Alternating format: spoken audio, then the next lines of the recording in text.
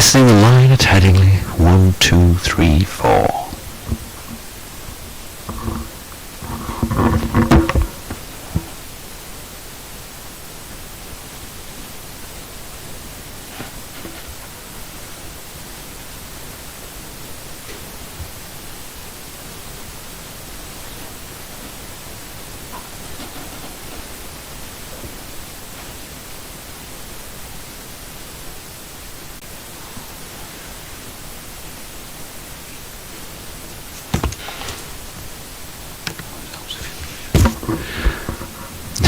Please volume on. Testing the line at Headingley. 1, 2, 3, 4. Put me at ease, that. This bit's alright, it's just that I've not turned my laptop volume on. Take it back.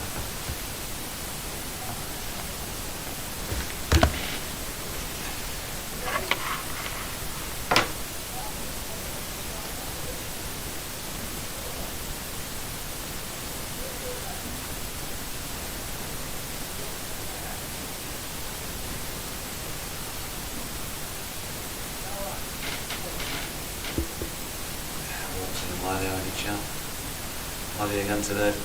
Love you again today, pal. You get out there. No, you won't. Got a big fish inside, actually.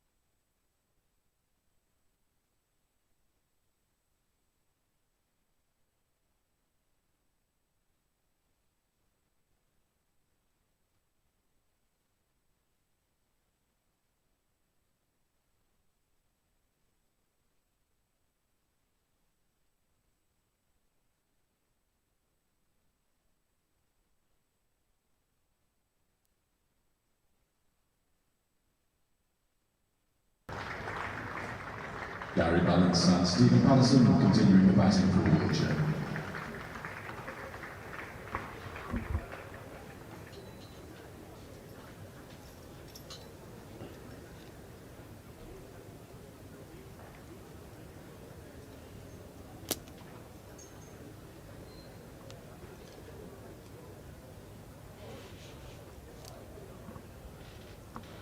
Good morning, welcome back from Emerald Headingley, then day 2 of Yorkshire versus Warwickshire in this Division 1 County Championship match. And the game advanced quickly, didn't it, on day 1.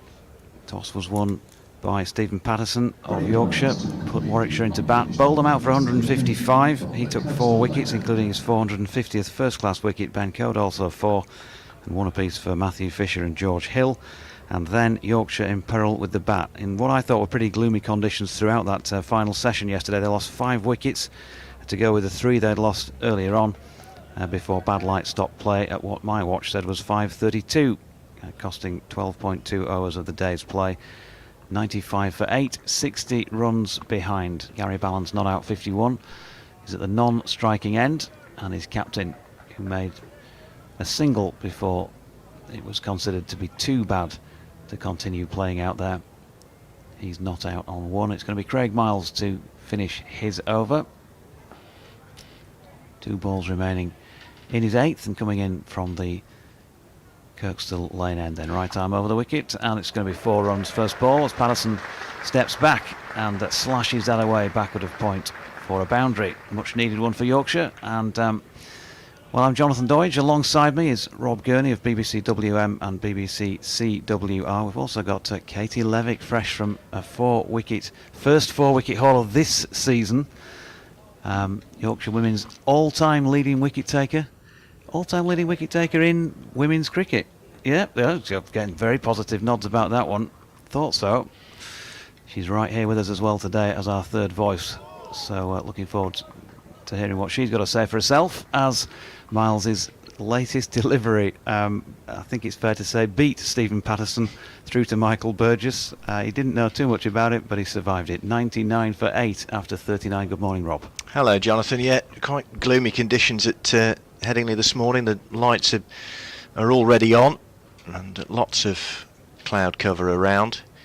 They do well to get an uninterrupted day's play here, but important for Warwickshire to pick up where they left off yesterday and get these 2 wickets early on this morning to at least have a first innings advantage. And Liam Norwell bowled very well yesterday. 3 for 25 currently he has from his 12 overs and 5 maidens. He's going to pick up the attack from the Emerald stand end, the football stand end, opposite our commentary position here at the Kirkstall lane end as he begins his run up. He's in now past the umpire and bowls, and Gary Balance just drops the bat on that and plays it down into the offside, and that's the 100 up for Yorkshire, taking Balance on to 52, and Yorkshire 100 for 8. First 50 took them 106 deliveries, and the scoreboard helpfully flashed off before I managed to memorise what the second 50 was. Always the way. And then when you want it to flash back to remind you what the score is when a wicket's fallen, you still get a picture of the incoming batsman, don't you, for ages? Yeah. As Norwell starts again, and he's in to bowl to Patterson, who had a nibble at that. His body language there. All right, you've beaten me. I'm number 10. You're an opening bowler. He just sort of looked at Liam Norwell and shrugged his shoulders and looked as though he probably had a smile. We can't see because he's got his back to us. At Norwell back to his mark now, and running towards us. 3 slips for Patterson, who is in and gets bat on that, pushes it back down the pitch up to mid-off, and there's no run. Interestingly, he didn't think that they'd bowled as well as they can do in his post-day interview. There was a lot of criticism, or a fair bit of criticism anyway, about the number of 4 balls that Yorkshire bowled despite their role in the opposition for 155. And he said, yeah, we bowled well, but we could have bowled better, and he said, I'm pretty confident we will bowl better second time around. As Norwell is there again, and bowls to Patterson, and again had a nibble at that, but withdrew the bat in time as it fizzed through to Michael Burgess behind the stumps. Tim Breslin at first slip, Sam Haynes second, Chris Benjamin third. There's a point and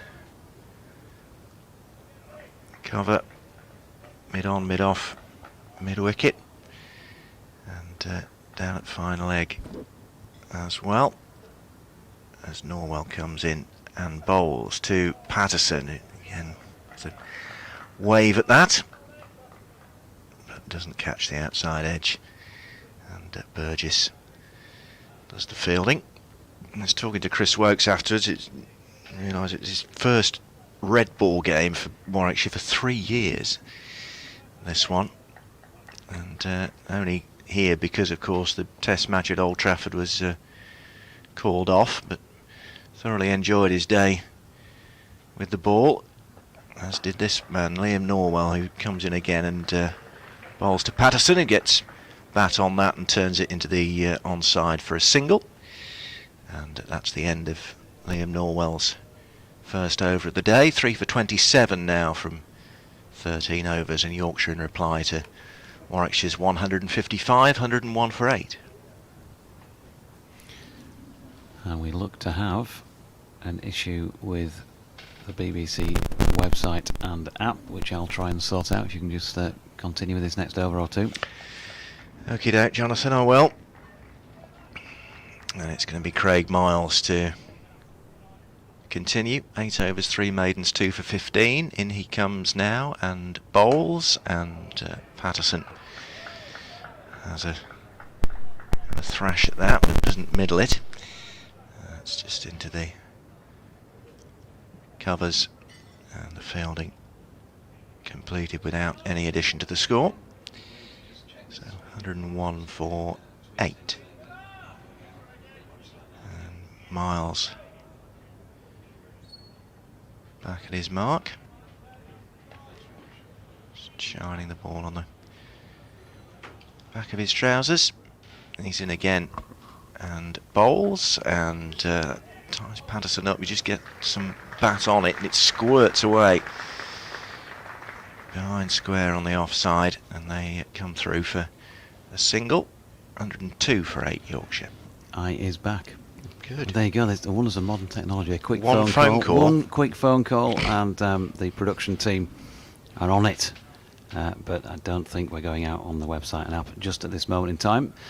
But we are going out on the stream, so if you're watching, you'll at least be able to hear this. And good morning to you. And if you're listening, good morning to you as well. But you won't have heard that. Shall I? Yeah. Please do. Miles then over the wicket to Gary Balance, who's solidly behind this one. Still looks pretty gloomy, as it did for much of that third session yesterday. We didn't obviously see any reading being taken, did we, at the time that they came off? But I think that's what they do, isn't it? So they must have done something between them and decided that at the moment it's not got as bad as that again. But it's set in grey above. There is a threat as well of rain at various points of the day. It's not a guarantee that that will happen, as Balance drives this next full-length delivery into the covers. Can't get it past the man who is in there, who is Will Rhodes. Probably a similar number of spectators in today as there were yesterday. Probably a few of them hoping to save a few quid and get a result today. Yorkshire like. Here comes Miles again, passes umpire Nigel Long. That's dropped into the leg side, where Balance has guided it past mid-on. Just a nicely timed shot from the Zimbabwean left-hander. Picks up a couple. And, well, Yorkshire would consider this a positive start. They've put a few on the board without further loss. 9 so far from that overnight 95 for 8. but still trailing by 51 on first innings, and in these conditions that looks pretty sizable. Now then, Balance goes down the ground here, gets his front leg out of the way, and he hammered that one just to the offside of straight. No chance of mid-off Chris Wokes getting across for that one, and it quickly reached the boundary beneath our feet for 4. That was a cracking shot, literally like a rifle.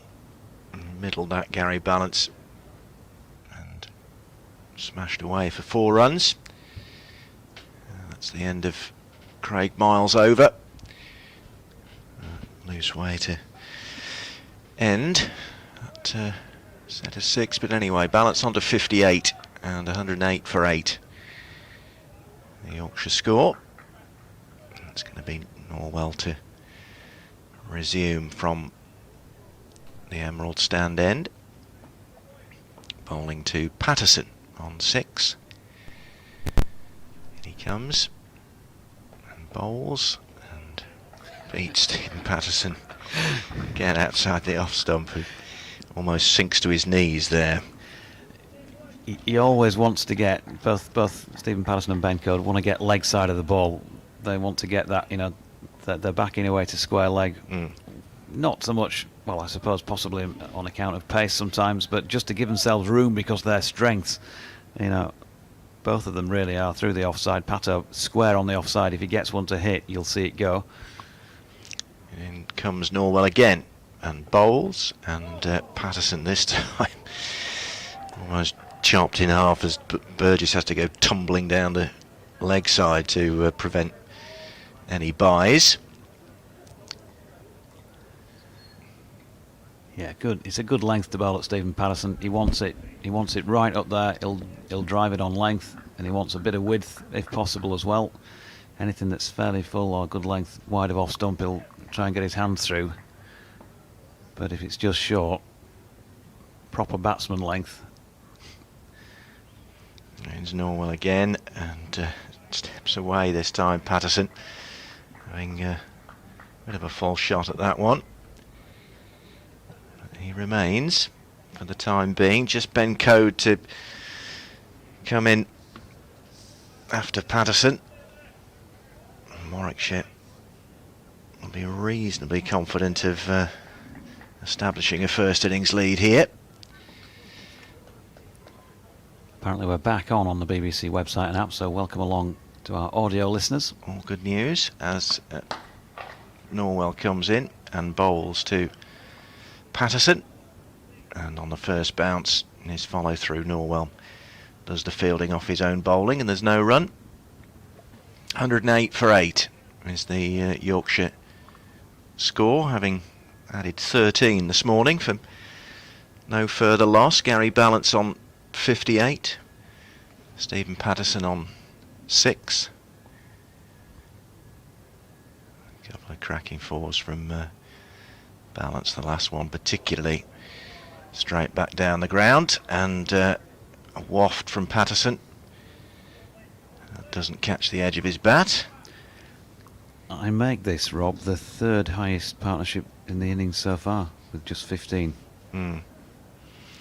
Well, certainly we were saying for long periods yesterday, anything sort of getting to around 30 was a very, very good effort. Michael Burgess made 66, just as well he did in the Warwickshire innings, and likewise Gary Balance is closing in on that as well for Yorkshire here, as Norwell bowls to Patterson, and he's gone. Patterson finally succumbs, and Liam Norwell with his 4th wicket of the innings, and Yorkshire 108 for 9.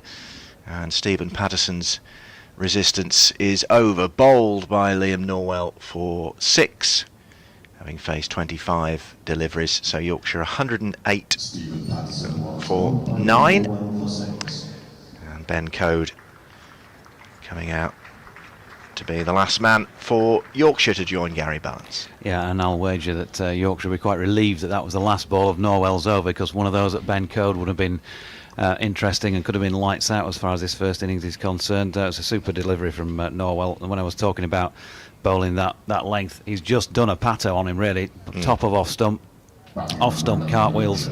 No answer to that, and he certainly wasn't presenting him with any of those sort of deliveries I was talking about. And Ben Coder, as I say, he'll be fairly similar. He'll have a flash away at the offside, and some days he comes off, and you never know, do you? On days like this, a few lusty blows, a little bit of luck, and you might get 15 or 20. But they'll be happy, I'm sure, now that Gary Balance is on strike for the start of this next Craig Miles over. And will he now start to press go, if you like? We saw him do that in a completely different situation just a couple of weeks ago down at the Ageas Bowl when he got his only century of the season so far.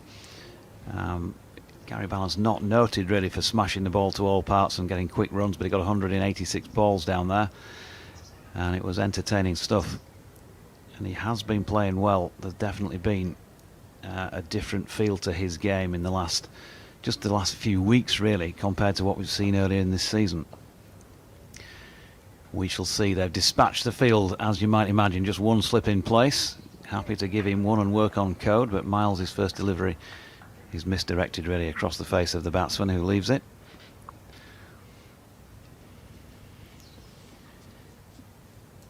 So it took 12 minutes for that first wicket of the morning. Partnership of 15. What is it now? I'm trying to work it out. 47, isn't it, the deficit? Yep. Still sizable. They want to rub as much off as though they can. Balance. Dear me, he goes for the haymaker. I think that was somewhere over our heads and beyond the 5th floor had he made connection with it. Misses. Yeah, but this is gonna be his tactic now, it would appear. Try and find the boundary as much as he possibly can and expose Ben Code to as little of the strike as possible. As Jonathan was saying, the field's been spread now, offering him the opportunity to get some easy ones and twos. Miles then short. Balance dabs it down to third man, but decides to turn down the single.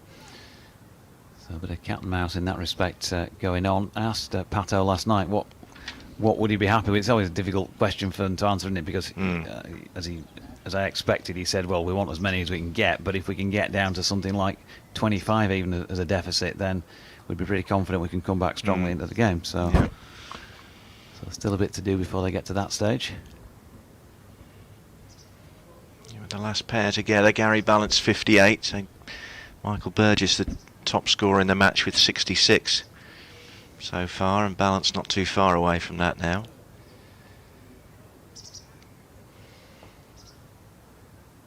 Balance waits.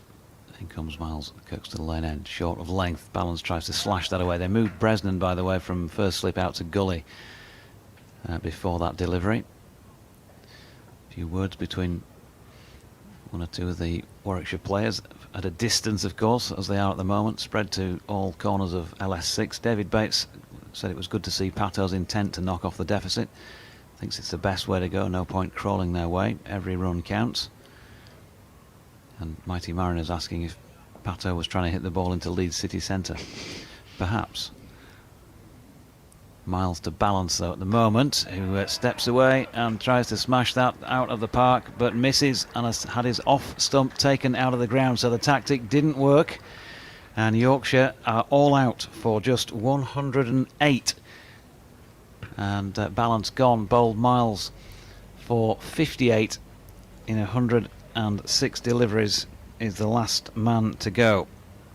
Good resistance from him, but the theory of whacking the ball out of the park when you've only got the 1 wicket left hasn't worked today, and he jogs off. And Yorkshire got a lot of work to do now then, with a first innings deficit of 47 runs following Warwickshire's 155. The game advances quickly once again. Rob Gurney. Yes, 13 for 2 in terms of runs and wickets this morning, so Warwickshire doing really well early on here to remove those last 2 Yorkshire wickets, I say, for only the addition of 13 runs. So they'll be very pleased with the way they've adopted to their task in the first sort of 15 minutes or so of play this morning. And Warwickshire with the advantage. Yorkshire all out for 108, and Warwickshire will shortly resume their second innings with a lead on first of 47 runs.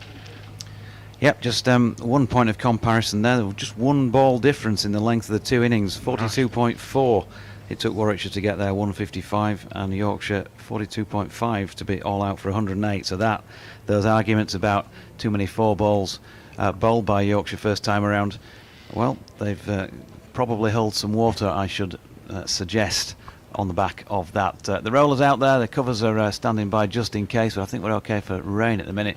We'll just take a quick breather while the players do, and we'll be back with you for more ball by ball coverage when Warwickshire walk out to bat for a second time.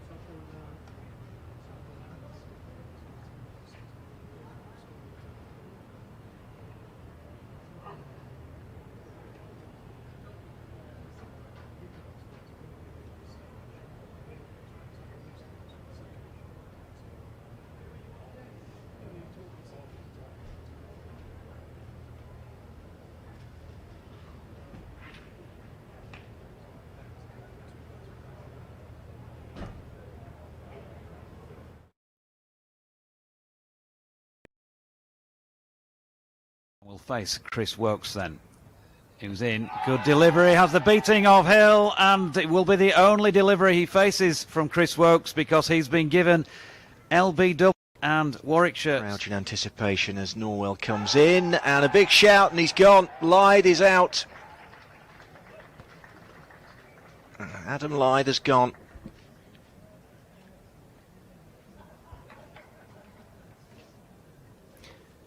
Difficult it can be, especially when you're facing the quality of Wokes. And here's another wicket for him because they bowl that short of length, and Milan has cut it, and that has been superbly caught at point by Jacob Bethel. So Yorkshire have lost a third. Milan just starting to get going with that trademark cover drive. 9, and he comes again and bowls, and that's a big shout, and he's gone. Wokes has struck, and Harry Brook is out, and Yorkshire lose their 4th wicket with the score on 63, just the breakthrough that Warwickshire were looking for. 3 slips, comes in and bowls, and he's bowled him. Don Bess has gone. Middle stump, a sight that a fast bowler loves to see the most. Middle stump uprooted, and Yorkshire have lost their 5th wicket with the score on 64. Well, he's there again and bowls, big shout, and he's gone. Finger goes up, and Harry Duke is on his way back to the pavilion, and Yorkshire lose their 6th wicket, 76 for 6, and Harry Duke. Difficult to build. Miles in, short ball, he's gone. Dear me, Jordan Thompson has clothed that straight to mid on, and it's Will Rhodes who takes the easiest of catches, and well, just what you did. Miles again, number 18 on his back, and Fisher gets an edge and has been caught at first slip. Good catch. And Yorkshire have lost their 8th wicket for 93. Fisher caught at first by... In on that as well for Yorkshire here as Norwell bowls to Patterson, and he's gone. Patterson finally succumbs, and Liam Norwell with his... Miles to balance though at the moment, who steps away and tries to smash that out of the park, but misses and has had his off stump taken out of the ground, so the tactic didn't work, and Yorkshire are all out for just 108.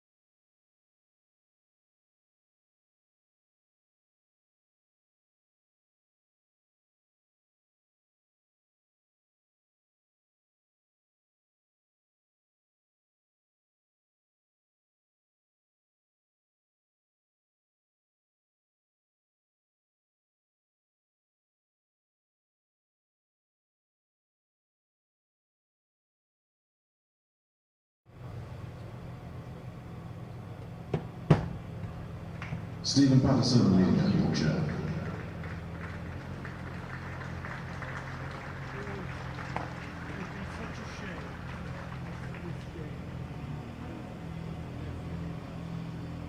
Welcome back then to Emerald Headingley, where we see the sight of Yorkshire's side walking out into the field for the second time in the match already, and we're only just a few minutes into the second day.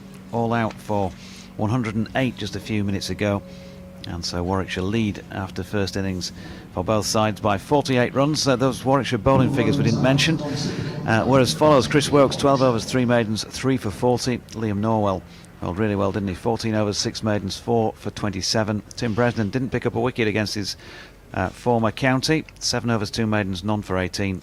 And then Craig Miles finished things off. He had 9.5 overs 3 maidens 3 for 21. It did look, by the way, that Gary Balance's dismissal at the end, and it is so gloomy that you can't actually tell sometimes precisely what's happened, but having seen the replay, it looked like it was probably missing. I think he got an inside edge cannoned onto his off stump. But either way, well bowled, Craig Miles, well bowled to the Warwickshire team as a bowling cohort, and Yorkshire are going to have to bowl extremely well now when you consider that they'd already taken four Warwickshire wickets in the first innings. By the time they'd got 48, they've already got that as a head start on the board here, and we know how difficult these batting conditions are. So hard work to do. Certainly is, but Warwickshire will fancy their chances of being able to establish even more of an advantage here. Ben Code going to start from this coastal lane end. 3 slips in place, and bowling to Will Rhodes, who shoulders arms to that first delivery. Rhodes and Sibley, of course, the opening pair. One or two of the Yorkshire bowlers getting their arms winged around and trying to get loose. Floodlights, if you're watching the streaming, clearly still on, and there is that cross shadowing from them onto the pitch. Pretty similar as It's not really changed, has it, since we arrived this morning at 9ish. Code turns again then, bowling round the wicket here to the left-handed Rhodes, and he's able to leave this second delivery on its way through to Harry Duke. Yeah, I mean, it's very similar conditions light-wise to how it was for the majority of the third session yesterday, and eventually the umpires decided it was too dark to continue with still a dozen overs or so scheduled to be bowled last night, but a great deal different this morning. Code again to Rhodes. There was some pad but also bat, I think, involved in that, and it's pushed up the pitch to Patterson, and there's no run. Yeah, pretty gloomy. It was borderline for, as you said yesterday, Jonathan, for the majority of the post-tea session yesterday. The light was debatable, but we soldiered on till round about 5:30, didn't we? Yeah, here's Code again to Rhodes, who tucks it off his legs, this time to Thompson at mid-wicket, no run. Yep, so they've got a bowl, as Patterson said to me last night, they've managed to find 10 wicket-taking deliveries. They probably bowled a few more than that as well, because it was those sort of conditions. Batsmen, at times did ride their luck, but they need to tighten up the bits in between, I suppose, and tighten them up quite strongly if they're going to cope with this sort of deficit. Rhodes pushing forward to Patterson on this latest delivery, just one to come in the opening over, and no major alarms at this stage for the Warwickshire skipper.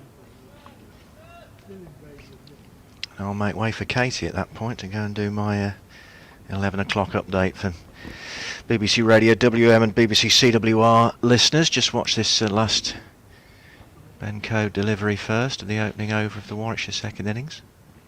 Here he is, Rhodes again solidly behind it. So maiden to open things up from Yorkshire's opening bowler, and he'll toddle off down to long leg to have a think about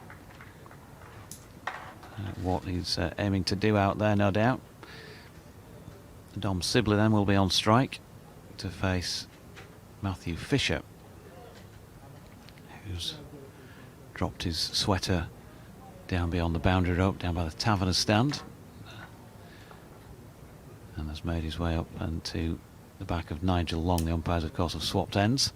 Long at the Emerald stand end, and Neil Mallender at the Kirkstall lane end, and Matthew Fisher then going to open to Dom Sibley. So for the first time this morning, it's good morning, Katie Levick. Good morning, Doji. Would you be happy playing in this? I mean, we pretty much played in this yesterday. Lights on very early on in the day always throws you, but as a bowler, I think you'd prefer it, definitely. Matthew Fisher then into Sibley, who's able to leave this first one. 3 slips a point. Milan is in on the wicket end at a sort of mid-off come extra cover. Big gap through the covers. They've brought in Jordan Thompson into a position at a close-ish mid-wicket. Catching position, really. Maybe if they think he's going to flick one that's going to lift that way. Patterson's at mid-on. I've also dispatched Balance to deep backward square leg, and then Ben Code down at long leg as Fisher comes in again. To bowl to Sibley, who gets an edge on this one. It drops short of third slip. Harry Brook doing the fielding. Matthew Fisher, quickest bowler in the Yorkshire ranks, Katie. And he was back reminding us at Scarborough last week that he's got all the skills. Yeah, it was nice to see him getting back in to some cricket, to be honest, after a probably disappointing 100 period for him, and just showing what he can do after quite a troubling start to his career with injuries. He's got so much promise, and he's just delivering right now. Here he comes again, then flicks the ball from one hand to the other and in past long, and Sibley is able to get behind that, not 100% convincingly, but about 98. Slightly turned. Got the ability to swing the ball. Matthew Fisher, regular hitter of the seam as well. When you're standing at the end, it must be pretty difficult to know what's coming. What's Yeah. coming next? He's a very clever cricketer to say that he's still very young and green into his career. Here he is again then. Tall, rangy figure of Fisher. That's a good delivery, just wide of off stump, and credit to Sibley this time. He had it covered and pulled the bat inside the line. Bit of criticism. Yes. What's your views on third? Do you have one? Do you not, for situations like this? Quite a few boundaries went through there yesterday in that Warwickshire first innings. Yeah, it's a difficult one. It's always what are you bowling or what are you hoping to bowl if it's going down there. But there's nothing more frustrating as a bowler than to see it fly past down to third man for 4. And then Fisher in again to Sibley, who this time soft hands plays it into the deck behind him, where it goes in the direction of, and to, in fact, Adam Lyth at second slip. His first involvement in the field so far. And it looks like his hands have taken a stinging straight away. Often a tricky one, that first one. Certainly, I remember the first one of the season when you get one of those days, it's a cold April day and your hands are not hardened to it again. Here's Fisher again, that's wide of off stump. And Sibley with an easy leave, but it's another maiden. So radar there or thereabouts from both the bowlers so far, but haven't asked a serious question just yet. And it's none without loss after 2.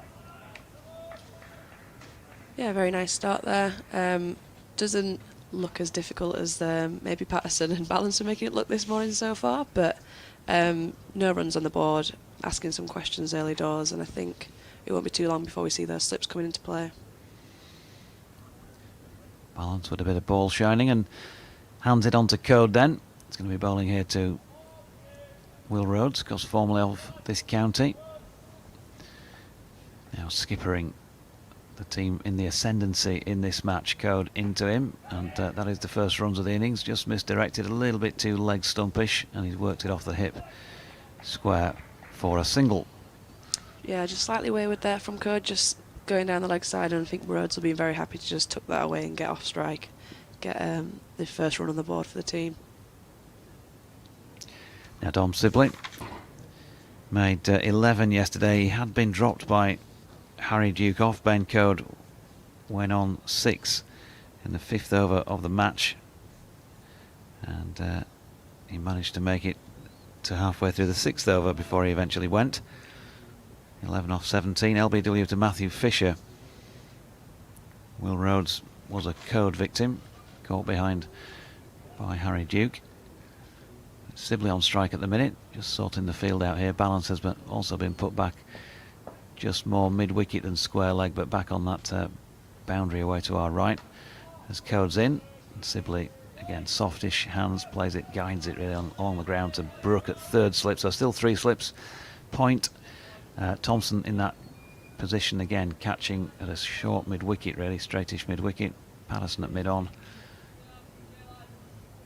And we have a substitute fielder out there as well, who I can't recognise from this distance, and doesn't have a number on his back.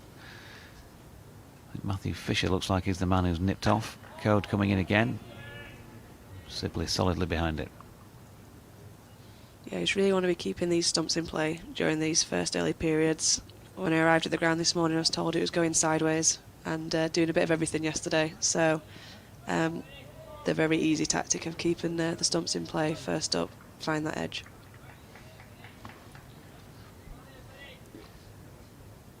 Patterson flicks the ball back to Code. Stephen Patterson said last night, still aiming for 500 first-class wickets if his body will hold up for long enough to get him there. Code in and pushed out into the offside this time by Sibley. Fielded by Bess, no run. So hit 450 yesterday with his 4th and final wicket. And of course the way things go, and you look at the bowling stats over the years, he's going to need next season and at some point of the season after if he's going to achieve that.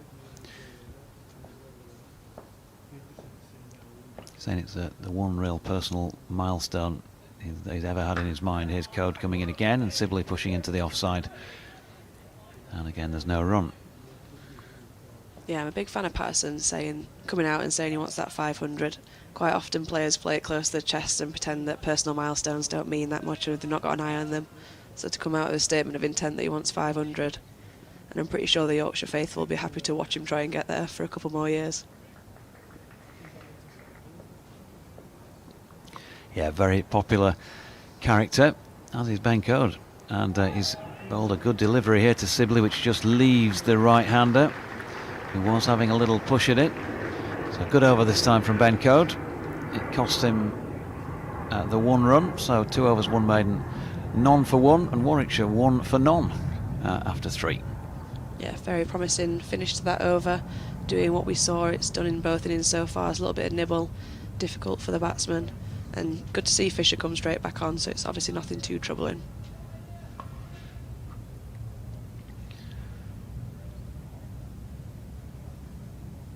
Yeah, Matthew Fisher takes the ball from Dominic Bess, who's not yet had a bowl in the match. It's been seam all the way so far, as you might expect in these sort of conditions, and so early in the game. Do you like to get an early over in? Do you get the token over before lunch and that sort of thing? I mean, if we played red ball cricket, I would relish that. Here's Fisher. Oh, good delivery. Rhodes opens the face and pushes that into the offside. And there's no run. That token over before lunch. Not even had that in this game. Yeah, you like to say you're doing it for the love of the game, but at this stage you're thinking, please get me involved. It's cold. Fisher turns and leaves the Emerald stand behind him. Right arm over the wicket, and it's just a bit leg side-ish and flicked off the hip by Rhodes down to Balance, who's fielding at long leg. They get a single. So the lead now at 50. And when you look at the scores on the board, that feels very, very healthy indeed. Yeah, Warwick should definitely be the happier ones in this position. Yorkshire need to make some very quick early inroads to try and put them on the back foot. 50 for none, essentially, on this pitch, is how we've seen it so far, is a nice place to be in. If there is one man who'll grind away, it's this man, Sibley, and he'll be happy to watch the opening bowler, Matthew Fisher, wasted a little bit of energy by bowling one that was just a little too wide of off stump. Happy to leave that one. He's already faced a dozen deliveries, so he's getting a bit of a sighter out there in these tricky grey conditions. It is pretty grim, to be honest. Floodlights on. Here comes Fisher again. It's a case of me and my shadow as he runs in, and that's dropped into the offside by Sibley. Bess coming in from point to field. No run. The pitch, although you heard that it was doing all sorts and effectively a bag of snakes by the sound of it from what you'd been told yesterday, only one really naughty delivery when Ben Code got Sam Hain out, kicked off the pitch and took the shoulder of the bat first ball, looped up to Don Bess. He was out for a golden, or a hairy, as they were calling it in some quarters yesterday. Fisher into Sibley, who pushes it back to him. A hairy? Yeah. Middlesbrough, apparently, they call it a hairy duck. Oh. So the way they write it in the scorebook. Oh, with a bit of a shine around it. Something Looks like, like that, hairy yeah. duck. I'll have to use that one. I've got many in my career. But yeah, if only one has had a bit of an inconsistent bounce, it is September. It's had a lot of cricket this ground, you know, you can't really ask for much more. Here's Matthew Fisher again. Sibley leaning into that and just opening the face, running wide of Brook, who's across the field from third slip, but can't prevent them getting through for 1 to complete the 4th over of the innings then. So Sibley gets off the mark. Rhodes on 2, Warwickshire 3 without loss after 4. That's quite a good strike rate for Sibley, I think, with how his career's gone so far. He'll be thrilled. 1 off 15. It's that is all what it's all about now, isn't it, for Warwickshire in this second innings, though? They have to grind away, just accumulate, and if they can bowl Yorkshire out for just over 100 once, they'll be pretty confident they can do it for a second time.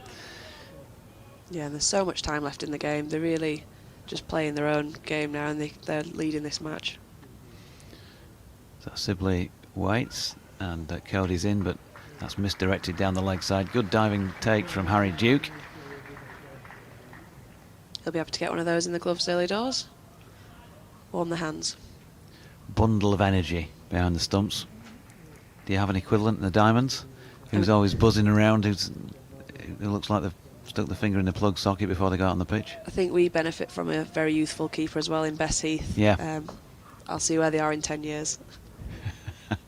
Here's Code again, and Sibley pushing to mid-off, where Milan returns it to Duke. With a bit of interest, no run. Yeah, I'm probably the equivalent of Patterson in our team, in that talk to me about energy when you've played as long as we have.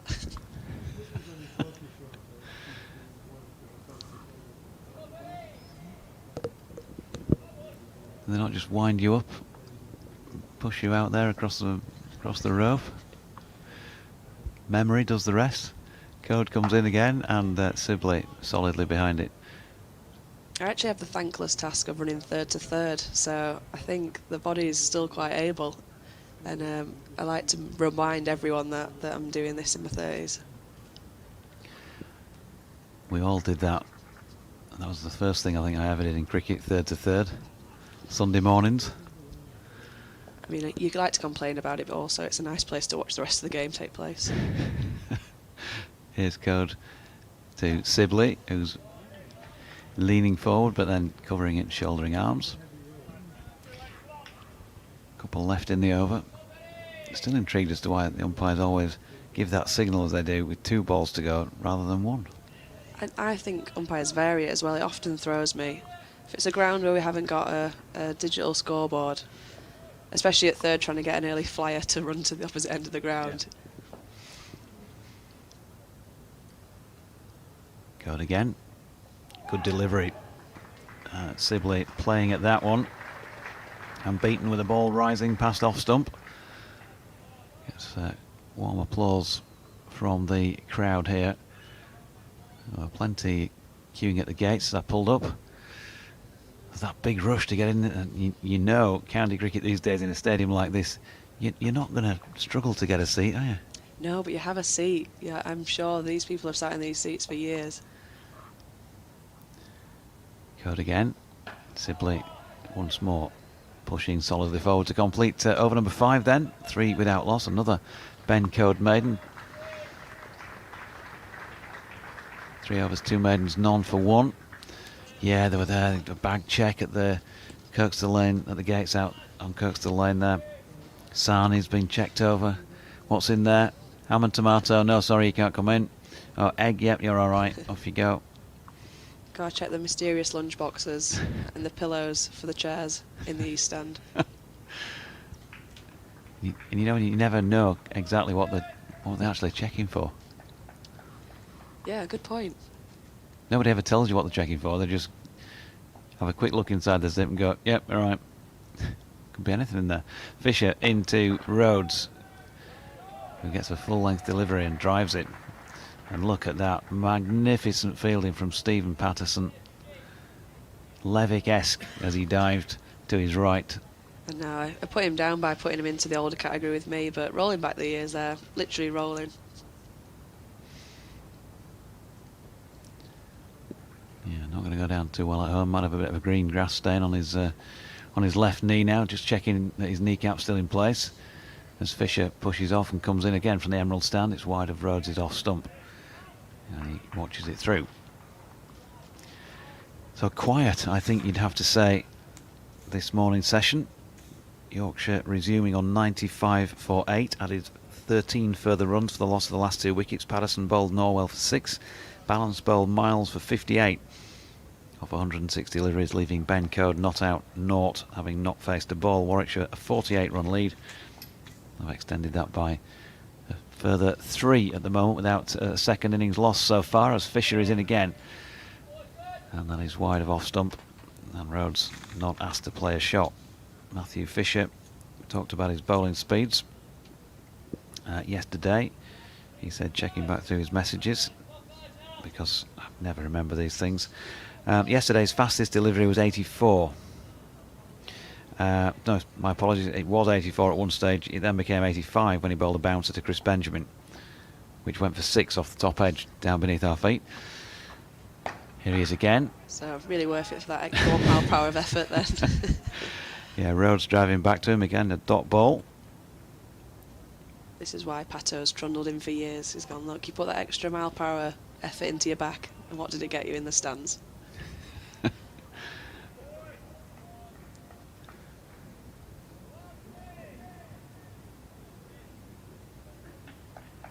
It's all about economy of effort for Katie Levick as Fisher turns and approaches and bowls, and Rhodes solidly behind it, pushing up towards Milan, who makes a few strides round to his left of field.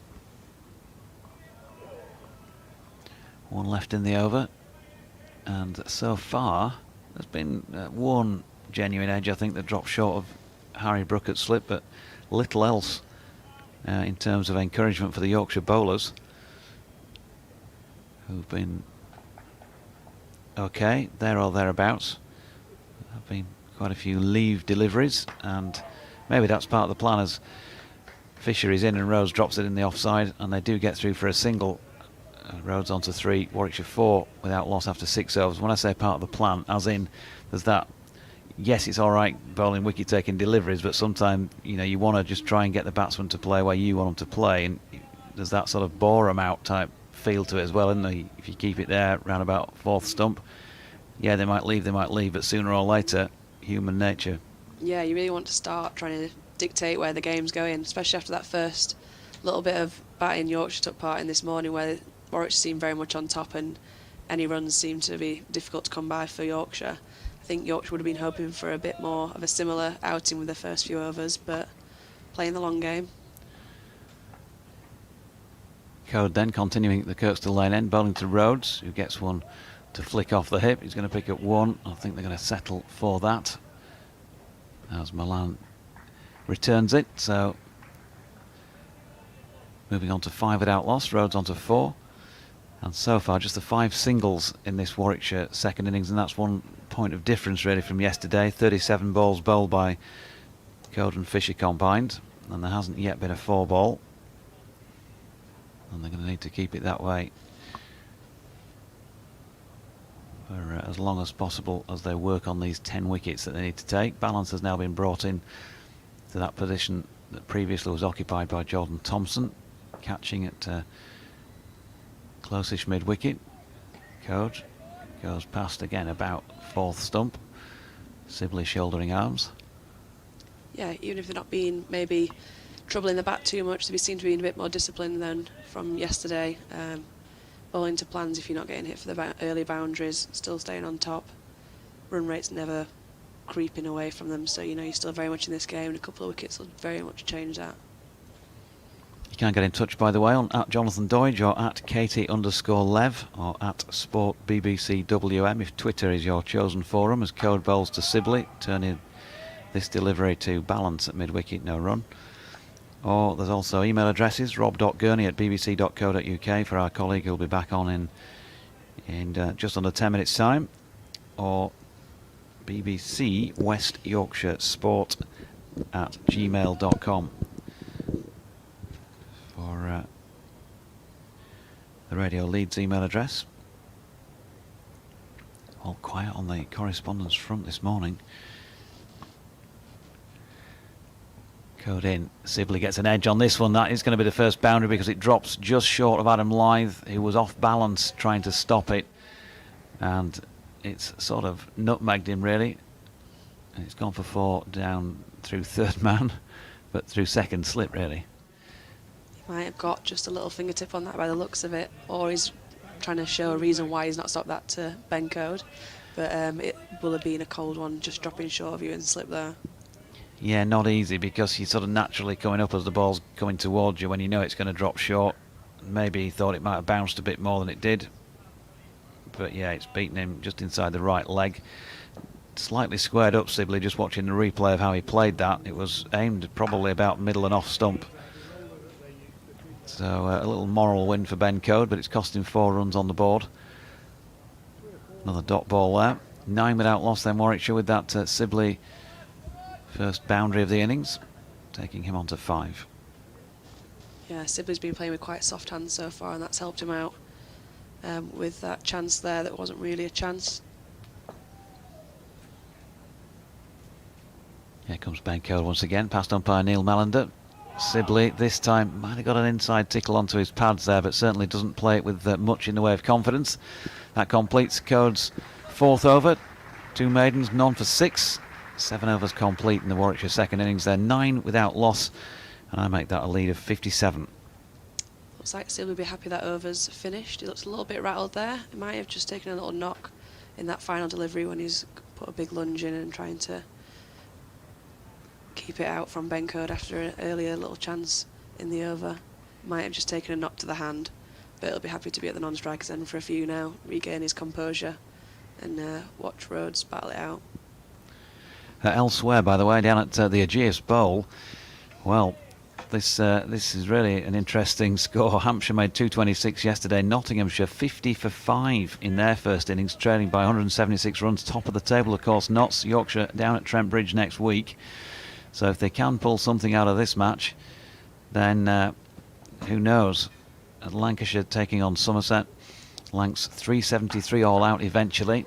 So the tail wagged there as Rhodes pushes this first Fisher delivery into the offside. There's a diving stop by, I think it's Gary Balance. It is. In a bit of pain having made the stop. It's that time of the year where it's pretty much squares for the entirety of the outfield, and a good sprawling dive. His team will be appreciative, and Fish will be very appreciative. I don't think his body will be. No. So yeah, Lancs made 373 at Taunton. Somerset 18 for 1 in their first innings down there. The other 2 Division 1 matches that are taking place, so still very much up for grabs is this 2021 County Championship as Fisher comes into Sibley. Straight delivery. It's worked up to mid-on. There's no run. This the 197th first-class match between Yorkshire and Warwickshire. The 99th taking place in this county. Yorkshire have won 86 of them between the two sides overall. Warwickshire 32. 78 draws. The one that was scheduled for last year, the only one that's not been played, that was of course because of COVID when things got reshuffled. Fisher to Sibley, flicked off the legs this time down to Code at long leg for 1 run. The record in Yorkshire have won 51 matches at Yorkshire venues, Warwickshire 15 and 32 draws, and here at Headingley Yorkshire have won 13 matches, Warwickshire just the 4, and there have been 10 drawn games here. So the home side have very much had the better of it over the years, but of course they did lose on home soil at Clifton Park, York, a couple of years ago. Good game of cricket that, Warwickshire winning by 3 wickets. Fisher switches to round the wicket to bowl to Rhodes, who's pushing this one out into the point region, and Dom Bess unusually misses that. He went through him, attempting a diving stop, and they got back for 2, and they can't afford too many of those, Yorkshire, when they've already in deficit. Conditions that are difficult. Yeah, just when I was talking about the bowler will be happy for Balance putting his body on the line earlier in the over. He won't be too chuffed with that. Bit soft. Yorkshire have won 3 of the last 5 between the sides. The most recent game prior to this was at Edgbaston in September 2019, last match of the season, I remember. Talk about a damp squib.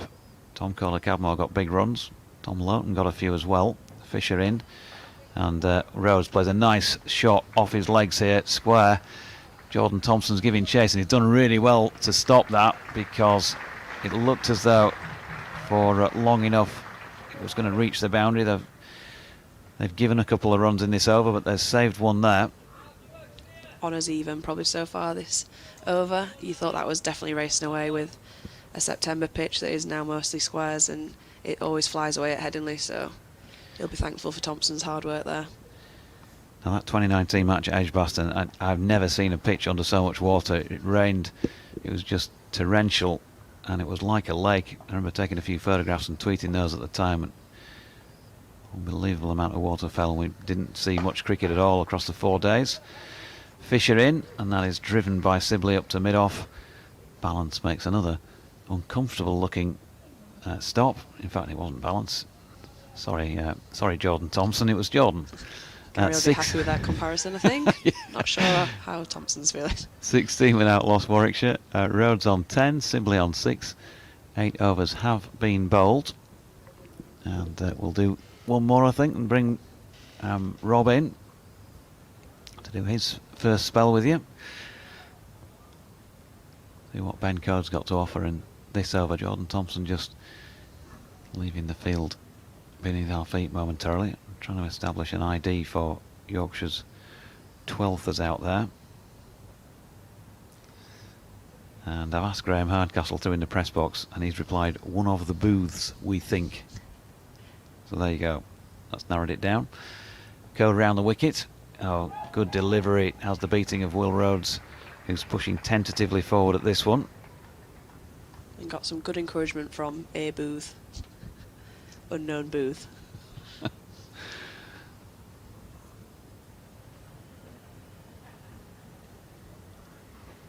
It's the sort of thing, though, I mean, that's the sort of thing that you'd expect a PA announcement on, wouldn't you? The 12th man, oncoming 12th man is. Why not? Well, it's on quite frequent. That's a lot of talking for the commentator. Well, maybe the first time they come on then, as Code comes in, and Rhodes drops his hands on that one. Yeah, I would have thought so. You know, first introduction of the day. Yeah, they end up on quite frequently. Yeah. Doing a thankless task, so give them a bit of glory. Sometimes, of course, you get those moments there where they take the vital catch, don't they? There's a vital run out. You remember the Gary Pratt run out, of course, famously in the 2005 Ashes. It's always the trivia question, is Gary Pratt. Old Trafford. Here's Code to Sibley, who whips it off his legs to one of the booths in mid-wicket. I always remember talking to Josh Poysden, and one of his career highlights was he got on during an Ashes fixture and took a catch, and that must have been a great feeling. Little moment of glory, and the Aussies probably were not happy, as they often aren't. Yeah, top man Poisey. Hope things are going well for him since he called it a day a couple of months or so ago. Whenever it was. Code coming in again, and Rhodes drives. Doesn't quite get the full shilling. Looks like it was towards the inside edge of the bat. Patterson with an athletic dive once again to keep them to 1. Clearly been watching the Katie Levick fielding masterclass on YouTube, is that right? Yeah, taught him everything I know. We've come through the ranks together. It was me and Pato. So Rhodes on to 11 with that single. Sibley is not out 6, including a 4 through the legs of Adam Lyth at second slip. He might get another opportunity, who knows. Code switching back to over the wicket, Sibley pushing forward. And Milan now in at point does the fielding. They're swapping around Yorkshire today in the field much more than you normally see. Pretty much set positions. Wonder if that's a tactic to combat warmth, or if it's just generally a bit chaotic out there. Maybe. It certainly felt chilly by comparison to what we felt like this season, standing down at the side of the pitch last night doing the Patterson interview. It dropped significantly cooler. And it felt the same coming in this morning. Here's Code, last ball of the over. Sibley gets that contact towards short mid-wicket, but Yorkshire will want him to do that in the air, and he kept it on the deck. End of the over, 9 have gone. Rhodes 11, Sibley 6, 17 without loss. A few words from Katie, and then we'll bring in Rob. Yeah, it's definitely felt like September when we've come back to these county championship games, and for the girls back in our Rachel Hayhoe Flint Trophy games, temperatures just dropped. You got cloud cover coming into it much more than we had all summer, and it's not the nicest conditions to be out there fielding for long periods of time, but luckily I think both these teams haven't kept them out there too long. Morning again. To Katie for the first time, and Warwickshire in control at the moment, leading by 64 at 17 for no wicket, and Stephen Patterson is going to bowl for the first time. from the Emerald stand end here at Headingley in this second innings. Warwickshire Rhodes on 11, Sibley on 6. And it's the left-handed Rhodes to face the first delivery from Patterson. In he comes and bowls, and Rhodes successfully sees that one into the offside. And there's no run. A little bit chilly down there, quite overcast. The floodlights very much on and taking some effect. You can see the shadows at the feet of the players. There's always a good guide to quite how much natural daylight there is compared to artificial. And Patterson is in again and bowls to Rhodes, and that was a good delivery that had him tempted to play at that, but it fizzed through into Duke's gloves. But good delivery that, Katie, wasn't it, from Stephen Patterson? Yeah, straight on the money, straight up from Patterson. I think that's one of the first genuine players and misses that we've seen from these two all morning. They've been happy to leave the ball when they've not had to. And it's probably why Patterson's thought we need to make a change here and bring myself on. It usually makes something happen. Yeah, Warwickshire bowling Yorkshire out for 108 this morning. As Patterson is in again and bowls, and there'll be runs there, just turned smartly into the onside by Will Rhodes, and they scamper through for a well taken single. The ball goes to the hand of Matthew Fisher. And so with the right-handed, left-handed combination at the top of the Warwickshire order. Change of fielding positions for Patterson's next delivery, as Dom Sibley retakes his guard, looking to rebuild his confidence now back in the Warwickshire team, having been left out by England recently. Glancing around, seeing whether there are possible gaps to exploit as Patterson comes in and bowls to Sibley, and there's a stifled appeal from the bowler in the slip cordon, and Patterson walking back to his mark as Rhodes has taken off his gloves and seems to have discarded one of his pads at the non-striker's end at the moment, so there'll be a little bit of a delay while he carries out those running repairs. Although Don Sibley seems ready and already facing up to the next delivery, but I think it might be welcome for a little breather after that last Patterson ball. Could be a little stinger. Looks Yes. like I imagine it's probably missed everything as it often does. Just inside the thigh pad maybe, as in comes Patterson, and Sibley drives at that, and that's nicely timed up through long off, but it won't quite reach the boundary.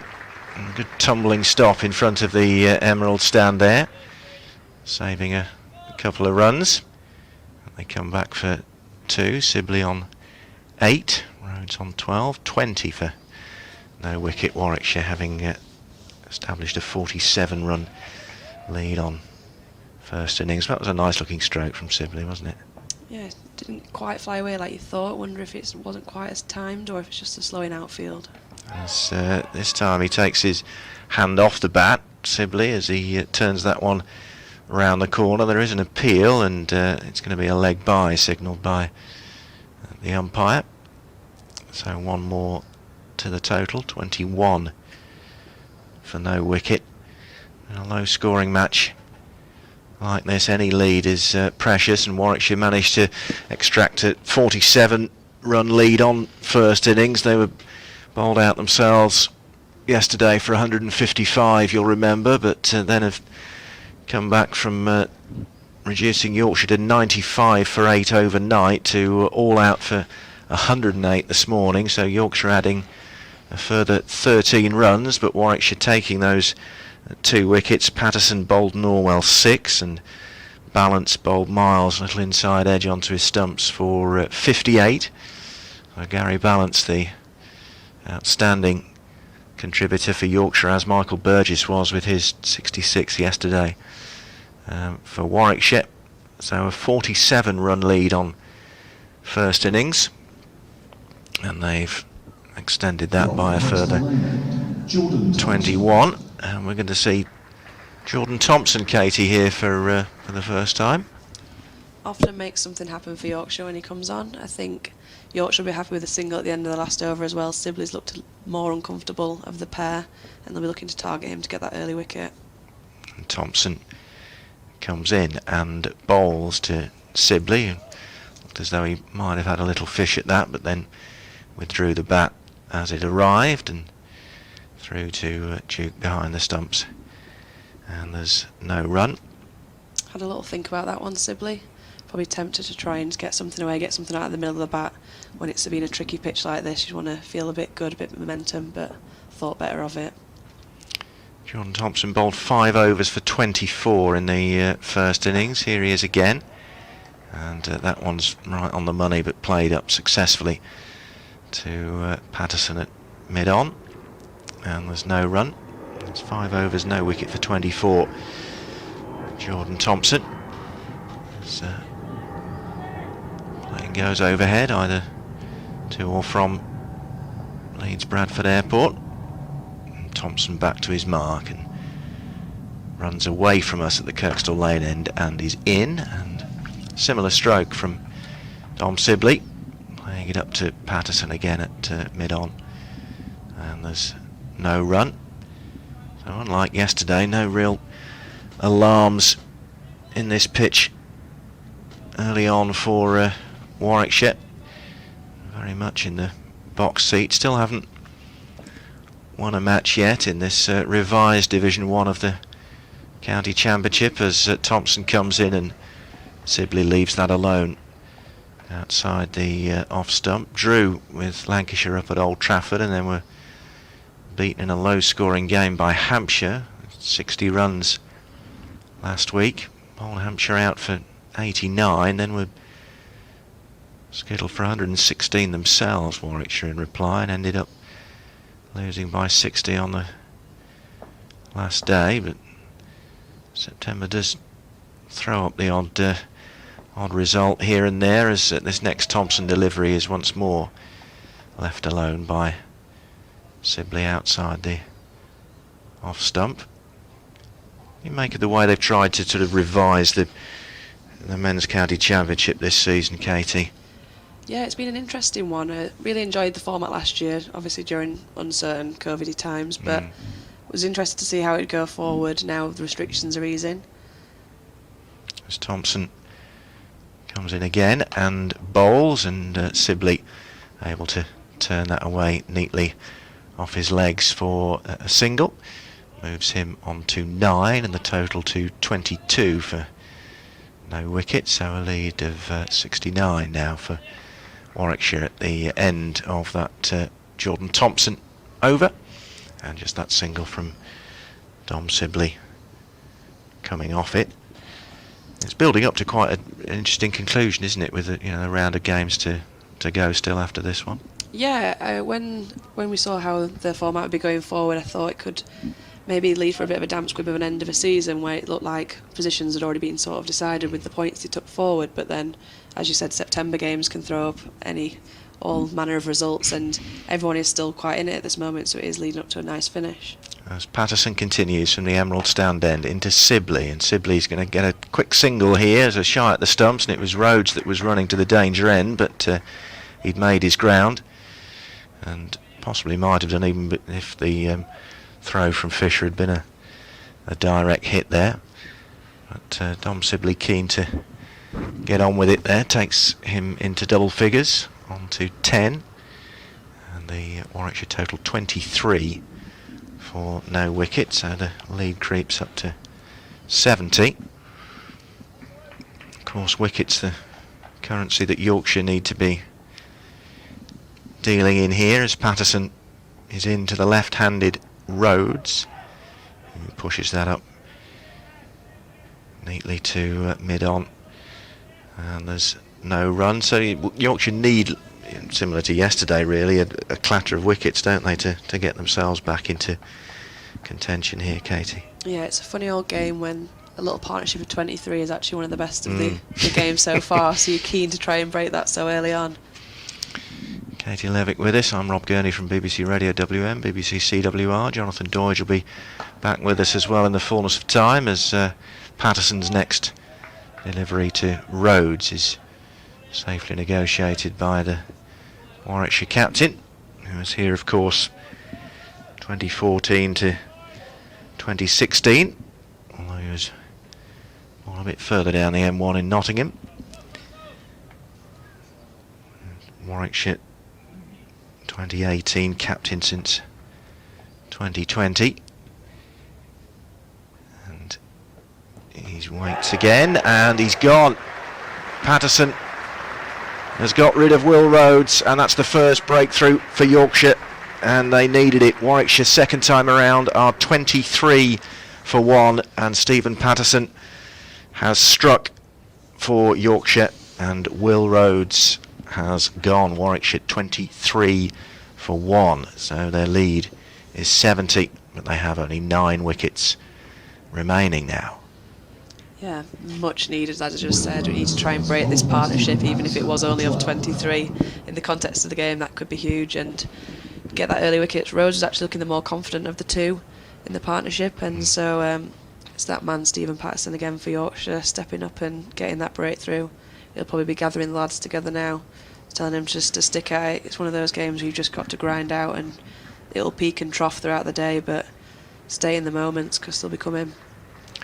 29 deliveries faced by Will Rhodes for his 12 before he was bowled by Patterson.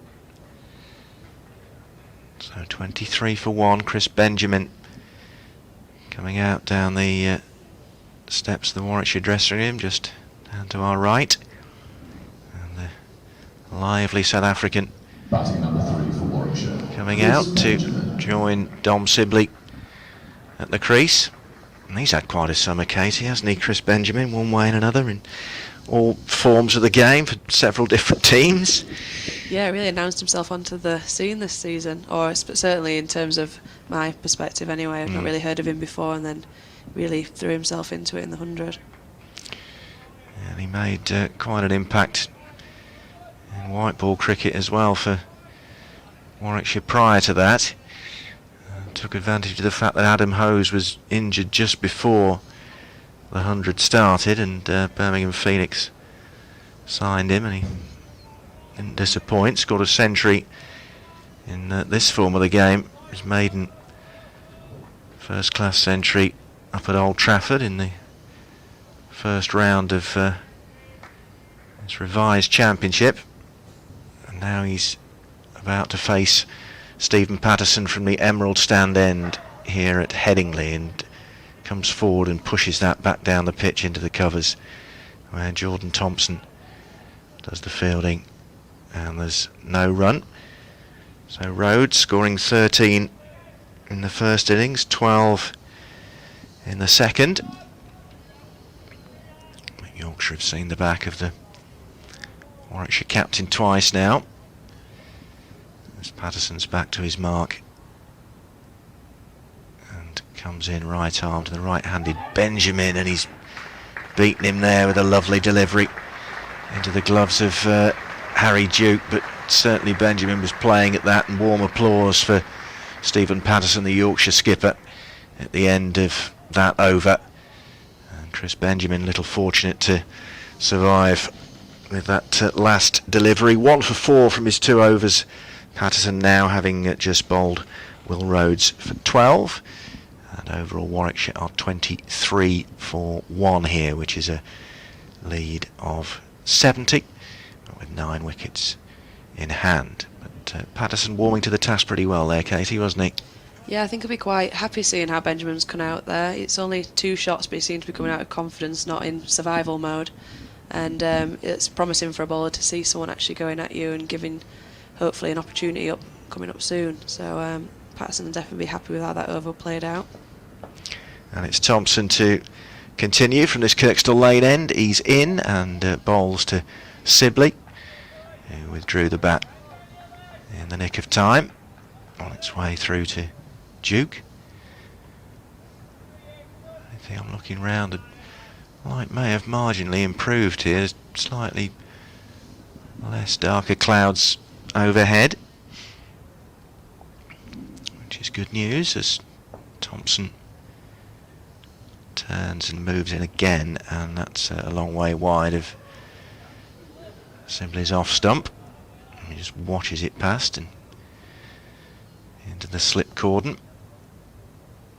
Struggling a little bit there for his line, Jordan Thompson. Yeah, his radar just a bit off on that one. Lucky it's red ball cricket, you don't have to play wides. My first thought, so I get them arms up. Yes. Thompson, wearing 44, comes in again past the umpire away from us and bowls, and Sibley shuffling around in his crease as he likes to do, and prods that into the offside where David Milan at point cuts it off, and there's no run.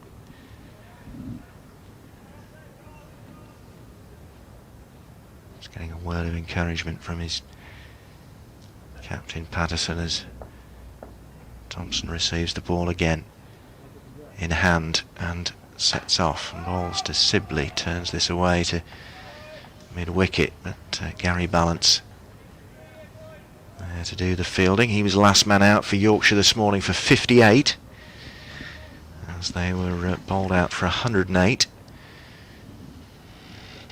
Norwell and Miles mopping up the Yorkshire innings. Miles finishing with 3 for 21, Norwell 4 for 27, as Thompson is there and bowls, and Sibley drops the bat on that. Again, David Milan comes in from point to field. All about concentration and discipline, obviously, now from a Warwickshire perspective. We're barely into the second day, and this is already the third innings of the match, so loads of time still to build what they hope will be a winning advantage as Thompson again comes in, and that's left alone by Sibley outside the off stump, the end of the over. Warwickshire 23 for 1, so a lead overall of 70 with 9 wickets in hand. As I say, concentration, discipline, not trying to chase the runs. They don't need to do that at this stage of the match, Katie, do they? Yeah, there's so much time still to go, and Yorkshire will be wanting to try and pull them into wanting to smash a quick lead and try and get this game over and done with, but that'll play into Yorkshire's hands nicely and give us an opportunity. We've got to show some real discipline here. Remember, it's 4-day cricket, and try and use those days and really frustrate Yorkshire out of the fixture. And Patterson, having taken Will Rhodes' wicket in his previous over, is in again and bowls to Benjamin, and Benjamin pushing forward, but up to Fisher at mid-off, and there's no run. 22 years of age, from South Africa, came to prominence in T20 second 11 cricket for Warwickshire earlier on this season, and was recruited into the first 11 and made an instant impression. Has gone on to really big things since, and chops this one away in a slight misfield in the gully by Dom Bess, and they come back for a couple to get Benjamin off the mark. Warwickshire 25 for 1. About 9 minutes to midday on day 2 here in Leeds at Emerald Headingley, with the football ground, the Leeds Rhinos football ground over the far side of the stadium here.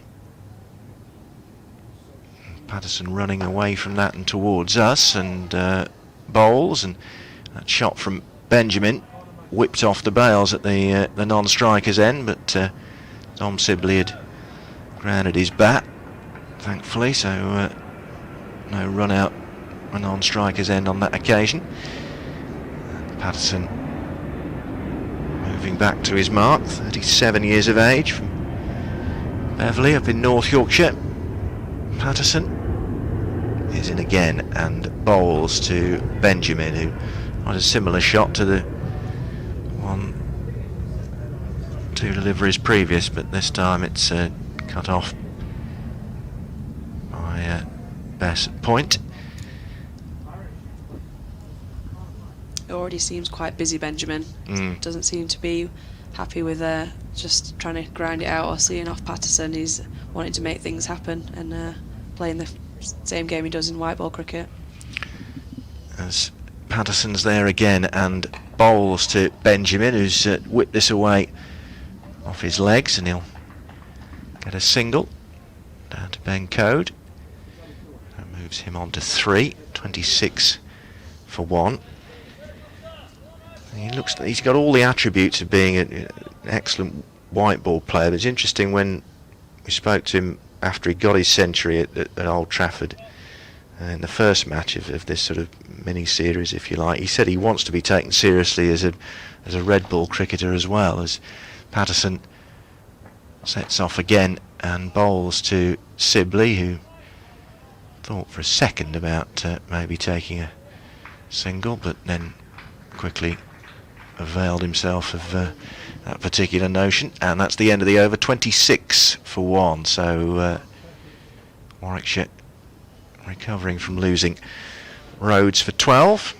Benjamin's on 3 and Sibley on 10, and so on we go with another over of Jordan Thompson from the Kirkstall Lane end now.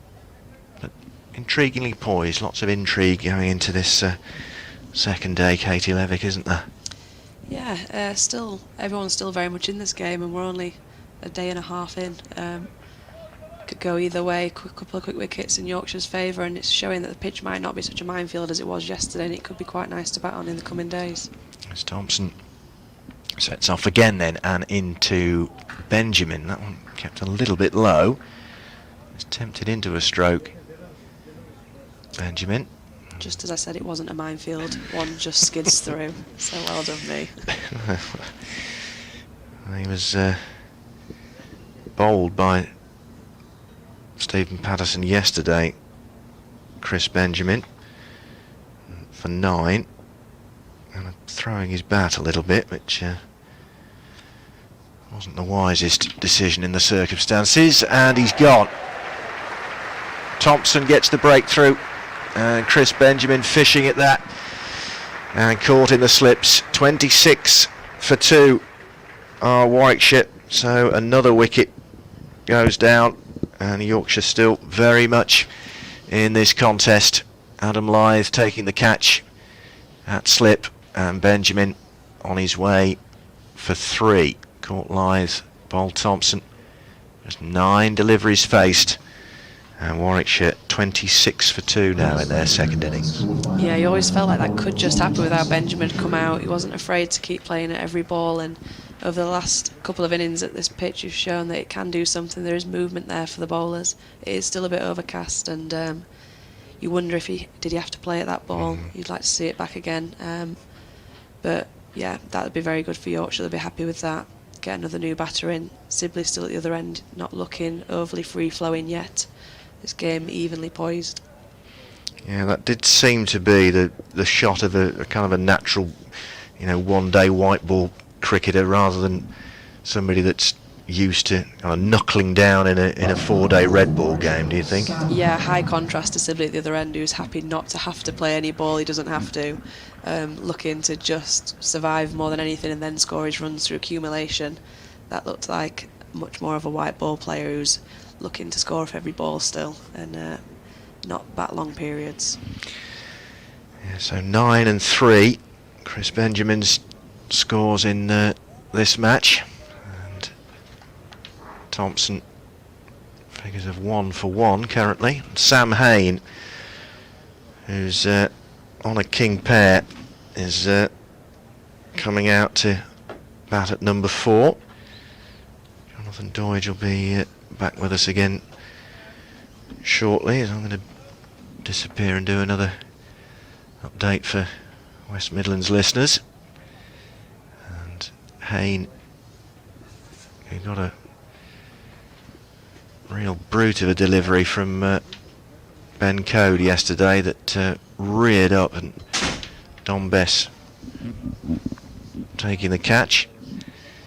We'll be anxious to avoid a repeat here, as I say, is on a king pair. And Thompson comes in to bowl to Hayne, and it is a king pair for Sam Hayne. He nibbled at that and he's caught behind, and Warwickshire suddenly from 23 for no wicket are 26 for 3 now, and Sam Hayne out for a Golden Ducks second innings in succession. A king pair for him. He trudges off disconsolately after Harry Duke caught him behind the stumps off the bowling of Jordan Thompson. 2 in 2 for Thompson, and Warwickshire 26 for 3 now. Very good from Thompson. Just as you were saying, he got one that reared up in the first innings, another one just seemed to climb on him there. You wonder if he had to play it. Probably had how it went in the first innings in the back of his mind, wanting to get some bat on ball early, but looked like a great delivery from Thompson, just getting something to happen from this pitch that we thought might just be softening up a bit and quietening down for the batters, but it's not. It's still something there for the bowlers. Yep, so the lead 73, but with only 7 wickets in hand now. How quickly things can change in the space of a few deliveries. I say Warwickshire were going along pretty serenely at 23 for no wicket, and now suddenly 26 for 3 is a completely different game, isn't it? We were just saying that partnership needs breaking. It's 23, it's far too much, and then instantly game swings. It's 26 for 3, and all this talk about how much time's still left in the game is out the window, and it could be another quick turnaround if Yorkshire keep at it. Well, Matt Lamb is coming out next. He made a relatively decent 16 in the first innings, and it's he and Sibley who are coming together with some rebuilding to do. I'll pop off briefly. Jonathan can come in, and then I'll come and relieve Katie in a moment as well. But Warwickshire 26 for 3 with Lamb now coming to the crease. Yeah, it shows the state of the game when you're coming in on the back of a 16 and you're in a really good position as a batsman and you're feeling a bit confident you've actually done all right in context of how the rest of your teammate and how the opposition's gone so far. Thompson, obviously high pressure, looking to come in here. Yep, here he is from the Kirkstall Lane end.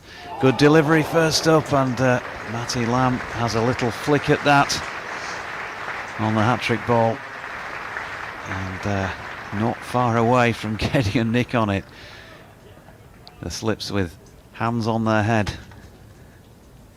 A very interesting fish when he's on a hat-trick. You've just seen how Haynes got out just before, almost carbon copy of what just happened there, but luckily enough it's just missed his outside edge, and he's still there to fight another day.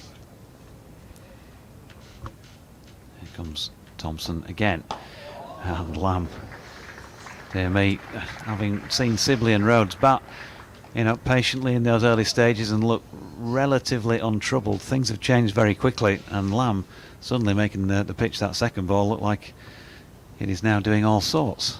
Different bowlers for different conditions. I feel like I commentated Kirsty. I said it looks like it was just mellowing out and not the bag of snakes it might have been yesterday, and the last few moments been looking difficult again for the batsman.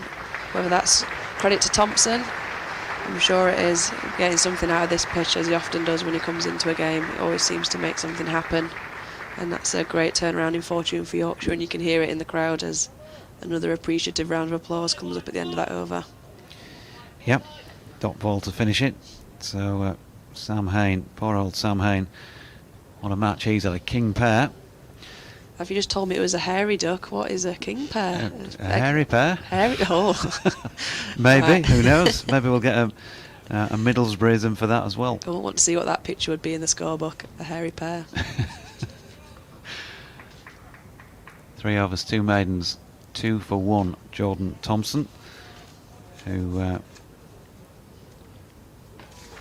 just looking back on his first innings figures, a rare occurrence of him finishing wicketless in the first innings.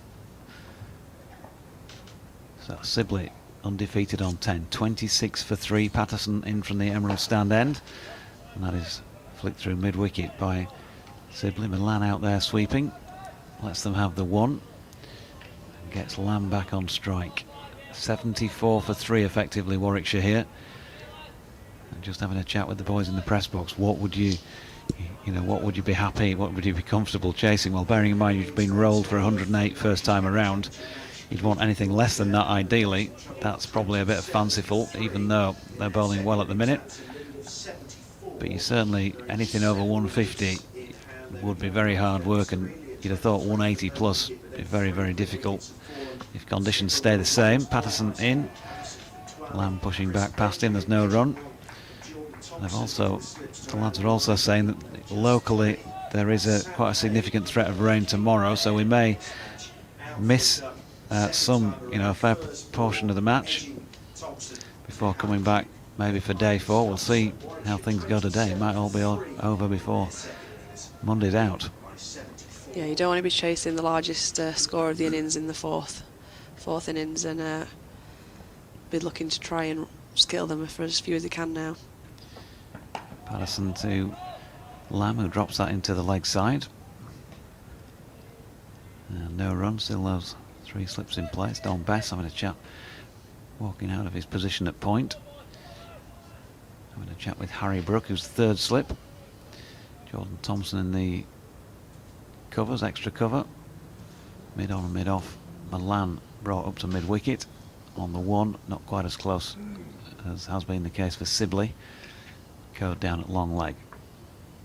Patterson in again, good delivery, big appeal here. That can't be too far off. Matty Lamb beaten all ends up by one that nips back on him from Stephen Patterson. Super delivery, but not out. It's a nervous time for Lamb. He's not coming at a nice situation in the game. Wickets tumbling. Sibley, who wasn't looking the more confident of the opening partnership, is now having to steady the ship from the other end, and Patterson and Thompson just seem to be getting it to do a bit of something again after what looked like quite a placid start. Well, just seeing the replay of that, and to me, on one viewing, looked like it might be hitting, but it might have just hit him just outside the line. Yeah, it's a good shout. And you've seen him given, but he wasn't. That's pushed out into the offside. And no run, so Lamb is up against it here, really. Yeah, needs to capitalise now. If he just got away with a close one there, head on, dig in, try and support Sibley and rebuild another little partnership. Last ball of the 16th. Patterson's got 1 for 8 so far. Comes in now to bowl to Lamb, who's much more solid behind this one, pushing to Thompson in the covers. And there is no run. Have another change in the commentary box. We'll let Katie go have a breather until lunch, and Rob coming back in alongside. In the hope that we get some lunch again today. Bit of vegetarian kebabs yesterday. Bit of halloumi on those sticks. What treats will we get today? Jordan Thompson then going to continue at this Kirkstall Lane end of the ground. Matthew Waite makes his way off. Warwickshire partnerships so far 23, 3, 0 and 1. Sibley, who was dropped before he was out yesterday, has seen them all through, and he's on strike here as Thompson's in again. Good delivery. Sibley just pushing tentatively forward, and then steps across afterwards and plays the leave that he thinks he maybe should have done in the moment. Welcome back, Rob. Yes, Jonathan, and talking to Katie just before you came back on the mic, say how quickly the momentum in a game can shift again, and it has done now very much in Yorkshire's favour with those 3 quick wickets. Thompson in again, and Sibley turns that into the mid-wicket region, where this time Bess is posted in that close catching position. So very much it's a bit of a merry-go-round in the field for Yorkshire in terms of where the lads are fielding. They usually have their pretty set positions. The slips haven't changed, but elsewhere it's what do you fancy this over, boys, by the looks of things. 27 for 3. Thompson bowling beautifully though in this spell. Here he comes again. And this time Sibley able to get an easy leave in. Yeah, and just saying, he didn't take a wicket first time round, unusually for him. The only wicketless Yorkshire bowler, 5 overs for 24. But it's been just a much more feeling of purpose about what he's doing this time around. 2 for 1. It's sorry for Sam Hay in getting a king pair. It's very unfortunate for him to be out first ball in both innings in this match. Thompson again. Sibley pushes to Patterson at mid-on. No run. Yeah, and so you make those changes, don't you, sometimes, and you change, as we know, this is the game, isn't it? So often brings about a wicket, and then a bowler who's maybe not been quite on the money in one innings or at one end switches ends, and suddenly they get into a rhythm, and so much more difficult to play. And Matty Lamb, particularly in these few balls he's faced so far, he's out there and it looks as though the pitch is doing all sorts, whereas it was relatively comfortable for both Rhodes and Sibley early on. Even though Yorkshire weren't bowling poorly, they were negotiating what was coming down. Another dot ball wide of Sibley's off stump from Jordan Thompson. I mean, a lot of nerves jangling out there in the minds of Dom Sibley and Matt Lamb. No, they need to try and drop anchor here for a while just to stop the clatter of wickets, but here we are approaching lunch on the second day and 23 wickets have already fallen in this match. Incredible. Thompson in again, and Sibley looking more solid this time with his push into the leg side. It's the end of over number 17. Thompson 4 overs, 3 maidens, 2 for 1 in the Warwickshire second innings, which currently stands at 27 for 3, but courtesy of that good lead, I think we'd have to say, in the circumstances of 48 first time around, that effectively 70 odd for 3 here. And that's still looking pretty good with 7 wickets in hand, Rob. Yes, I mean, they did their job in the first sort of 15 minutes or so this morning, and saw off Stephen Patterson and Gary Balance. So first innings lead of 47.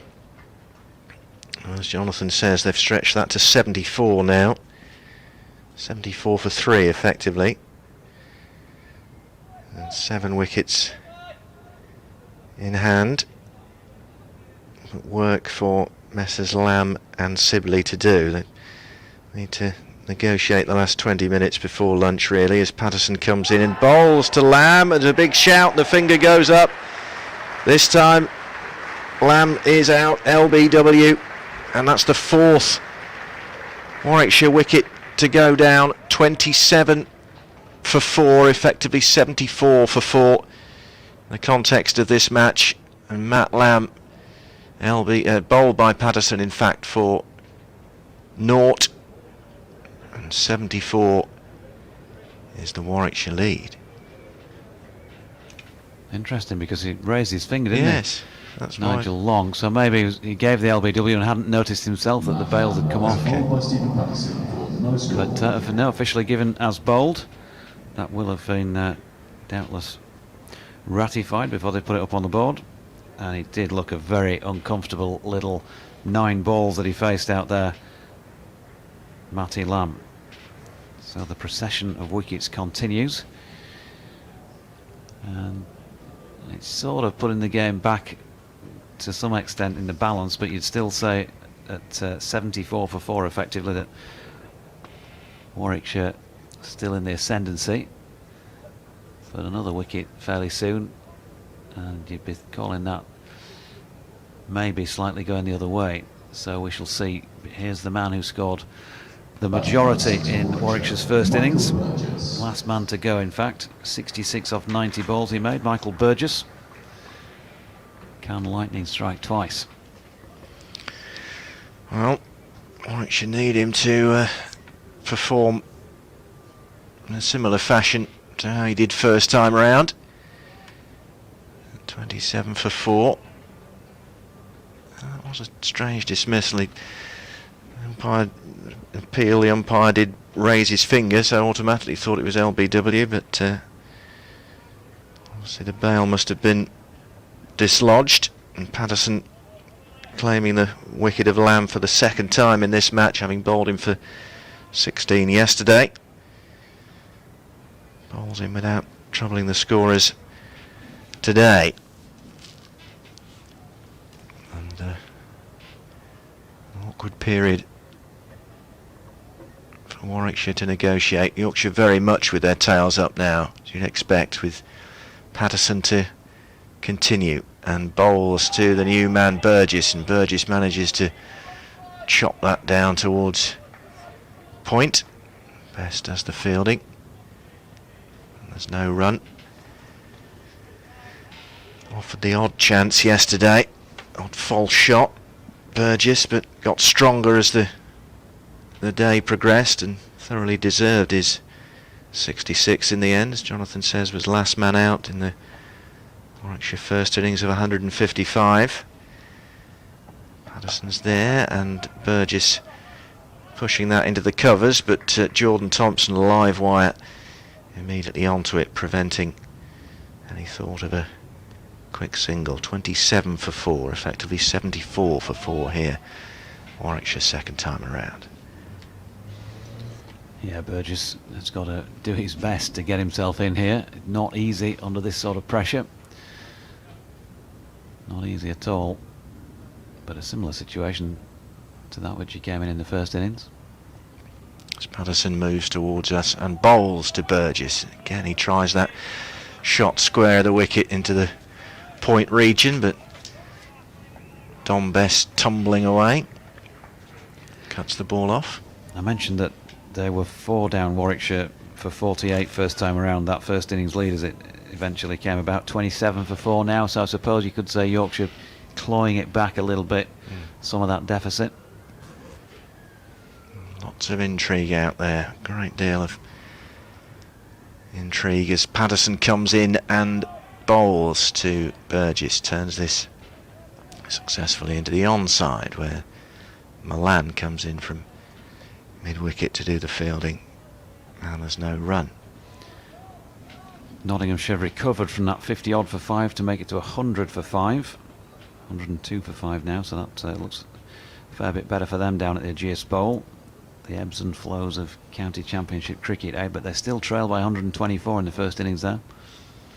So Patterson moves in again and bowls, and it's chopped down by Burgess, but managed to, from his point of view, keep it away from his stumps crucially.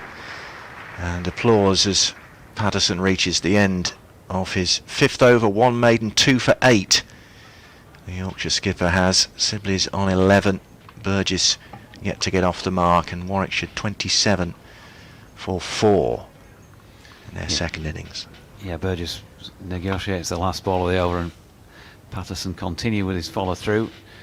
I think they just had a friendly little word, and I genuinely mean friendly by the looks of things. There was just a couple of words exchanged between the two of them. Pato had some sort of gesticulation with his hand. Thompson continuing then at the Kirkstall lane. That's going to be 4 through the vacant third man area off the bat of Dom Sibley, who, to be fair to him, was opening the face really, guiding wide of the cordon. Not an entirely convincing shot, but I think we'll give the batsman more credit than not for it. He's on 15, and it's now 31 for 4 and a lead of 78. The other match, by the way, at Taunton, I mentioned Lancashire made 373, Somerset 38 for 3 in response. So they continue to do it tough, don't they, having been knocking on the door of a championship for a few seasons. It's all gone a bit pear-shaped in the last couple of weeks. Thompson in, Sibley solidly behind this one, pushing back to the bowler and no run. Well, need these two, stating the obvious really, to still be there in 15 minutes time at lunch.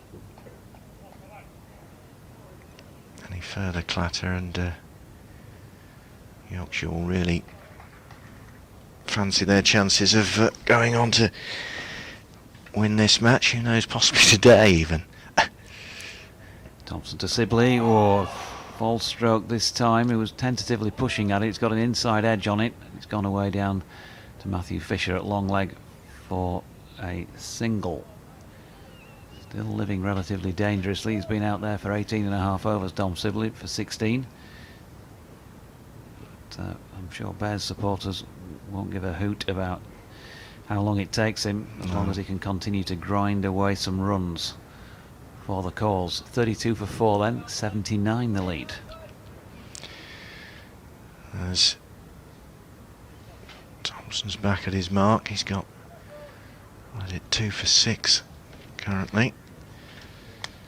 In he comes, Burgess, yet to get off the mark this time around, and he gets one that just kicks off just short of length.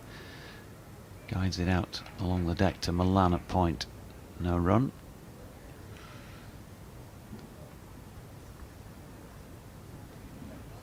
Just having a wave at somebody. My apologies, not Milan, it's Bess. He's back at his normal position of point. Milan is just turned away from me and saw the 29 on his back. He's at cover. Similar sort of body language from the pair of them. Thompson coming in past umpire Malinder. And Burgess with a solid push.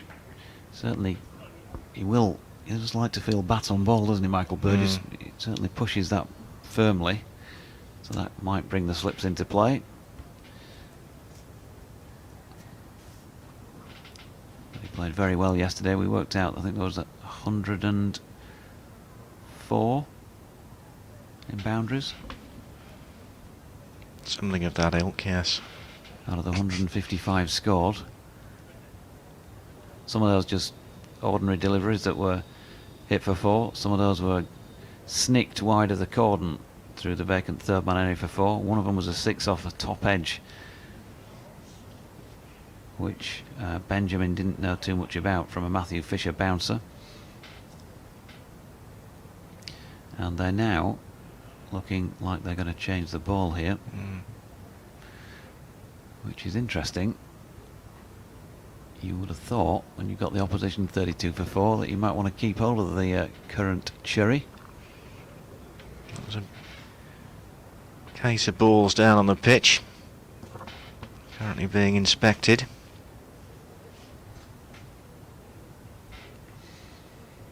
Neil Malinder going through the briefcase, brought on by Matthew Waite, all overseen by Jordan Thompson. Taking his time here to try and find something commensurate. Ben Code is now dipping his hand into the case as well. It looks like, I think he's trying to pull out one that's clearly looking in better nick. He's got a smile on his face. Go on, Neil. We'll try that one. It looks about the same condition. Yeah. So Sibley on 18, 16, Burgess on 0. 32 for 4 with one left in the 19th. Thompson and Patterson both bowling well. Not happy here, Neil Malinder. He clearly can't make a clear-cut decision himself by the looks of things, so he's taking what might be a couple of balls over to Nigel Long, who's run across from his square leg position. So they've had a joint decision as to which one they're going to take. By committee. Yeah.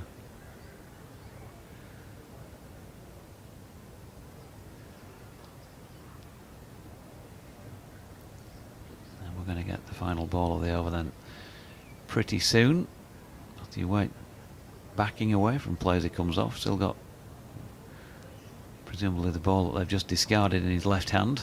You got 2. 2 in fact. Yep. Briefcase in the right. It's a juggler.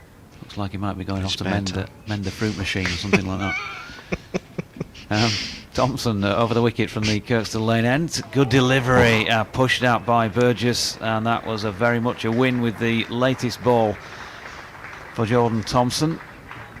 But he couldn't manage to elicit the nick. 32 for 4 after 19.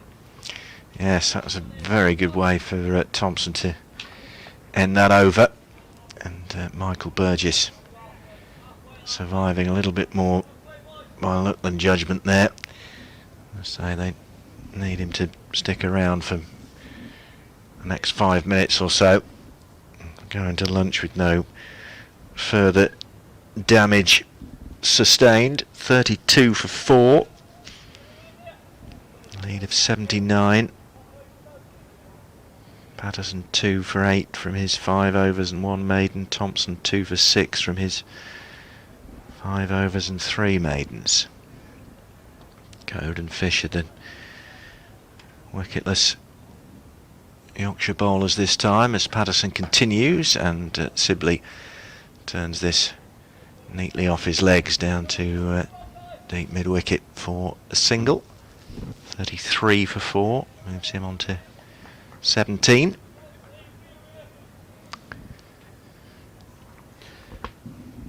What will the skipper produce for Michael Burgess then? He's still got that 0 against his name on the board. What has he faced? 8 so far. Been out there 11 minutes now. I don't think any of us who've played the game, we all know what it's like when you walk out there with 0 and you don't get that nice little easy single to get you off the mark. Maybe a 4 ball.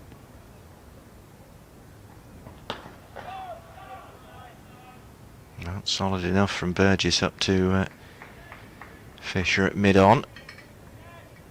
So still waits to get the scoreboard ticking. Talking of which, we're a run behind over there. Still haven't given Sibley his previous single. Turn it off and back on. That'll sort it out.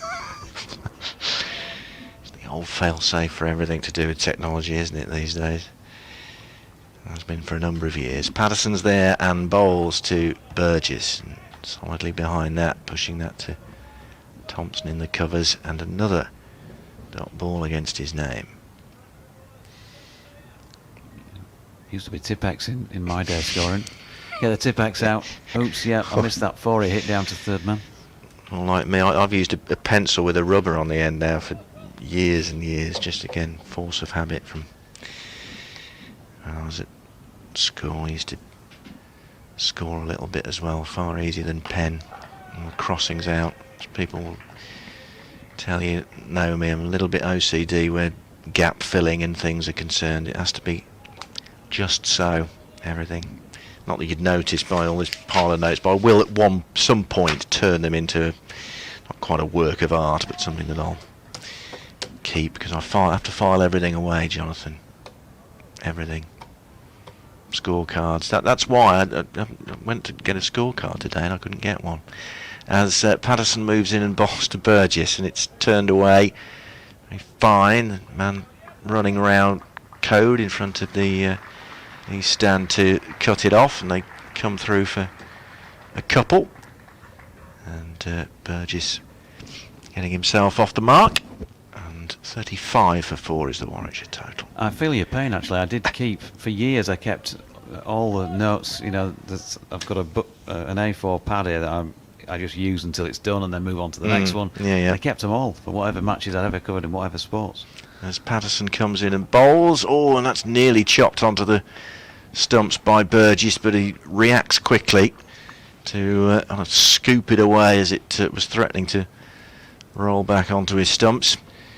And that's the end of the Patterson over. 35 for 4. We'll have at least one more to come before lunch, you would think. Yeah, I've got some books, and not all my notes from my entire career, but I've got several books. But football programmes are my things. But I have to, whichever sporting event I go to, I have to get a scorecard. If I go to cricket, I go to golf, so I get programmes from there. And Speedway is a bit of a thing, or has been in the past for me, so I get a programme from the Speedway as well. So, I've got folders and boxes of all sorts. Thompson to Sibley, shoulders, arms. Yeah, same here. The loft was full of that sort of thing, but I sort of had to some extent, to let it go at one stage. And I do remember, because I had so many programmes, masses and masses of programmes, because before I started doing this job, I used to collect those anyway, from whichever match I'd been.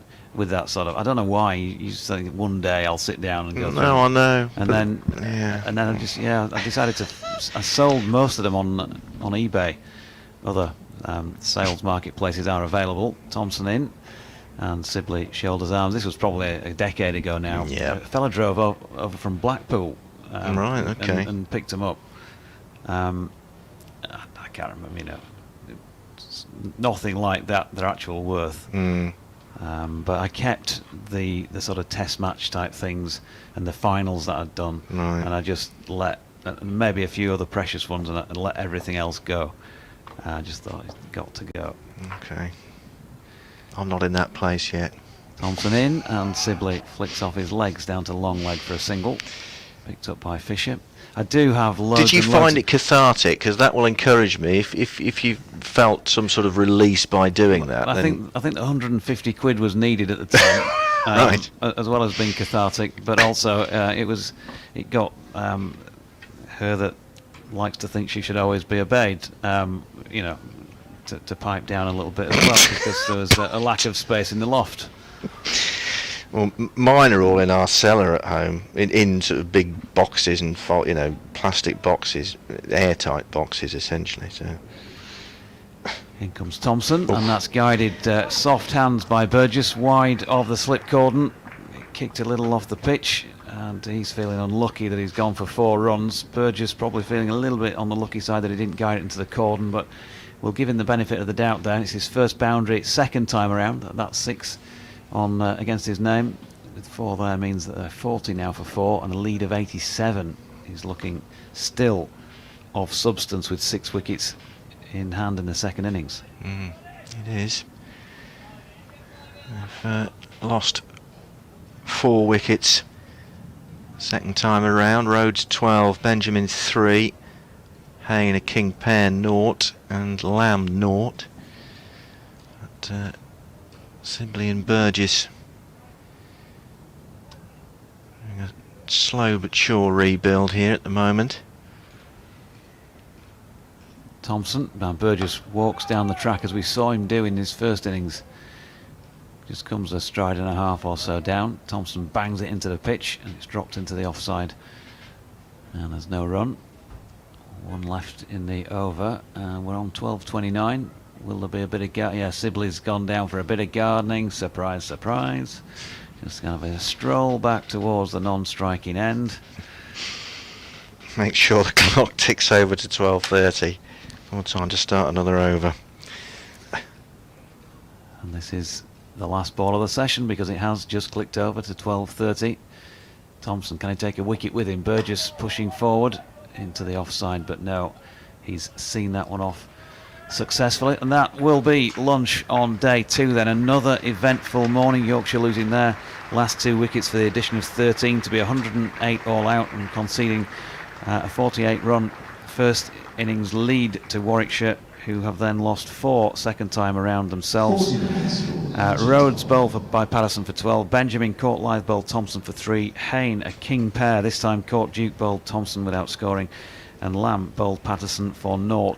And they've taken it a further 13 runs on from that 27 for 4 to 40 for 4 at lunch, a lead of 87. Just a note from John Verse, second team scorer by the way, says second team at Barbados, at Scarbados even, not Barbados, versus Worcestershire at lunch after being put in are 143 without loss. TKC 56 and Will Frayne 71. Well, when the coach says go away and score some runs in the second team, that's a pretty fair response. I think we'll leave it there for lunch, Rob. We'll take a break and we'll be back with you with Warwickshire resuming on 40 for 4 at the other side of the break.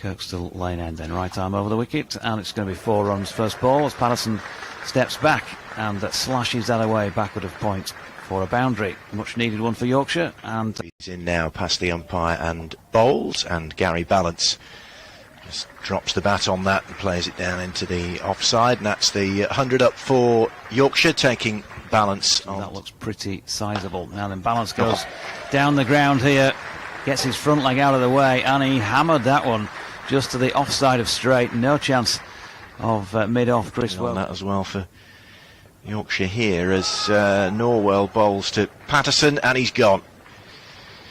Patterson finally succumbs, and Liam Norwell with his...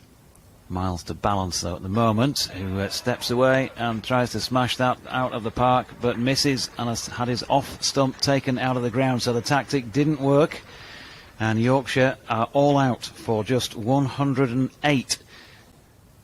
Code in. Sibley gets an edge on this one. That is going to be the first boundary because it drops just short of Adam Lythe, who was off balance trying to stop it, and it's sort of nutmegged him really. And he waits again, and he's gone. Patterson has got rid of Will Rhodes, and that's the first breakthrough for Yorkshire, and they needed it. Warwickshire second time around are 23 for 1, and Stephen Patterson, the wisest decision in the circumstances, and he's gone. Thompson gets the breakthrough, and Chris Benjamin fishing at that, and caught in the slips. 26 for 2 are Warwickshire, so another wicket into bowl to Hayne, and it is a king pair for Sam Hayne. He nibbled at that, and he's caught behind, and Warwickshire suddenly, from 23 for no wicket, are 26 for 3 now. And lunch really, as Patterson comes in and bowls to Lamb, and a big shout, the finger goes up. This time Lamb is out, LBW, and that's the 4th Warwickshire wicket to go down. 27 for 4 effect. Thompson continuing then at the Kirkstall lane. That's going to be 4 through the vacant third man area off the bat of Dom Sibley, who, to be fair to him, was opening the face really. In comes Thompson, and that's guided soft hands by Burgess wide of the slip cordon. Kicked a little off the pitch, and he's feeling unlucky that he's gone for 4.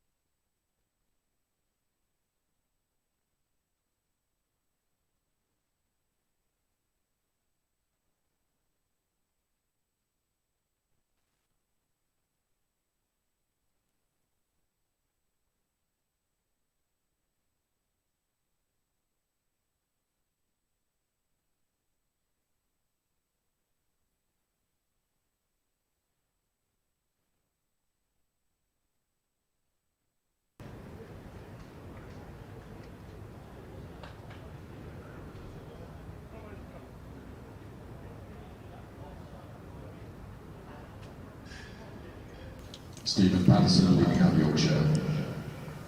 Welcome back then from Emerald Headingley Stadium, where it is day 2 of Yorkshire versus Warwickshire, and the visiting side, second time around already, are 40 for 4 at lunch. That is a lead of 87 runs over the home side, who've been working hard with the ball, but of course conceded that first innings deficit. Dom Sibley holding firm at the top of the Warwickshire order, 18 not out. Michael Burgess, who top scored for him, is 66 first time around, has got one of those sixes against his name second time around, 21 overs in, and Jordan Thompson and Stephen Patterson both have 2 for 11 from 6 overs. Thompson 3 of them maidens, Patterson 1.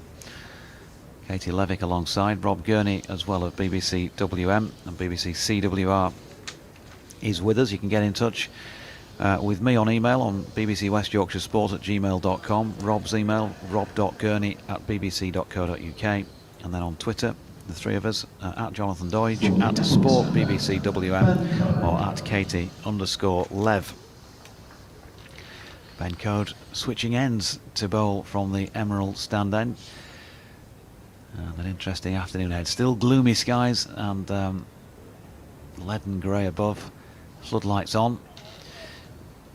Lev fresh from those 4 wickets we mentioned yesterday in the RHF Trophy.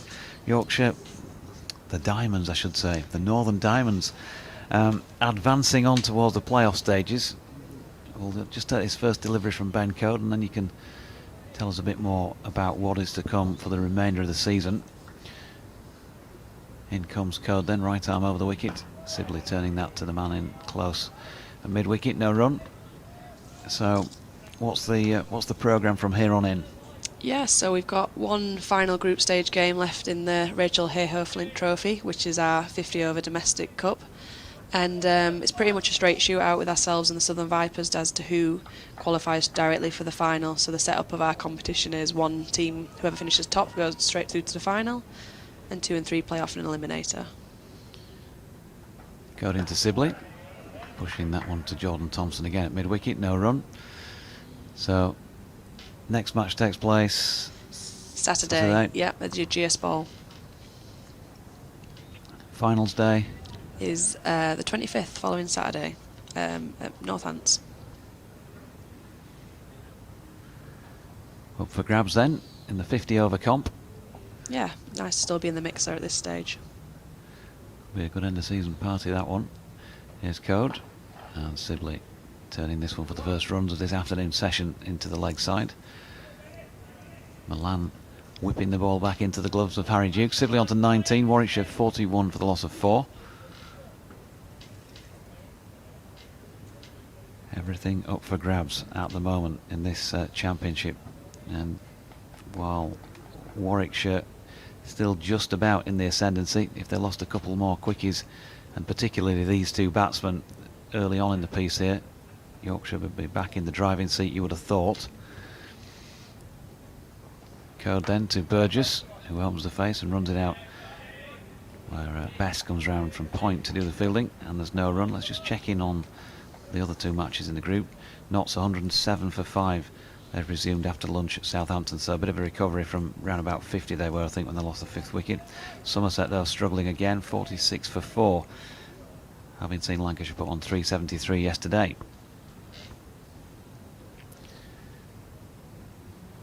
Here's Code again, in past umpire Long, down the leg side. Good diving stop by Harry Duke. There was a yelp, I suspect was probably from Adam Lai. That second slip usually comes from that general direction.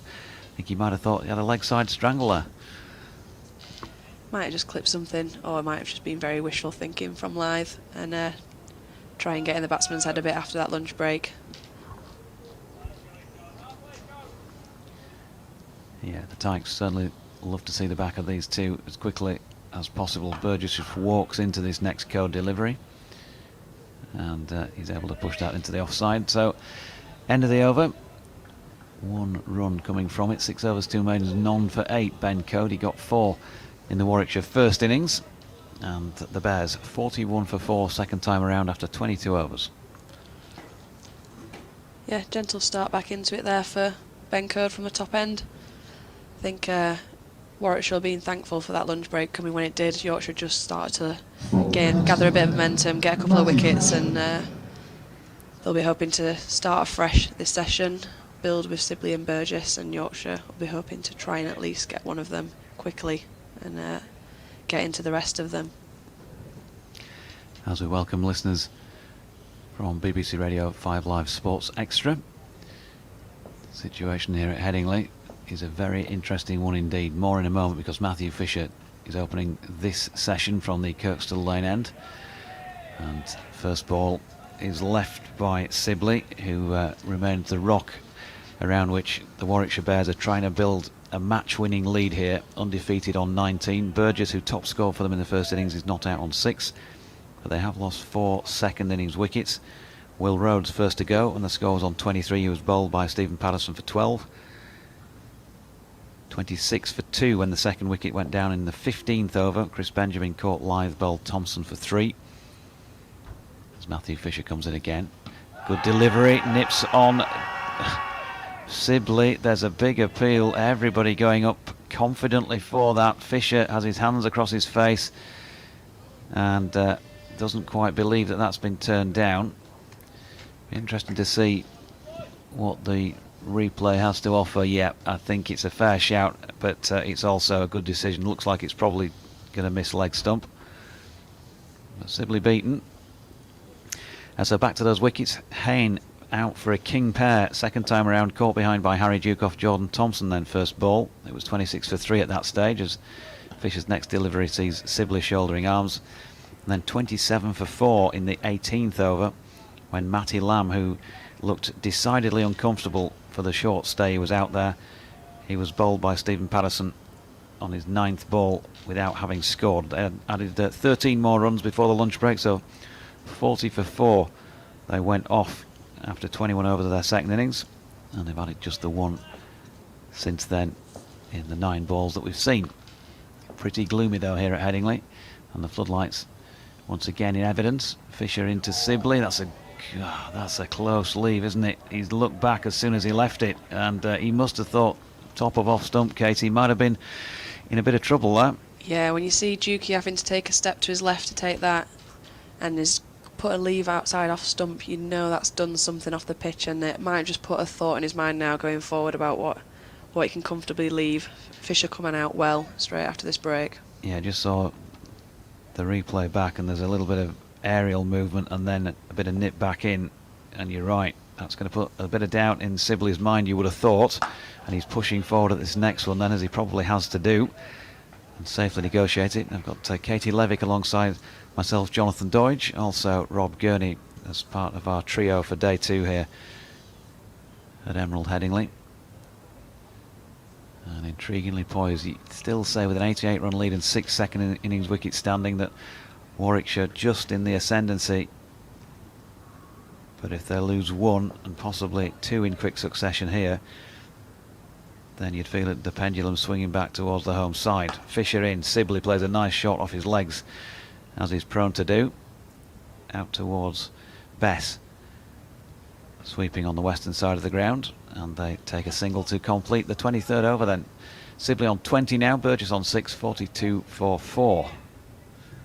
Not a dissimilar field in his early stages, Katie, to when they first went out there, Yorkshire, with the ball. They were pretty tight lines, had to wait till the 12th over to get a wicket, but they did bowl with I think, more discipline second time around than they had yesterday. Yeah, definitely. I think it shows the fact that Sibley's there on 20 off 71 balls, but he hasn't looked all that confident so far, and he was really just in survival mode the first up to try and get through that opening spell. Really disciplined lines, no 4 balls like they were in that first innings, and pressure on the batters. Here's Code to Sibley, good delivery, big appeal for LBW, and he's unmoved, Nigel Long.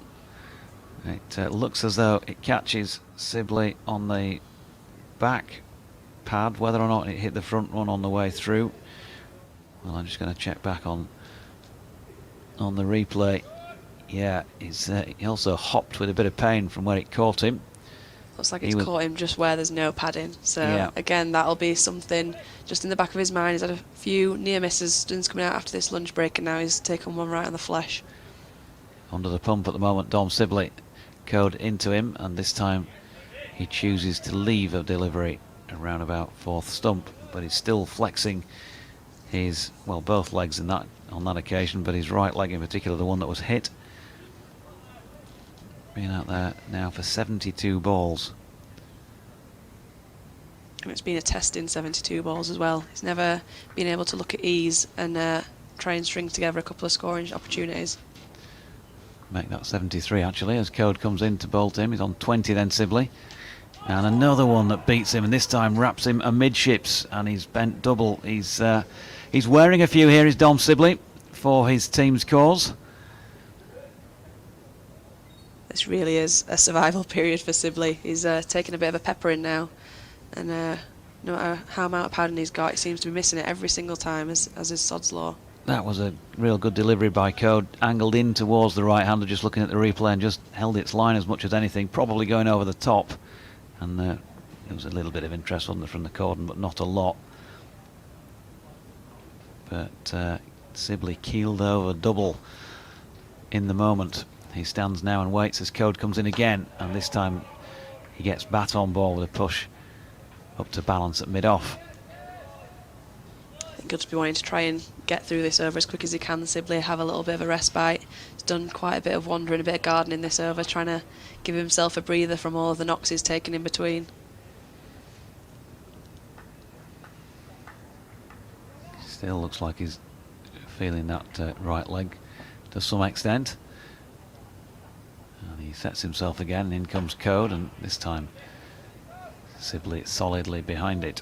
It doesn't look comfortable in that forward lunge though. I think it's still giving him a bit of grief, that back leg, or any of the knocks he's taken this over could be still causing him a bit of jip. And wasn't a confident lunge forward.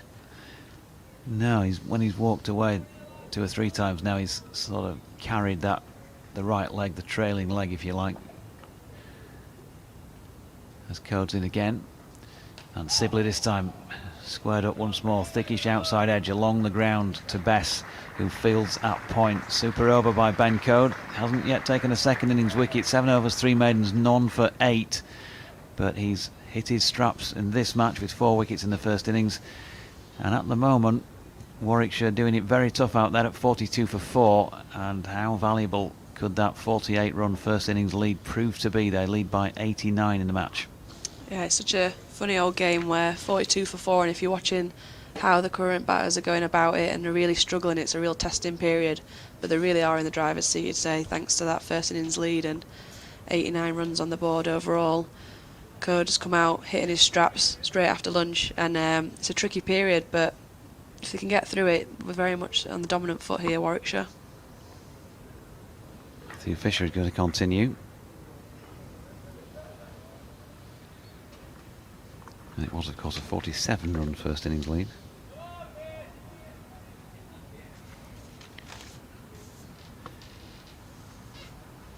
Fisher, Kirk's the lane end. In he comes. Past umpire Neil Mallender. Burgess plays that quite confidently. I said to Rob when he was on with me just before lunch, when you see Burgess play, everything about it feels more, it's all about power, isn't it? He wants to play it with harder hands than most have done out there. Yeah, Sibley quite the contrast in that he's been looking more to play with soft hands, and Burgess coming at everything with a bit more harder hands.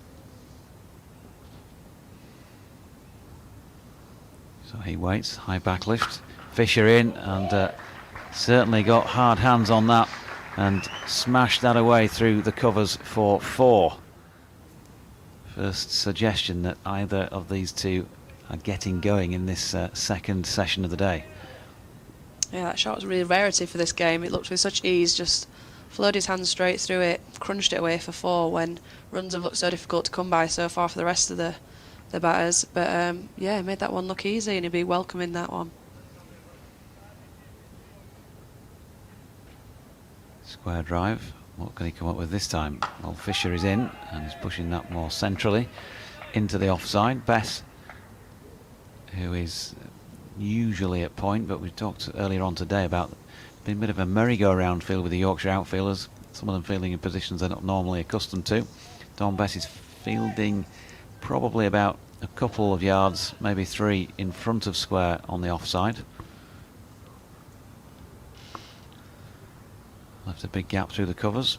Balance is at an extra cover come mid-off as Fisher is in again. And Burgess right behind that pushes to Patterson at mid-on.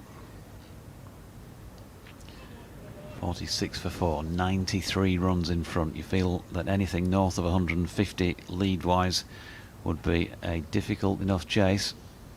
And if you get it up to 180 plus. Yeah, absolutely. It'd be an uphill battle if it's anything around the 180 mark. It'll be very hard work indeed. Fisher into Burgess, who again firmly pushes that one. That's 4 runs into the east side boundary if Dominic Bess isn't positioned where he was. It went straight to him. But he's looking a bit more confident. Maybe he's taking the decision that I've just got to play this. It's my natural game. I know the conditions are difficult, but I backed myself in the first innings and it came off. Who's to say it can't for a second time? Matthew Fisher, yet to take his first wicket in this second innings, coming in again, leaving our commentary position behind, and Burgess again gets one with a little bit of width, and it's driven once more to Bess.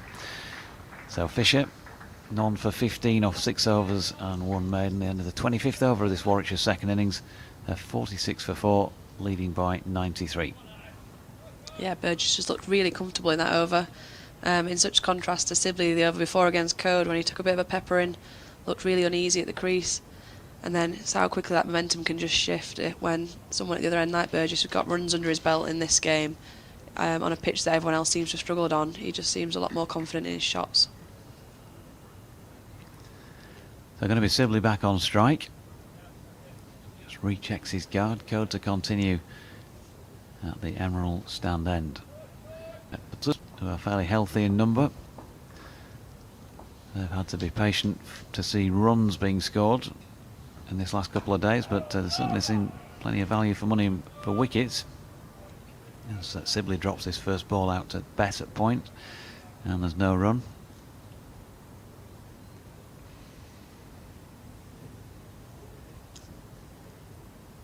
Very quiet at the moment. Just that after lunch lull where everyone's a bit full and not a lot's happening. Yeah, might be 1 or 2 people just leaning forward, dozing. Down away to our left in the northeast stand as Code comes into Sibley, who, having gone through a bit of turmoil in Code's last over, plays that one more confidently up to balance. A smattering of spectators in the Emerald stand itself. The majority have gone for a top tier view. I can imagine it's pretty steep. I've not actually been up on the top tier over there and had to sit down, but it looks as though your knees are over the head of the person on the row below as Sibley pulls the bat inside the line of this latest Code delivery. Let's give him the benefit of the doubt. Yeah, it's very steep over there in the Emerald stand. Been up there a few times myself, and I wouldn't fancy making the trip up and down them stairs if I'd had a beer, I'll be honest. It's quite steep. Very, very steep.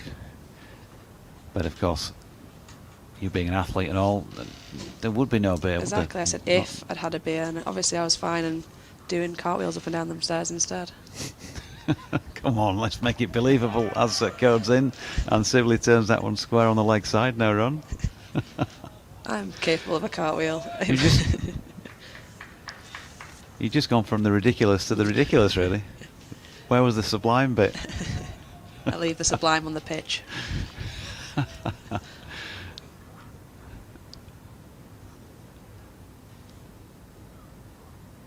Good comeback. Fancy getting in a sledging match with Lev. Here's Code into Sibley. As a flick at this one down the leg side, several Yorkshire players go up, but more in hope than expectation, and it just didn't feel like there was a lot of confidence about the shout. And Nigel Long's unmoved status behind the stumps just adds fuel to that suggestion. Yeah, I'm not too sure Sibley actually knew too much about that, about where it's going to have gotten anything on it. But more a cry of desperation, I think, from the slips, try and get something going. Make sure Sibley knows that he's firmly on the back foot here. Obviously know he's strong to the leg side, and they've tried to cover that, so they're bowling pretty straight at him and hoping for that flick, aren't they? And there's still two fielders who are in for that sort of loose flick off his legs, but he's negotiated that last code delivery safely. 26 overs now bowled by Yorkshire second time around, and Warwickshire 46 for 4. That lead now at 93. An imposing lead in this state of the game. As they creep ever closer to those 3 figures, Yorkshire will want to get another one at least before then, and make sure we're still firmly in this game. 5 overs gone since the break, and just 6 runs added. But the main thing really for both sides here is that there's been no further wicket fallen. Good news for Bears supporters, not so good for Tykes. Burgess then into double figures on 10 weights, and Fisher is in, and he's played that one nicely off his legs. He's going to get through for 1, and they're probably going to come back for 2. Balance round to field, but can't cut off the second. Just got to keep working hard, accumulating here. Light conditions, I've got to say, feel a little bit better than perhaps they were this morning. I don't know whether you feel the same way. Yeah, definitely it's brightened up. You can see almost a hint of skyline behind the clouds now, so. Fisher in, driven. Again, firmly, there's a very definite sound of leather on willow when Burgess plays his shots, even those that are of a more defensive nature. Pushed out to code, no run. Yeah, he seems to have come out with a lot more intent than Sibley and maybe a few of his predecessors.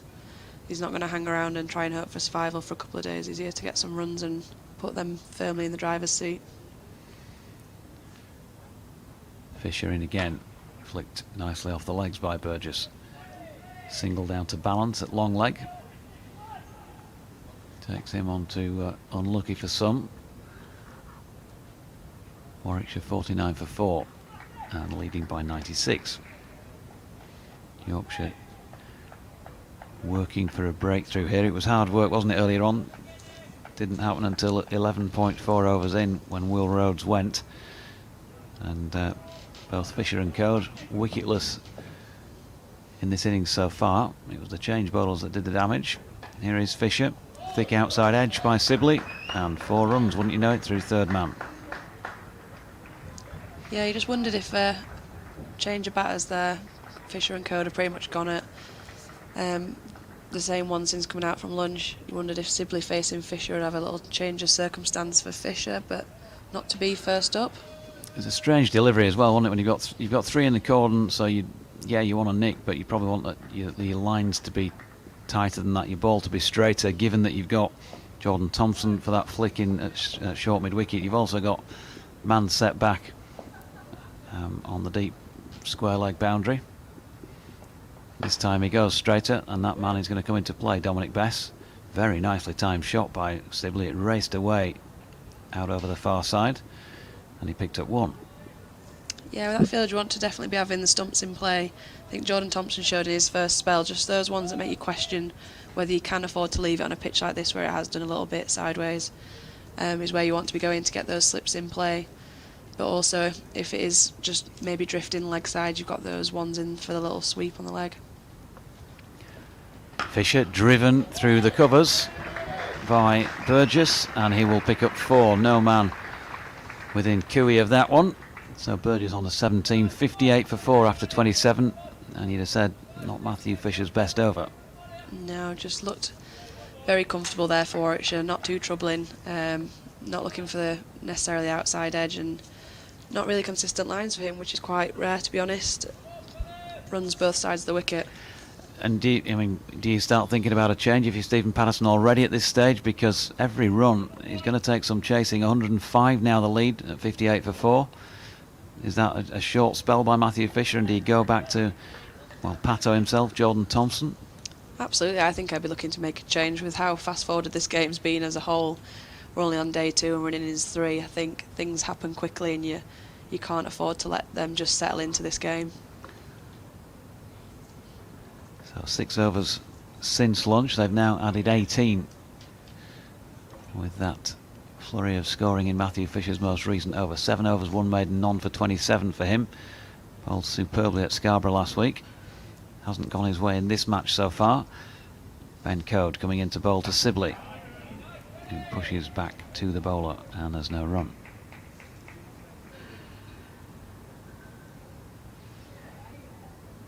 Jordan Thompson is getting loose, so that could be the signifier of change.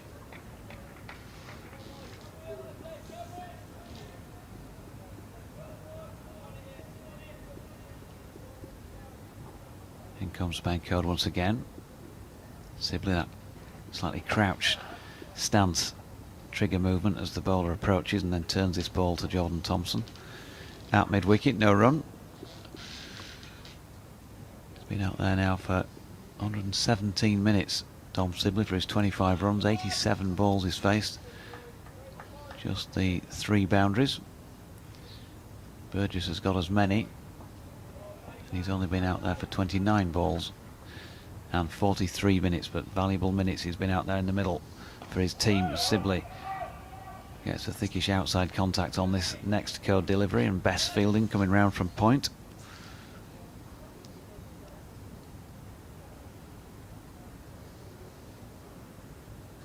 Jordan Thompson waving to somebody over here. Maybe it's you, Katie. Not sure.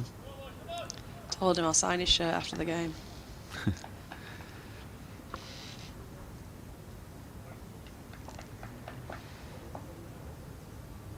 Definitely giving the impression of a man who's about to re-enter the bowling attack. Code into Sibley, who's slightly squared up by this delivery and gets it away wide of the cordon off the outside edge. Adds 1 more to his and his team's total. Yeah, if Thompson hasn't already been given the nod, he's giving very strong indications he wants the nod, and he's fancying it. And you would think this bottom end, pavilion end, is where he'd want to come back after his great spell just before lunch. Bill Kelso says Yorkshire at it again, same old. Low score first innings, then start to make amends. Well done to Katie for her performance yesterday. More please on Saturday, but I dare say it could be close. I think it definitely will be close with how our games have gone this year. Vipers are always up there, and it's essentially our first final of the comp to try and get to the final. So winner takes all. And Jonathan Munro said disappointing end to Yorkshire's innings. Balance should have played sensible cricket, looking for the boundary and taking a single on the 5th or 6th ball. Code into Burgess with a good delivery. That beats the batsman. No real danger there of the LB, but first time Burgess has looked a little bit troubled, and if anyone was going to after this lunch break, you'd thought it was Code. He's got some good lines and lengths so far. Yeah, it looked like it might have been just going down leg, but it was worth a shout. Harry Duke, by the way, has now stood up to Code for the first time in this spell, and his latest delivery to Burgess fumbled slightly by another one that might have bounced awkwardly on the wicket ends. Don Bess eventually stops, and they don't concede off that delivery. So 28 overs now bowled. Warwickshire 59 for the loss of 4. Burgess on 17, and Sibley, who'll be back on strike, is not out on 26. It looks like there is a change, and Thompson will be coming back on at the pavilion end. I think that's the right decision. You can't rest on your laurels and hope that something can happen in this sort of game. You've got to try and make the changes and be ruthless, make those early changes. Forever Dormo says good job, good to see we're playing cricket in November at Headingley. At least it looks like November with the floodlights on and the sky appearing dark grey at 1:10. Yeah, I think we mentioned that as well on the streaming pictures. It looked particularly dark. Jordan Thompson is back into the attack, as we suggested might be the case at this Kirkstall Lane end of the ground. Lily says Mr. Reliable Steve Patterson is bowling a good line and length as always, presumably from earlier in this innings. And Richard Dawson asking if the teams have booked the golf course for Tuesday morning. In comes Thompson. That's dropped out to the offside by Sibley. Burgess a little slow to react at the non-striking end, but it was a well-chosen single by Sibley. His Code was also a little bit on the back foot. David Bates points out that the first innings lead was 47. Yeah, That was nothing to do with my maths, though, David. Thanks for pointing out that I need to do a maths refresher course. It was showing on the board straight after the after Yorkshire had been bowled out as 48. And I hadn't bothered to do the math. I just took it that that would be right. Here's Thompson coming in. Burgess drives that to mid-on. Patterson with another diving stop in the field. And now hobbles away as well. Not sure that's in the Levick fielding textbook, is it, the hobble? No, you can't be seen to hobble. It shows a sign of weakness in my eyes. That looked very much like he had stopped the ball in a November cricket match, like previously mentioned. That's it, take some time out of the game, have a little word. Give your knee a rub. 28 for 2. Thompson having a word with Patterson, slowing things down there. And he's just asking for Harry Brook to come out of third slip, which has now been actioned, and he's come into a shortish extra cover position. Thompson in, but bowls one around about middle and leg this time, so having made that move, he's come up with that delivery, and the batsman has come up with 4 runs. I can't imagine that was the plan, bringing that out. Burgess has looked strong through that extra cover region. Bess ended up being at a very forward point earlier on to try and stop that. So leg side straying, I don't think was the plan there from Thompson. And you'd say from 40 for 4 at lunch, from 27 for 4 earlier in the day, a partnership of 37 here, massive as far as this game's concerned. 111 runs in front now, the Bears, with 6 second innings wickets standing. You've got to say they go back into the ascendancy, I think, now, if they ever lost it. Here's Thompson in, driven by Burgess up to mid-off. Code can't react quickly enough to prevent the single, and they get through.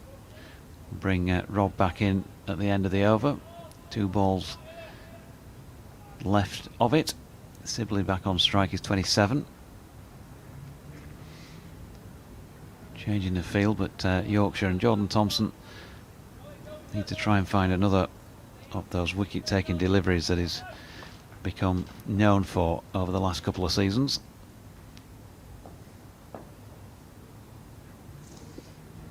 Here he comes again, and Sibley drops that out to Milan, who's relatively close in at point. He'd be about a pitch length away.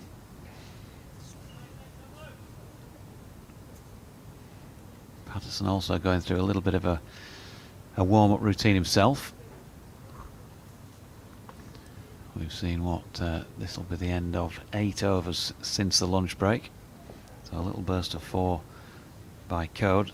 We had 3 from Fisher before Thompson came on. Big appeal for LBW here to one that Sibley was almost inevitably trying to flick into the leg side, but umpire Neil Mallender unmoved. End of the 29th then. Warwickshire 65 for 4 with Sibley 27 and Burgess 22, leading by 112 runs. A few words from Katie, and then back with Rob.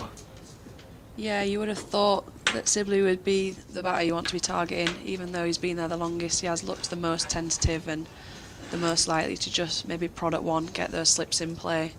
But he remains unmoved despite taking a pepper in after lunch. He's doing a solid job in these conditions of just surviving, and if he's got a player at the other end like Burgess, who seems to be more free flow scoring, then he's doing his job to perfection, really. Well, this could be the most critical partnership of the whole match, the way things are shaping up at the moment. 65 for 4, effectively 112 for 4 in the context of this match. 40 for 4 at lunch. As a new over starts, it's Code in from the Emerald stand end. That's well defended by Michael Burgess, looking to add to his 66 from the first innings. Top scorer in the whole match to this point. Gary Balance having fallen for 58, the last Yorkshire wicket to go this morning. Code in once more, and Burgess makes room, and a terrifically timed stroke out to the cover boundary for 4 runs. Saw that nice and early, perfectly timed, away for 4. And Burgess moves on to 26, and the partnership worth 42, which in the context of this match, very, very significant indeed, Katie. Very, very handy, and he's looked so confident through that cover region today, Burgess, when others have been a bit tentative with outside their off stick and having so many snick off to slips during this game. Burgess is just seems to be playing on a different deck. A single magpie flies past the commentary box window. That's normally unlucky. Is that his mate up there? I'm hoping it is. 2 for joy. 2 for joy. We need some joy. As Code comes in and bowls, and squares Burgess up, but he manages to, in the end, play it up to mid-on. Ben Code's all very well, unlucky not to take a wicket. No wicket for 13, but this is halfway through his 10th over. And he's meted out a bit of punishment to Dom Sibley in particular. It's Burgess on strike at the moment, and Code running towards us is in and bowls, and Burgess solidly behind that into the offside, and there's no run. Yeah, Ben Code just needs to keep toiling away, because surely his rewards will come if he maintains this line and length, Katie. Yeah, definitely. He's looked the more attacking option of the 2 openers out of him and Fisher. Looks like he's been unlucky not to get wickets so far. Can understand him staying on for a little bit longer, because you'd think his luck should change soon. And here he comes again, Cody's in and bowls to Burgess, and Burgess has made room backwards of square on the offside, and it's a chase, bit of a chase for Dom Bess, but they scamper through for a single.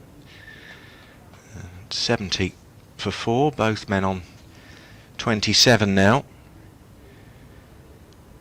with Burgess only having faced 39 deliveries and Sibley 92, and he's retaking his guard, Sibley, as Code comes in and solidly behind that down the pitch, and there's no run, and that's the end of Ben Code's 10th over. 4 maidens, no wicket for 14. So the match situation, Warwickshire 70 for 4 in their second innings. That's an overall lead of 117 runs over Yorkshire here at Headingley. I'm Rob Gurney, here on behalf of BBC Radio WM, BBC CWR, and Katie Levick alongside us at this point in the day. Again, I'm saying when I was last on with you, Kate, it's very intriguing this, isn't it? An absorbing day's cricket again. Yeah, full of peaks and troughs, as 4-day cricket often is. Pendulum probably just swung in Warwickshire's favour again now. This partnership is proving to be very crucial and unchallenged so far. Burgess is quite free-flowing, scoring, and Sibley is somehow managing to hang on no matter what they're throwing at him. And it's Jordan Thompson from the Kirkstall Lane end running away from us and bowls, and Burgess had a nibble at that. A smattering of applause from the cricket supporters here at Headingley, and that was a good start to the over, wasn't it, from Thompson? Yeah, that's what we saw in his spell just before lunch. He's testing that outside edge and making batsmen question the choices, hoping for that little nick through to the slips. Yeah, 2 for 17 he currently has. This his 8th over, and he's there again, and that was wide that time, and given the full treatment by Michael Burgess, cut away very impressively for 4 runs, and takes him into the 30s now, and that partnership towards half century, now worth 47 for the 5th wicket between these two. Warwickshire 74 for 4. Yeah, that was very firmly dispatched, and Burgess has shown that if you're given anything wide today, he's going to be happily throw his hands through it, and he's not worried about that. You've got to get your lines a lot more attacking the stumps to make him question himself. Thompson in again and bowls, and that's a lot better line and length from Jordan Thompson, and just a prod back down the pitch from Burgess. walks away and back towards the stumps. You just saw the floodlights glinting off the sticker on the back of his bat. There's quite a lot of grey cloud over, but not too much of it is that dark especially, but the floodlights are having some effect as Thompson comes in and Burgess chasing another very wide one there, but doesn't connect this time. Through to Duke behind the stumps, who's giving Jordan Thompson a bit of encouragement, so having all sorts over this one so far. Yeah, Harry Duke having to do a bit of a tumble to get that one. I think it showed that Thompson's got away with the loosener. It's not what we wanted after the first innings when we gave away so many 4 balls. He's in again, Thompson, and bowls, and yeah, much better. Angling into the stumps and played into the offside by Michael Burgess for no run. Burgess is enjoying a very fruitful game on this pitch so far. He's making it look quite nice. 66 in the first innings, and then he's looking quite unfazed so far in this innings. Yeah, scored 97 overall in the match. Very few other batsmen have managed to find any real timing. This next one, Burgess plays up to mid-off area where Gary Ballance does the fielding, and that's the end of slightly erratic Jordan Thompson over. 8 overs, 3 maidens, 2 for 21. His figures now, and Warwickshire going along quite nicely on 74 for 4. These two coming together with a score on 27 for 4. Having lost Rhodes for 12, Benjamin for 3, Sam Hain for a king pair, and Matt Lamb also no score. But Sibley 27, Burgess 31. They've done a very effective rebuilding job, and the lead stretching to 121 now with 6 wickets still available. And Code to continue into Sibley, who guides that down through the vacant sort of 4th slip gully area, and they'll come through for a comfortable couple. George Hill leaving the slip cordon to come down towards us and do the fielding. Yeah, you just wondered if they might have made a change there, but just noticed Patterson just went off the pitch. I hope it's nothing too major. And Code versus Sibley has been quite a good battle so far after lunch, so happy for that to continue and hope he can get the breakthrough. Yeah, he's worn a couple from Ben Code as Dom Sibley. There's a shout for LBW there as he's rather pinned in his crease, but umpire remains unmoved. Yeah, this is quite an absorbing individual battle, and Code rather stifled his appeal at the end there, Katie.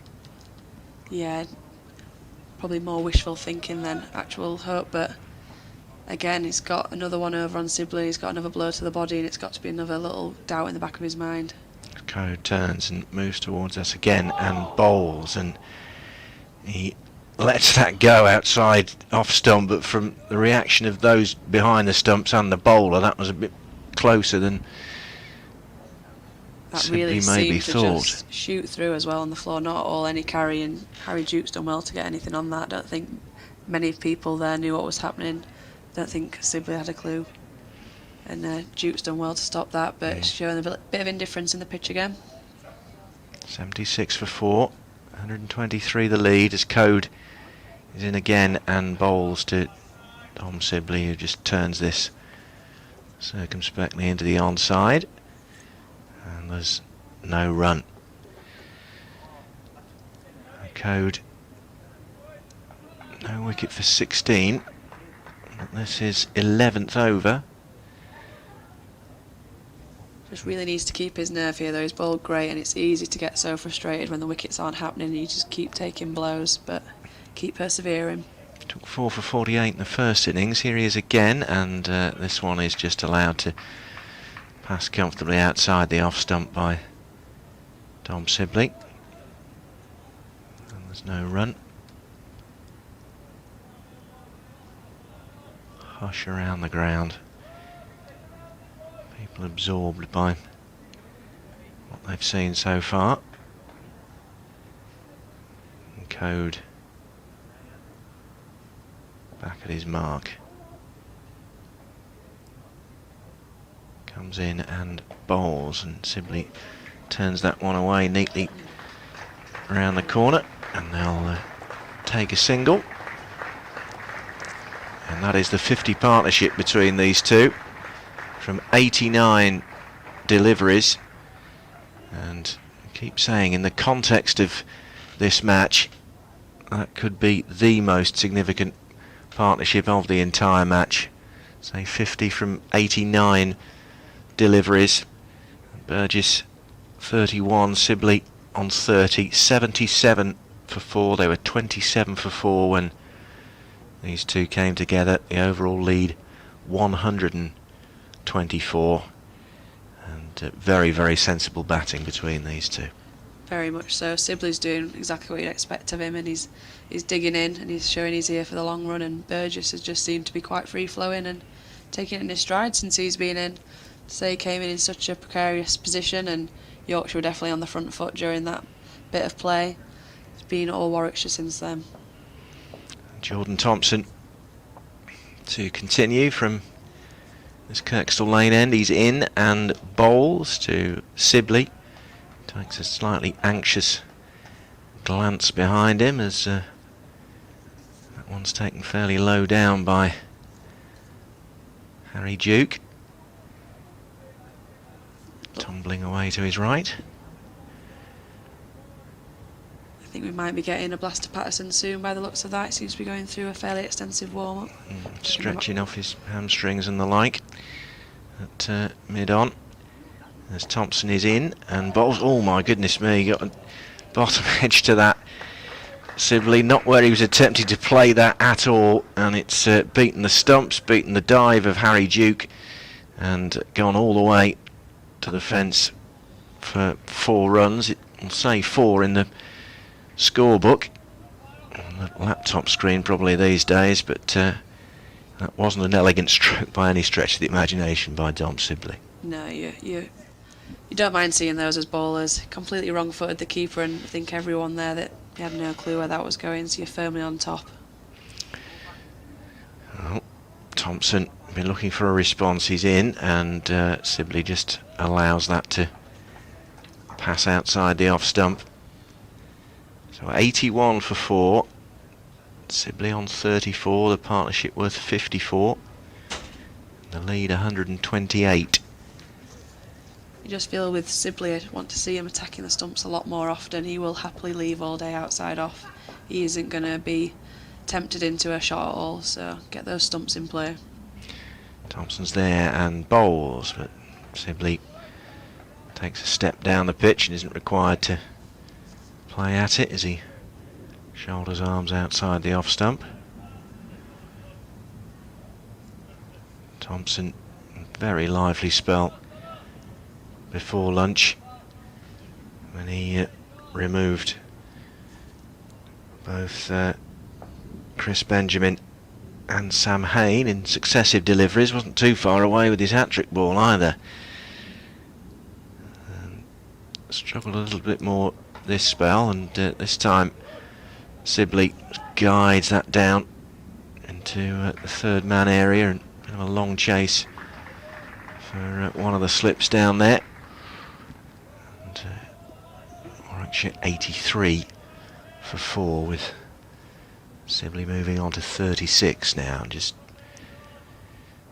keep winding it on. Every run is valuable in the context of this match. And Yorkshire striving for a breakthrough that they quite badly need now. As Thompson is in again and bowls, and Sibley playing it up to mid-on where Gary Balance tumbles to cut it off, so a dot ball to end Jordan Thompson over. He has 9 overs, 3 maidens, 2 for 27 now, his figures, And Warwickshire 83 for 4 on the overall lead of 130, Katie. You can just sense a bit of frustration settling in now for Yorkshire. Body language just seems to be a bit on the back foot. Warwickshire on top, they're scoring easily. Our little half chances aren't all going our way. They're getting some through the slips for fours. It's not what you want to be seeing, and really need Patterson now to try and make that breakthrough, as he so often has done over the years. Stephen Patterson. He's bringing himself back on, the Yorkshire captain at the Emerald stand end opposite us, having taken 2 for 11 from his 6 overs and 1 maiden so far.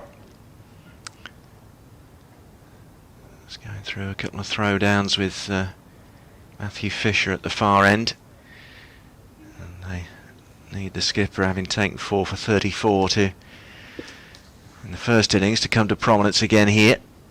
6 wickets in the match for him so far. Here he comes, Patterson to bowl to Burgess, who tries that flourishing drive again into the covers, but it's cut out by Harry Brook.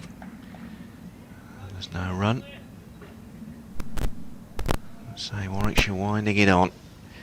The longer these two stay together, the stronger their position in this match will become.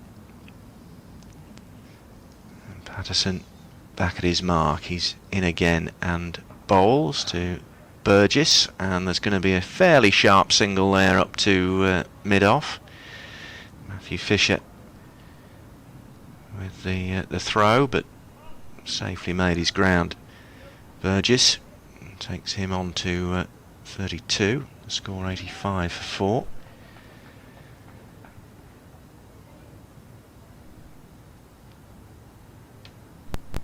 Sibley again keeps taking and retaking his guard, doesn't he, Kate? He's done that 2 or 3 times here already. Such a fidgety batter. Patterson moves in and bowls, and Sibley just drops a bat on that. That was a hell of a lunge. It was. Nothing getting through that. Seems insistent that Patterson's not going to be the one to break this stand. He's taken some punishment, particularly off Ben Code since lunch, but seems to have everything in fairly prime working order again as we tick towards 2 o'clock. So I'll be leaving shortly for another update for West Midlands listeners as they take a single to this next delivery. A diving stop from Milan there, preventing at least a couple more, you'd have thought, and move on to 85 for 4 then. Sibley on 37 and Burgess 32, and Patterson to continue. In he comes and bowls to Michael Burgess, and Burgess sees that safely up to mid-off and Fisher, and there's no run. Burgess just firmly in and behind that, and he's not looking ruffled in the slightest on this pitch, which seems to have thrown up quite a few snakes for some others. So Patterson back to his mark. In he comes and bowls, and Burgess plays that into the covers, and there's no run. At the end of the over then, 85 for 4, and the Warwickshire lead is 132. Jonathan Doidge back to the mic after a few more words from Katie Levick.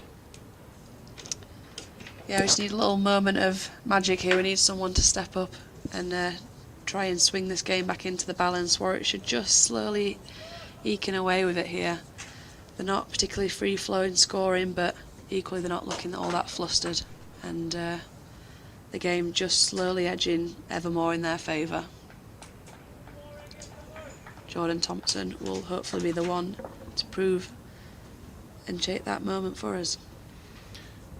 And here he is, into Sibley, who looks anxiously behind as the ball goes by, as if he might have got a little tickle on that through to Harry Duke. Not the case. an unconvincing shot there from Sibley. Not entirely sure what he was hoping to get from that, if he did get any bat on it. But encouraging signs for Thompson first up again. Just keep that channel in play and I think the wicket will come. Quick word with Stephen Patterson before he turns at the end of his run. Comes herring in then, and he's up there and has Sibley pushing forward into the offside.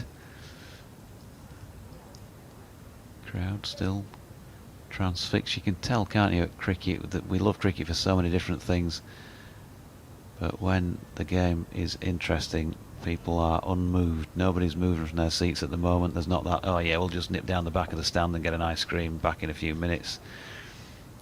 Don't want to miss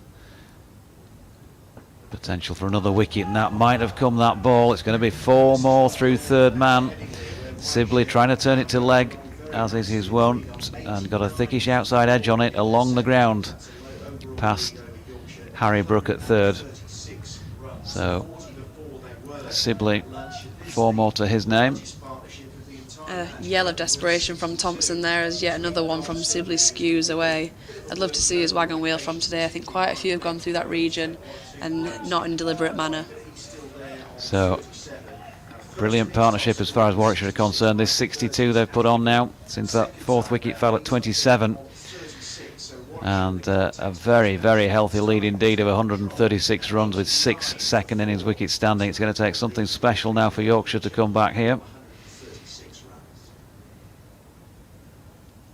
Thompson into Sibley, flicking off his legs this time.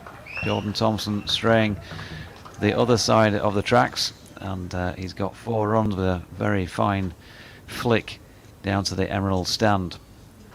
That's exactly what you don't want the frustrations to do there. You could tell the ball before Thompson let out a bit of a yelp in frustration, and then next ball just veers down leg side and makes it far too easy for him to score.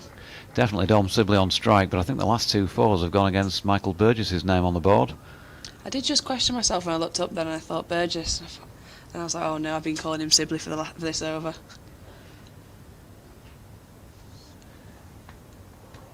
But it's definitely the fidgety Sibley for sure. Yes, the streaming's got it right. Sibley 45 and Burgess 32. 93 for the loss of 4. 4 balls into the 36th over as Thompson is in and pushed back down the pitch by Sibley. Jordan Thompson gets a bit of something on it and slows it down, enables Patterson to field. Thompson firmly in the battle here. You could feel a little bit of aggression there. I think if he'd have got anything of a full hand on that, he was going to get launched back in Sibley's direction.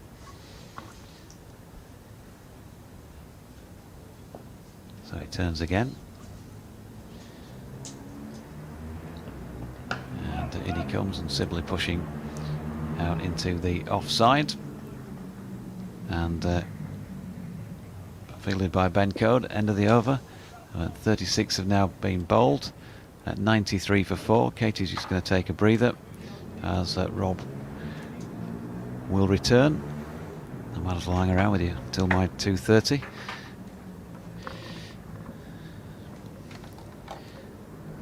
Let Katie go have a little bit of a breather and maybe put the kettle on, something like that.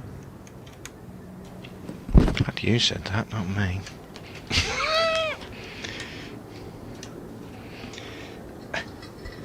Well, Warwickshire in control now, it would appear, and Yorkshire in quite dire need of a wicket. 140 is the lead. Well, say the scoreboard's up to 1 or 2 tricks, isn't it? Identification of individual players is a little bit of a issue at the moment. The stream's got the... He did have the individual scores right, yeah. 45 Sibley and 32 Burgess. Yeah, despite what it says on the scoreboard. Anyway, Patterson to start a new over. And no problems for Burgess. First up. The partnership's worth 66, that much we do know. And the largest of the match. A crucial time within it. And Patterson is in again and bowls, and Burgess does very well to squeeze this one out to Thompson at point. Yeah, a bit of inside edge onto his pad, I think. Still, Yorkshire got to look at this as a big opportunity if they work hard here and can rattle off this last 6 wickets for not that many. There's still a chance, looking at what's going on down at the Aegeus Bowl, where Hampshire are in the ascendancy. Notts 136 for 7 down there, trailing by 90. As Patterson moves in again and bowls to Burgess, and he's found a gap there through the gully region, and they settle for 2. Sibley was half thinking he might be able to squeeze a third out of that delivery, but George Hill with the chase down towards the boundary. 95 for 4 then, and Sibley moving on to 47, so within sight of a half century now. Patterson is there and bowls to Burgess, and there'll be more runs here.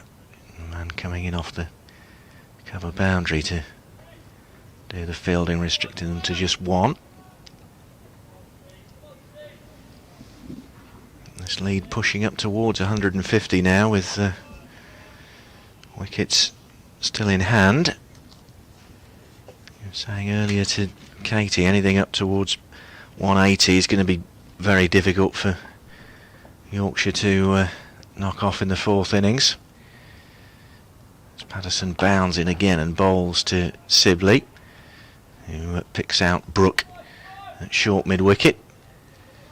So a dot ball in the book. I think anything from here on in is going to be not going to be easy to knock off, is it, when you consider what Yorkshire got first time around?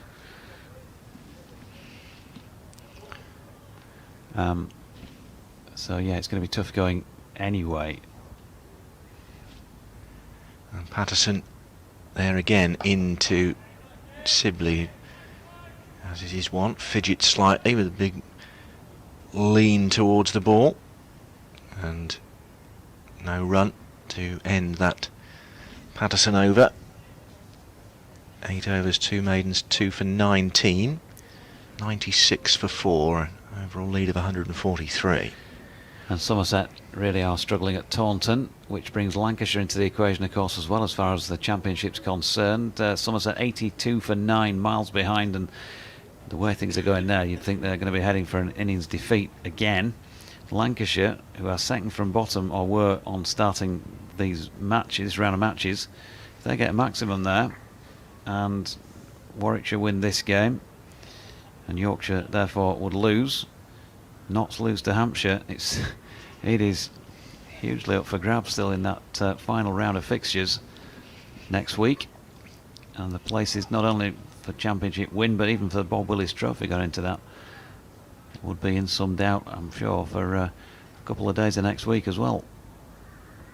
Yeah, Warwickshire at home to Somerset in their last game. Yorkshire, I know, got to make the trip down to Nottingham to Trent Bridge. Yeah, if Warwickshire win this, they'll be fancying their chances, of course, because Somerset in such apparently poor form at the minute. So Thompson from the Kirkstall Lane end to Burgess, who again takes that little stride or so down the pitch and pushes it out square to the 12th man on the point boundary. Still haven't managed to identify which booth, or indeed if it is one, is out there. But that was what the press boys were suggesting earlier in the day. So Burgess now on 36, Sibley 45. The scoreboard still hasn't caught up in terms of the individual scores. Now they need to do that off and on thing again, don't they? You'd think so. Thompson coming in. Bowling this time to Sibley. 3 slips in the cordon. Chance drops just short, I think, of first slip, who is George Hill on this occasion. Tom Sibley living a little on the dangerous side. Although by Jordan Thompson's reaction, I don't know whether that was a drop. We can probably get a better view of it here on the replay.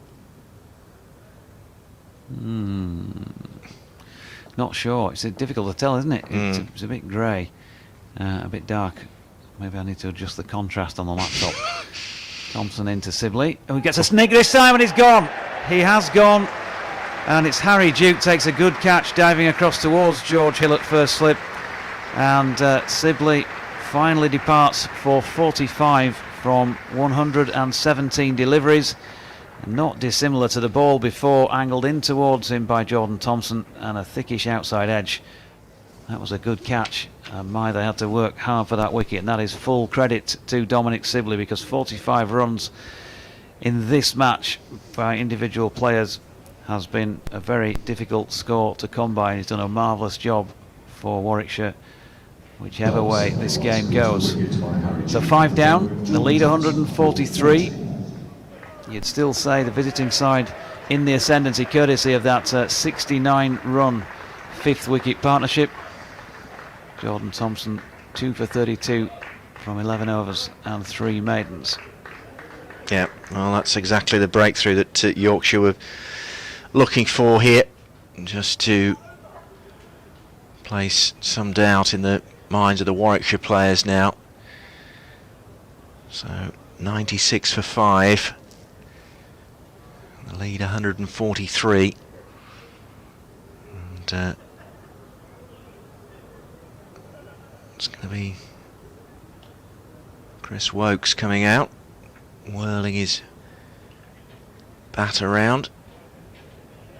And the England all-rounder playing in this match because of the 5th test between England and India not taking place due to those COVID-related issues. Nice warm round of applause for Wokes as he comes out to join Burgess in the middle. And Michael Burgess just giving Chris Wokes 1 or 2 words of advice about how the pitch is playing. But yes, big breakthrough for Yorkshire. 97 for 5 in actual fact, so partnership worth exactly 70 rather, and the largest of the match individually. Yeah, super effort, particularly when you consider where it came from at 27 for 4, and with when Matty Lamb was out there, it looked like the ball was doing all sorts, but good composure. Burgess has proved a difficult obstacle to overcome for Yorkshire in this match. He's closing in on 100 runs for the match as Jordan Thompson comes in to bowl, and we welcome back listeners to BBC Radio 5 Live Sports Extra. Thompson into the right-handed Chris Wokes, who pushes his first ball into the offside and Bess fields, and there's no run. So you rejoin us, 5 Live Sports Extra listeners, with the news that Dominic Sibley has finally been removed after a 117 ball vigil for the Warwickshire side, caught by Harry Duke off the bowling of Jordan Thompson. He gave a chance the ball before. We're still not certain whether or not it carried to George Hill at first slip or bounced just short, but he was 45 off 117 deliveries as Wokes drives this next delivery up to mid-off, and there's no run. That was the biggest partnership of the match so far, 70 runs. They hung around for 19 overs and 2 balls either side of lunch, which in the context of this match has swung it back in the favour of the visiting side, and they'll now have their sights set on a championship just at this moment in time if they can get this one in the bag with Somerset, who are clearly the out of form team here. But he's got another wicket, Jordan Thompson. A ball that Wokes had a little push at on the rise. A much simpler catch this time for Harry Duke than that which he took earlier in the over. And Well, Wokes lasting just the 3 balls without scoring, and 97 for 6 now, Warwickshire. Yes, so having appeared in fairly serene control, Warwickshire, they've now lost 2 quick wickets again, and Chris Wokes on his way back to the dressing room, having been caught behind off Thompson, lasting just 3 deliveries. So Warwickshire on the back foot slightly again here, but nevertheless, if they push this lead beyond 150 up to, towards the 170, 180 mark, those are going to be very hard runs for Yorkshire to get in the 4th innings. A very, very low scoring match, and Tim Bresnan on his way out to bat back at Headingley again. Yeah, it wasn't a happy return for him, was it, in the first innings? LBW to George Hill for just the 4, but getting very warmly applauded once again, and that really, of course, in recognition of his efforts over many years at this county. But he's trying to scupper the chances of another championship challenge by Yorkshire for his adopted county, Warwickshire, in the last couple of years. Good shot of the old boy on the scoreboard away to our right as he walks out to what now is the non-striking end. That wicket by Jordan Thompson taken on the final ball of the over, and as I was just saying, as it was taken, Warwickshire with their eyes on possible championship themselves here, because they've got to fancy the chances against Somerset next week if the weather holds the way that the Somerset side are playing in the latter stages of this season. As Patterson starts a new over from the Emerald stand end, he's in to Michael Burgess, and Burgess pushing that successfully up the pitch for no run. They've got to get him, haven't they, soon? They must get him fairly soon, you think. Michael Burgess haven't found a delivery that has looked like getting him in this innings. He's looked relatively comfortable again out there. Yeah, made 66 first time round. It's 36 not out this time. In again is Patterson, and this time Burgess playing it to Harry Brook in the covers, and again there's no run. So 40 for 4, a lead of 87 at lunch has become 97 for 6, lead of 144. Sibley 45 and Wokes no score, the 2 to depart since the lunch interval. And in comes Patterson and bowls to Burgess, and Burgess drives out towards the cover boundary, but there's a man out there, Dom Best, to cut it off. So they come through for just a single. 98 for 6, the lead 145. Bresnan taking guard. Always keeps it fairly simple. Asks for whatever it is he asks for. A couple of scratches with the studs, and he's ready to go. And in comes Patterson bowling to Bresnan, solidly behind that, turning it into the onside where Milan comes in from mid-wicket to do the fielding. And there's no run. To my eye, it's slightly brighter now than perhaps it's been most of the day, I'd say.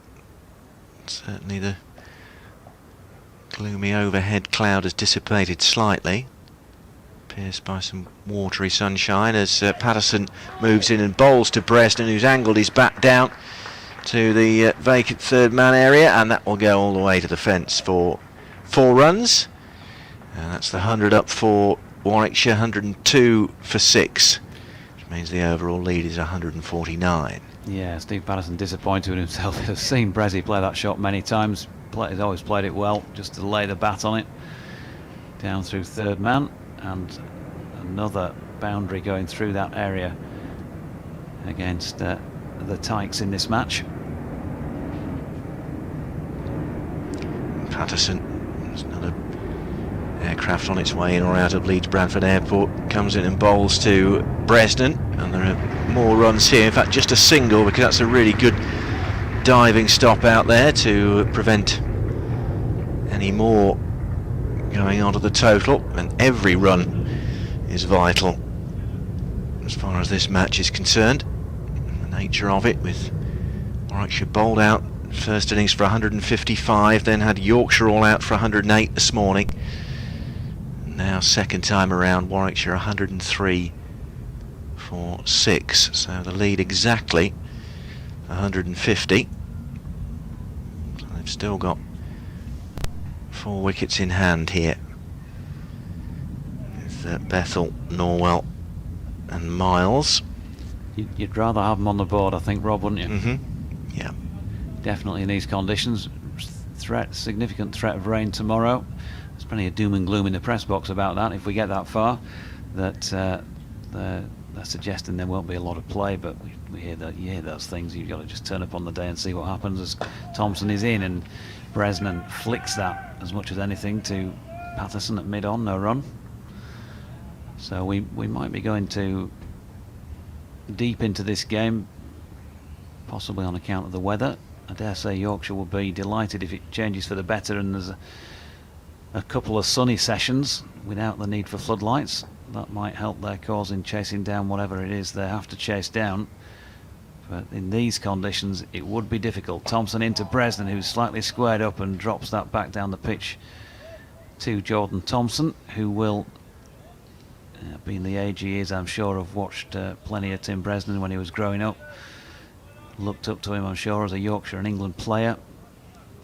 His all-round capabilities, and now Tomo himself as the young player coming through, trying to topple the old master. Thompson in to Bresnan, who does have a little fish at this one, and it nearly was the apprentice taking the wicket of the old boy on this occasion. He survives, not out 5, 103 for 6, and comes down a long way down the track and does a bit of gardening. I think he might need to go to a well-known high street optician if he thinks that's where the ball pitched. Well, Jordan Thompson will be very keen, I'm sure, to get the wicket of Tim Bresnan against his name. Here he is again. That is shorter and nicely played by Bresnan this time off the back foot. Just good control in that and timed it well. Square on the offside. Exemplary square cut. He's on to 9 and another vital 4 runs on the board for Warwickshire. 107 for 6, leading by 154. Thompson offering Bresnan some width there, and he certainly took it. And 154 the advantage. Every run valuable. Here comes Thompson again. Up there, and this time a tentative push by Bresnan. He'll probably say he pulled his bat inside the line. Does that thing that batsmen do with his hand to indicate to his mate down the other end what happened with that. Dot ball was the reality of the situation. As Rob says, it just does feel a little bit, generally a little bit brighter now. The shadowing from the players is barely visible by comparison to some stages. Big appeal here from Thompson, but nobody else, as Bresnan whips one away down to long leg. He clearly thought there was no bat, but Neil Mallender did. So a single takes Bresnan to 10. End of the 39th, 108 for 6. Rob will take you through the next heads up. I've got a 2:30, so you might hear some feed. 12 overs, 3 maidens, 4 for 41. His contribution to this innings. 108 for 6. And Stephen Patterson, the Yorkshire captain, to continue from the Emerald stand end. In their minds, they'll need to get rid of these last 4 Yorkshire very, very quickly indeed to give themselves a opportunity to chase these runs in the 4th innings. In comes Patterson and bowls to Bresnan, who manages to turn it up towards mid-on, and there's no run. 2 slips in for Tim Bresnan, 3 slips in actual fact, with Duke standing up at the stumps, George Hill, Adam Lyth and Harry Brook.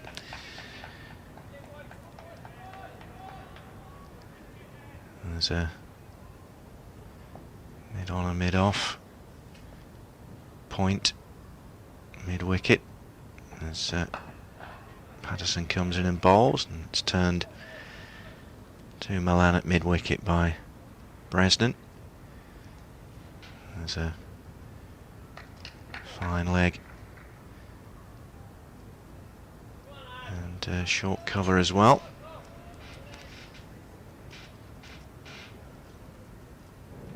(108 for 6). 155 the Warwickshire lead here at Headingley as Patterson comes in and bowls to Bresnan, and Bresnan just about manages to drop his bat on that. Out in front of him, in front of his stumps, and there's no run. I think suffice it to say, Rob, it's going to be a fairly late tea. 50.3 overs remaining.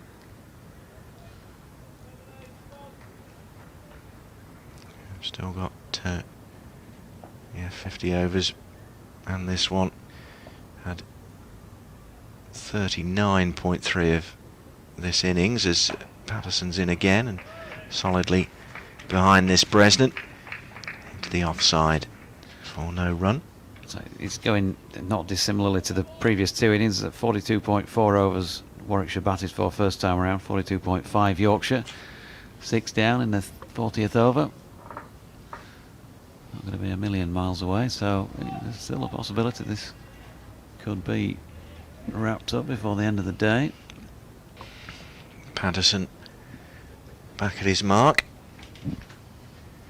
He comes in and bowls to Tim Bresnan, and Bresnan pushes this back beyond the non-striking batsman, and it's fielded, and there's no run. News in from John Ver once again. Thank you, John, from Scarbados. That second 11 game against Worcestershire.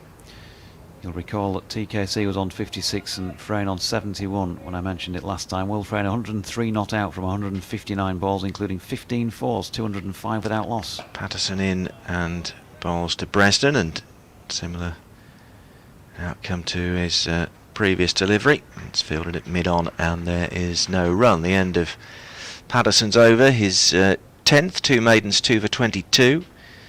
The Yorkshire captain has. Michael Burgess on 37, Tim Bresnan on 10. Warwickshire 108 for 6 with 155 their lead. So 50 left in the day, 18 left then to go before the tea break. So that's going to be a good hour. As Fisher takes his sweater off and prepares then to take over at this Kirkstall Lane end. Gets a hand slap by his fellow opening bowler, Ben Code. So what are they going to go with here? They've removed one of the slip cordon and have gone with 2. There's a long leg, balance at a more orthodox mid-wicket than they've had him when Sibley was in. Patterson mid-on, Code mid-off. Harry Brook has come out of third and gone in at, well, he was in at short extra cover. He's just been moved squarer now. It looks like he's going to be fielding at point, and they have got a third man in now, as well as a sweeper, Jordan Thompson, out on the cover boundary. Fisher in, and a drive and a wicket. First ball for Matthew Fisher, and that move of Harry Brook from extra cover to point has proved to be a masterstroke in the moment. Fisher strikes and Burgess gone for 37 in the context of the match. That is a big wicket for Yorkshire, who struggled to see the back of him, but he has got over 100 runs in the game in a match in which individuals have struggled to find a score. Excellent effort from him, but Fisher strikes for the first time in this Warwickshire second innings. 1 for 27 now for him from 7.1. 108 for 7, 155 in front. Yes, and that tweak in the field, as Jonathan was saying, with Harry Brook moving to that point position, proved to be crucial, because Michael Burgess hit Fisher straight down Brook's throat. But, he trudges off a little disconsolately, and 108 for 7. The Warwickshire total. 155 is the lead. Fisher 1 for 27, his first wicket of this innings. Took 1 for 38 in the first knock. And Yorkshire taking 3 relatively quick wickets here. 97 for 5, 97 for 6, now 108 for 7. 70 run partnership between Sibley and Burgess. Now a bit of a distant memory, bearing in mind what happened subsequently. And Jacob Bethel, who made 15 in the first innings, is coming out to join Tim Bresnan at the crease now. And we'll welcome back 5 Live Sports Extra listeners once again with the news that Yorkshire have taken a 7th Warwickshire wicket in this second innings, meaning Jacob Bethel is walking out to the middle to join Tim Bresnan. It was Michael Burgess who's become a big wicket for Yorkshire in this match. 66 in the first innings, worked hard and looked at least as comfortable really as anybody in the Warwickshire second innings. He made 37, but the first ball of Matthew Fisher's third spell returning at the Kirkstall Lane end, Harry Brook, just before the ball was bowled, was moved from extra cover around to point and took the catch. And so 108 for 7, 155 the Warwickshire lead. Just going to be doing an update for BBC Radio Leeds in a moment, so stand by for that one as Fisher switches to round the wicket. And Bethel, left-handed of course, out there and taking his guard. But here we go with the update.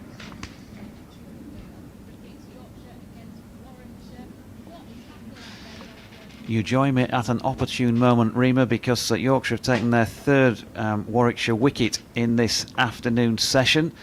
Matthew Fisher just bowling a dot ball to new batsman Jacob Bethel, who's joined former Yorkshire star and England star, of course, Tim Bresnan. He's out there at the moment, not out on 10. Burgess, though, who'd got 66 for Warwickshire first time around, has gone for 37 second time around. The first ball of Matthew Fisher's third spell in the match, caught by Harry Brook, who'd just been moved in his fielding position to the point at which he took the catch. Chris Woakes went for a duck just earlier than that, and Dom Sibley, he was the rock around which this Warwickshire second innings had been built. He was also dismissed by Jordan Thompson, one of 4 wickets for the Yorkshire all-rounder. Sibley went for 45. It's in the balance, I'd say, Rima. Warwickshire lead by 155 runs in the match. Their second innings reads 108 for 7. Yorkshire need to wrap up these last 3 wickets pretty quickly if they're going to have any chance of rubbing these runs off in a match where scoring runs has proved difficult. It could prove to be a nail-biter, Rima. It could well prove to be that. Unfortunately for me, I cut mine before I came out to commentate yesterday morning, and so there's not a lot for me to bite.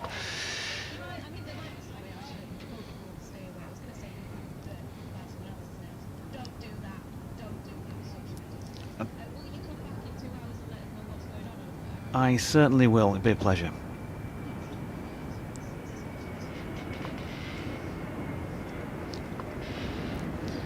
There we are, BBC Radio Leeds updated, and we're back with it. Couple of dot balls from Fisher to Bethel, 108 for 7 as I was saying, and Matthew Fisher round the wicket to the left-handed Bethel, who pushes forward and looks quite solid in doing so. Fisher flicks the ball over the top of his head to Harry Duke. The sound of passing aviation, and we've certainly heard the sound of the clatter of wickets in this match. My maths suggest that 27 of them have fallen, and we're only just gone 2:30 on the second day. And you wouldn't have any major obvious concerns with what you've seen from the pitch, would you? It's nibbled about a little bit.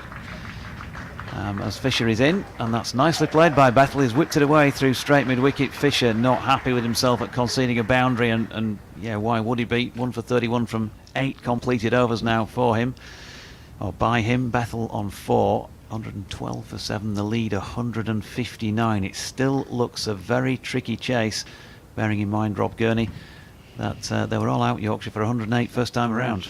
Yeah, that's right. 2 wickets first up this morning, with Yorkshire resuming at 95 for 8, having dismissed Warwickshire for 155 yesterday.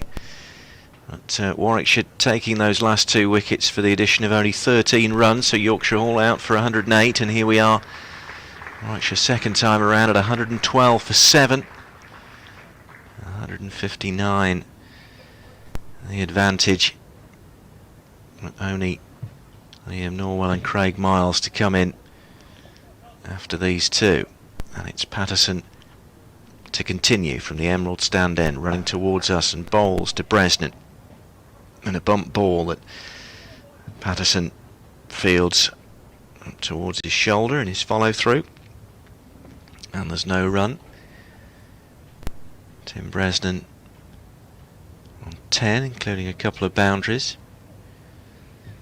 Jacob Bethel getting off the mark with a 4 of his own at the end of Matthew Fisher's previous over, and Patterson moves in again and bowls to Bresnan, pushed neatly into the offside where Don Bett in the colours does the fielding.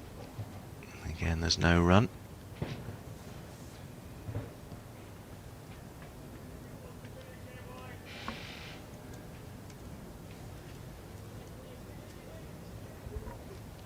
Patterson walking back to his mark and turns, moves towards us, he's in and bowls to Bresnan, solidly behind that, push back up the pitch, and once more Patterson does the fielding off his own bowling.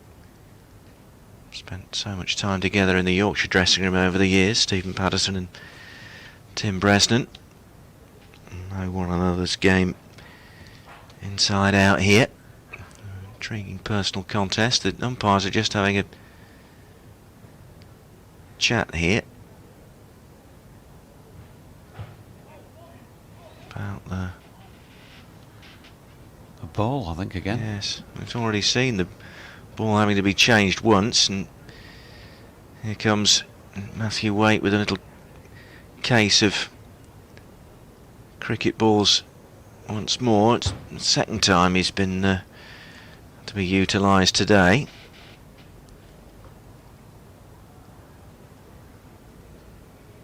Here comes the case. They have to decide a comparable ball is in amongst those that currently being studied.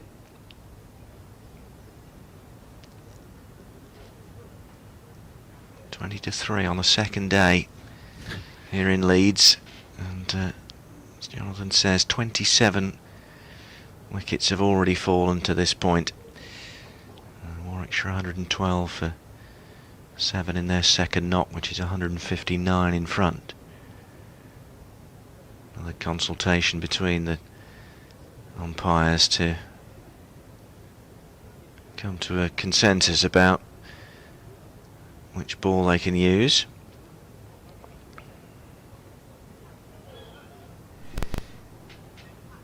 Yep, another one flicked by Nigel Long into the hands of Bess. So a third ball then, we think, in this Warwickshire second innings being used by Yorkshire.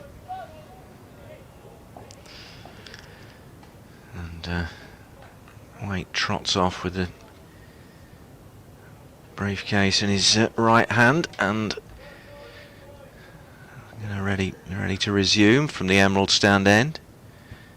Football stand, which is taken by Patterson, who comes in and bowls to Bresnan, who allows this to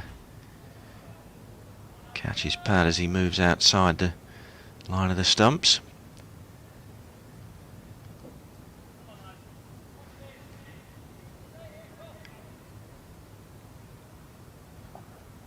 Two cries of encouragement from fielders down there as Patterson's on his way in again and bowls to Bresnan, who guides this down towards Code at third man, and they come through for a comfortable single. 113 for 7, Bresnan on to 11, so 160 the lead now. Mighty Mariner says, afternoon all, just got back in and put the live stream on. I thought Warwickshire would have been all out by now. That was 25 minutes ago. Still holding firm to some extent, although I've lost 3 wickets in this session. And Patterson into the left-handed Bethel. He's there and bowls, and Jacob Bethel solidly behind this. And that's the end of the Patterson over. 11 overs, 2 maidens, 2 for 23. 113 for 7, Warwickshire. El Mel has tweeted, good afternoon, what's happened to Ollie Fear? Is he injured or just out of favour? I think he's okay to play injury-wise, as far as I'm aware. He did have a spell out with injury, and I think the problem has been getting overs into him because of a couple of cancelled second 11 matches previously. It hasn't made it back into the team anyway, either way. And of course, it's not like those who've been bowling have failed to take wickets, although they didn't manage to get the 20th and final Hampshire wicket, as I'm sure he'll point out, a couple of weeks ago. David Bates is calling for George Hill to get a bowl as a partnership breaker. And Mighty Mariner is asking for Don Best to have a bowl, and who knows whether he'll get a chance or not. Matthew Fisher has been driven for 4, first ball of the over by Tim Bresnan, over pitching. Bresnan on to 15 invaluable runs for his team. 164 the lead. I think this is going to take a lot of getting, and they're going to have to bat extremely well if the Tykes are going to see this one home, especially with still 3 wickets in hand. What that might muster between them. We thought earlier on 180 would be a real tough chase. 200, you'd really fancy yourselves as the side fielding 4th. Bresnan turns his next Fisher delivery into the mid-wicket region where Balance fields. James Green says we're up against it in this game. We look a batsman short. Few questions need answering. Why play Best as a spinner when unlikely to get a bowl? Fields questionable. Rotation appears pretty. More likely nearer 8. Lythe out of form since early June. Poor stroke choice to get out by Balance and Milan. Fisher is in and driven by Bresnan once again, similar to that earlier in the over, but didn't get as much on it. And it's been chased down by Ben Code for the concession of 2. So Matthew Fisher has now called third man up. Looked like that's what he was doing. In fact, no. Third slip, in fact, is coming out. Harry Brook to point, where of course he took the catch of Michael Burgess not so long ago.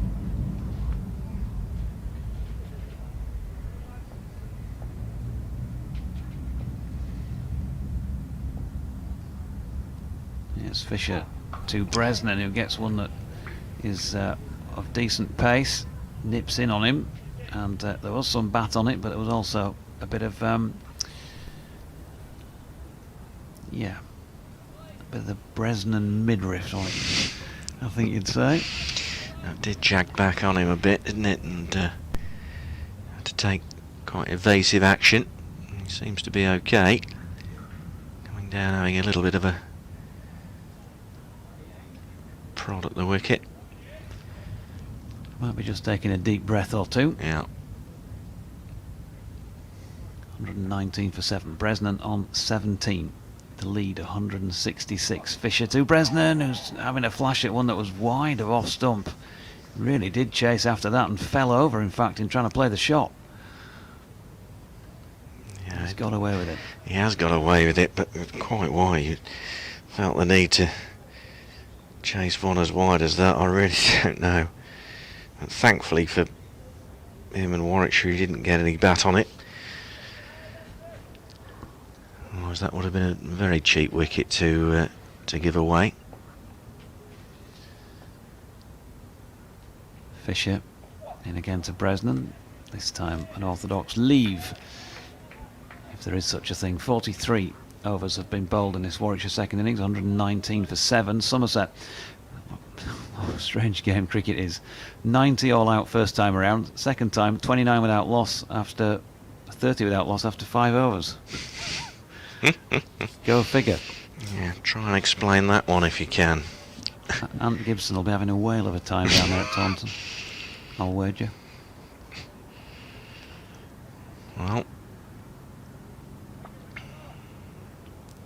it's going to be Patterson to continue from the Emerald stand end here at Headingley, with Warwickshire edging this lead closer and closer to the 180 mark. 166 it currently is. He's into Bethel, and Adam Lyth with a tumbling stop that just fell short of him, I think. Not sure. Think it might have been a chance. Yeah, think it might have been a chance. Bethel Like to see the replay, but it looked like it might have carried at first glance. chasing a slightly wide one. We're getting the replay again now. Patterson in and bowls, and yeah, Dropped. that hasn't gone to hand, has it? And Adam Lyth, and in comes Patterson, and Bethel bowls. Well, it did go to hand, but he didn't hold on to it. That's what I meant. And so that does go down as a missed opportunity for Adam Lyth and Yorkshire, with Jacob Bethel on 4 when that happened.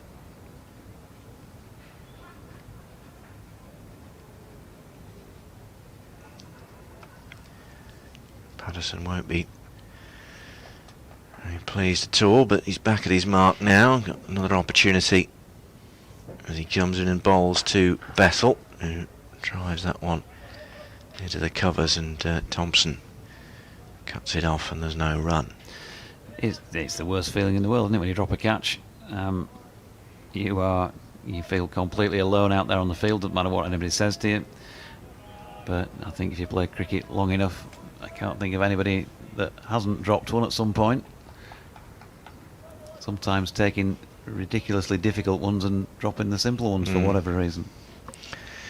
Well, Patterson is there and bowls to Bethel, who allows this one to pass outside the off stump through to Harry Duke. One of the features of Yorkshire's win against Somerset at Scarborough last week was some brilliant fielding in the slip cordon.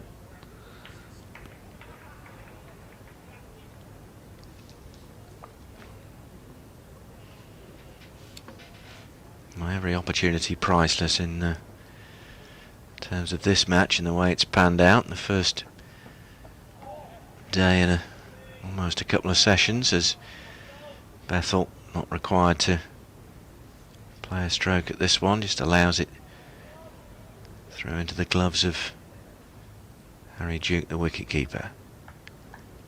119 for 7 Warwickshire, second time around, a lead therefore of 166 over Yorkshire. Here in Leeds as Patterson moves in again and bowls to Bethel, and he just allows this to pass outside the off stump, and that's the end of Patterson's over. 12 overs, 3 maidens, 2 for 23. His figures. And there's a bit of a trudge from the skipper there, having seen that edge from Bethel spilled by Adam Lyth at second slip. Conference now between Bethel and Bresnan. Jacob Bethel, literally half and more of Tim Bresnan's age, so plenty of experience to offer the 17-year-old Bresnan, as Fish is going to continue. Yeah, from the coastal lane end to Bresnan, who's forward and driving this back to the bowler. We saw him play a very rash shot in the previous over to Matthew Fisher, which he got away with, falling over outside off stump, but that was A much more solid effort from Brezzy, who's been out there now for 34 minutes, 27 balls he's faced, and he's hit 3-4, so he's got a bit of a start here with his 17, such as you can in these conditions, which look a little gloomy again. It's definitely got darker since those comments we made about it appearing better, and Bresnan flicks this next delivery off his legs down to Milan at long leg for 1.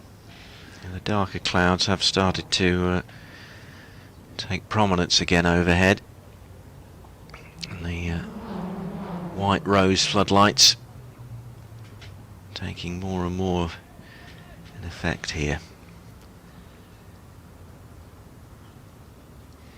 Fisher switches to round the wicket to bowl to the left-handed Bethel. Still 3 slips in place. Angles this one in. It looks like it could have been a nick, but not so.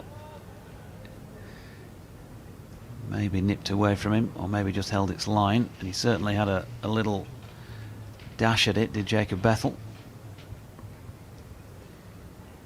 And it was the movement of Harry Duke to his left to take it, where you thought, no, maybe he's got something on that. Not this time. Just about approaching the halfway point in the day in terms of overs, as Fisher is in, and that's a cut played by Bethel just in front of point, balanced round to field. Definite shadowing from the floodlights.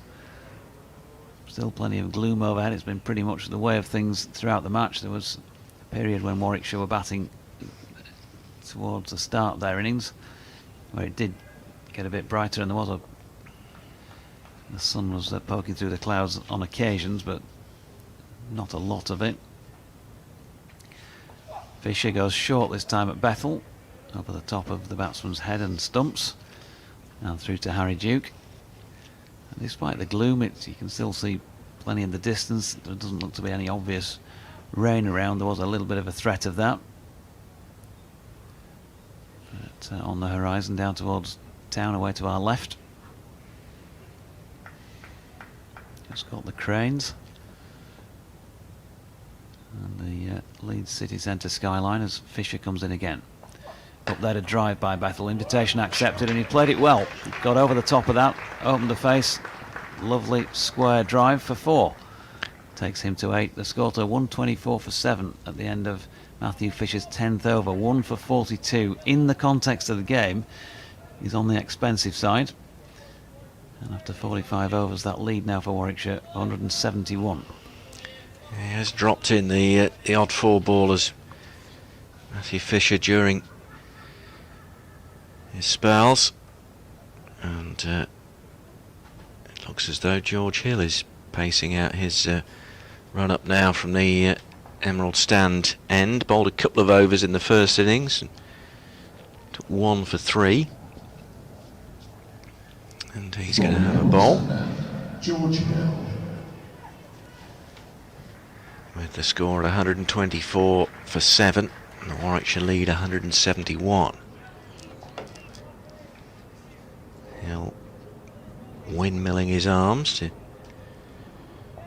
try and get himself nice and loose, and in he comes towards us and bowls, and that's left well alone by Tim Bresnan as he literally turns round and watches it past his off stump through to Duke.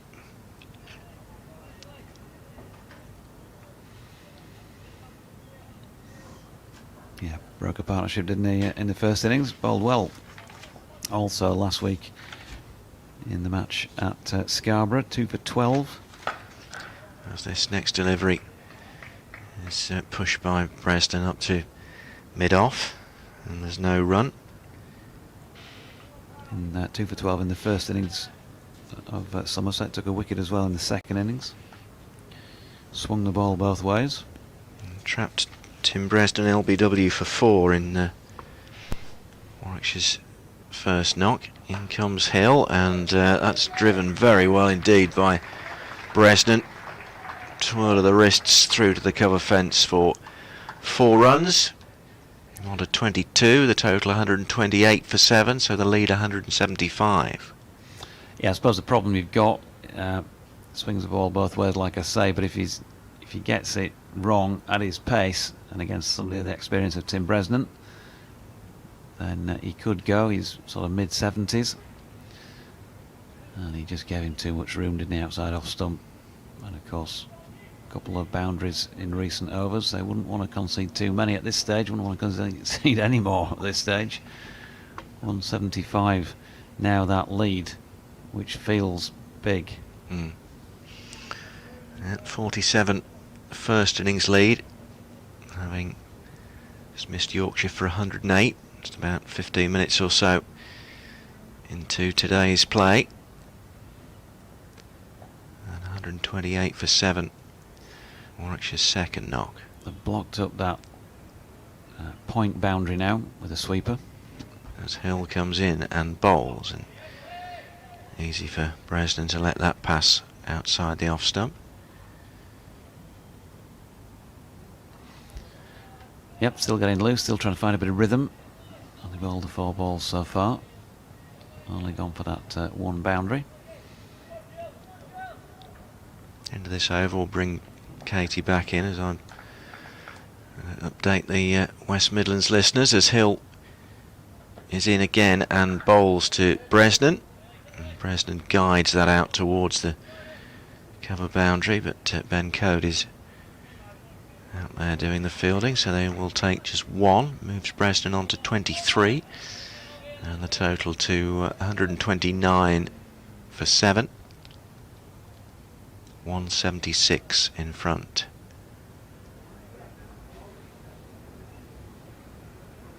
The left-handed Bethel to face the final delivery of George Hill's first over, and he comes and bowls and squirts away towards point by Bethel, but all the while on the ground. Best does the fielding. End of the over, so Bresnan on 23, Bethel on 8, Warwickshire 129 for 7. That's an overall lead of 176, and we'll bring Katie Levick back in to join Jonathan.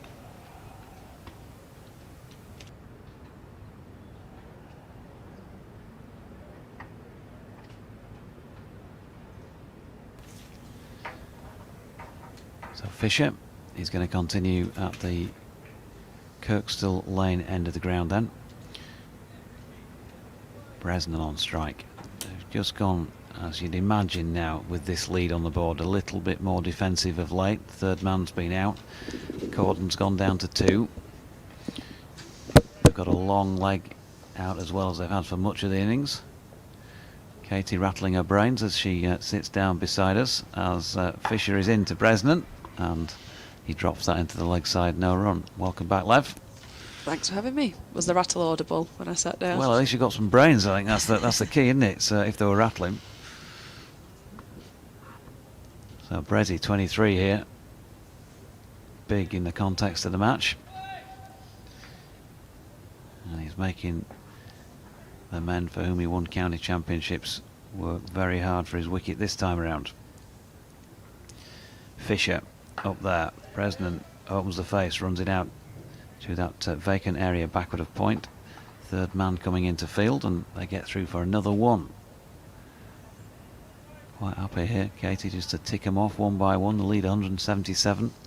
Yeah, Bresnan looking quite unfazed here, showing all those years of experience he's got, especially at this ground, and just slowly building that total and making it even more overbearing for Yorkshire. To think about, they've got to go and get these runs on day 2, 3, 4. Fisher round the wicket, driven by Bethel. Up to Patterson at mid-off, no run. Nigel Long umpiring at square leg. Seems to be a bit of a talker, likes a bit of a chat, having a word with Milan. Got umpires like that on the circuit that you there's a few verbal exchanges with while you're waiting for the next delivery? If I'm lucky enough to ever get in the circle, then I love a chat, or I'll just shout from third man. Fisher round the wicket. Oh, good delivery, bowled him. He's taken Jacob Bethel off stump. The bails fly. Matthew Fisher strikes for the second time in this Warwickshire second innings. They've lost an 8th wicket with 130 runs on the board and a lead of 177. Bethel bowled Fisher for 8. Great delivery. thought he'd just squared him up nicely, then it was going to be another annoying just drop short of slip catch, but it's actually cleaned him up, and just rewards Fisher. Yeah, we've gone for 1 or 2. Mentioned in terms of run rate, economy rate, maybe just a little bit on the expensive side in the context of the match. Just over 4 and over. But if you're taking wickets, and there's an element of, well, we'll take that as long as the wickets column has been added to. And Bethel, he hit 2 fours in a 29-minute stay at the crease, faced 19 balls for his 8 runs.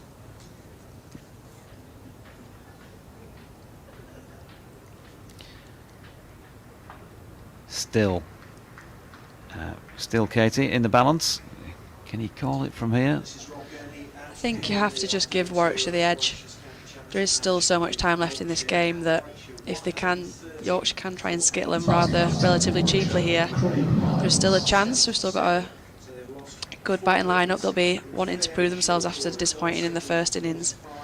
They'll be hoping that no one can stay here with Bresnan, because you feel that Bresnan's got a knack of just hanging around here, taking it up past 200 and just making it look quite daunting for Yorkshire.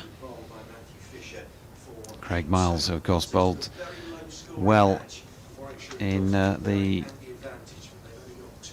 Yorkshire first innings, took 3 for 21 in his 9.5 overs. He's now got to produce something with the bat here. His team, as I say, well, it's in the balance to some extent, but the scales balance-wise tipping still towards the Bears, you'd have to say, given how they went through Yorkshire first time around. 3 slips back in place as Miles, right-handed, takes his guard. Bresnan had just lent his bat against the stumps, taken his gloves off for a moment, has them back on, has the bat back in his left hand, and his waits for Matthew Fisher then to come in from this Kirkstall Lane end, but that's wide of off stump. First up to Miles, doesn't ask him to play. Yeah, I'll be happy to get that one first up. No danger at all there with that one from Fisher outside off. Now Ben Code just going through a few warm-ups as well at the Kirkstall Lane end. He's at mid-off. Possibility that he might be brought back to try and help clean up the tail. Fisher coming in again, passes umpire Malinder. It's up there and just short of length. Miles can do nothing but just have a little forward push at it past the outside edge. Warm applause for Matthew Fisher. Scoreboard stuck at 10 overs and 4 balls. 1 maiden, 2 for 43. Warwickshire 130 for 8. Yorkshire crowd there just sensing that Yorkshire might need a little boost here to try and power through these last couple of wickets. Appreciative of Fisher's efforts so far to stick with it. It's not been the easiest of days for him so far. Can get another ripple of applause now as he makes his way down to fine leg.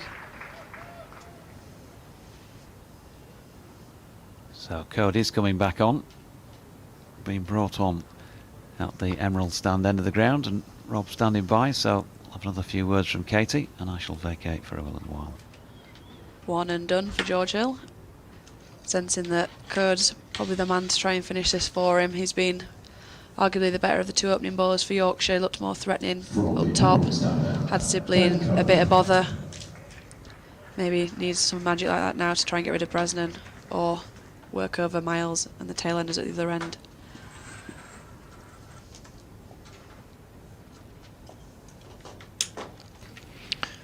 So Code moves in and bowls, and Bresnan guides this one away to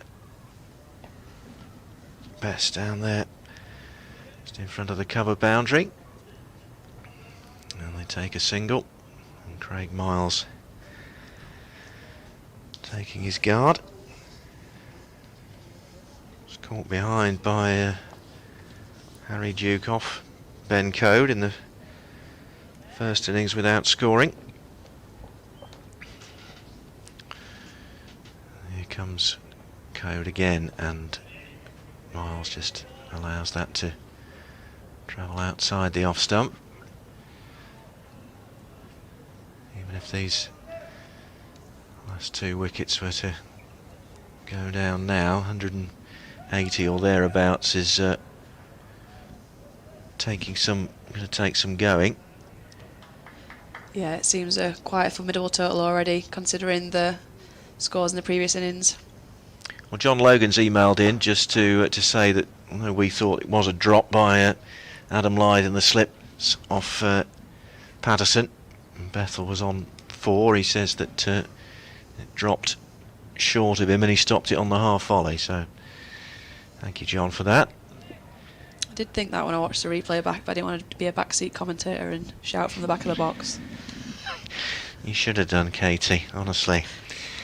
Code is in, bowls, and that's cracked away by Miles, and that's 4 valuable runs as well. So the Warwickshire total gets him off the mark, and the lead extended to 182 at 135 for 8. And every one of these runs is extremely precious as far as Warwickshire are concerned. Miles will be happy that he can't repeat the first innings going for none to Code as well, so he'll be happy to get that 4 under his belt. And Code is in again and bowls to Miles, and this time just pushes it up to mid-off, and there's no run.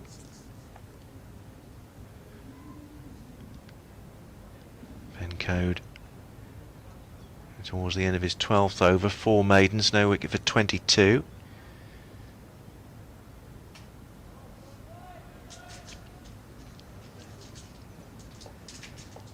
He turns at his mark in front of the Emerald stand and is in and bowls to Craig Miles.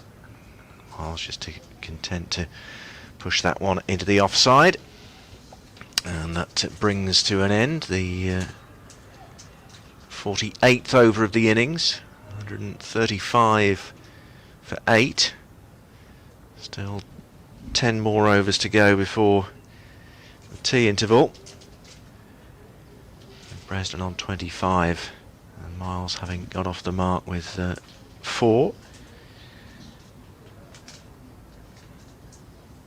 Yeah, I look quite confident in that last over, Miles.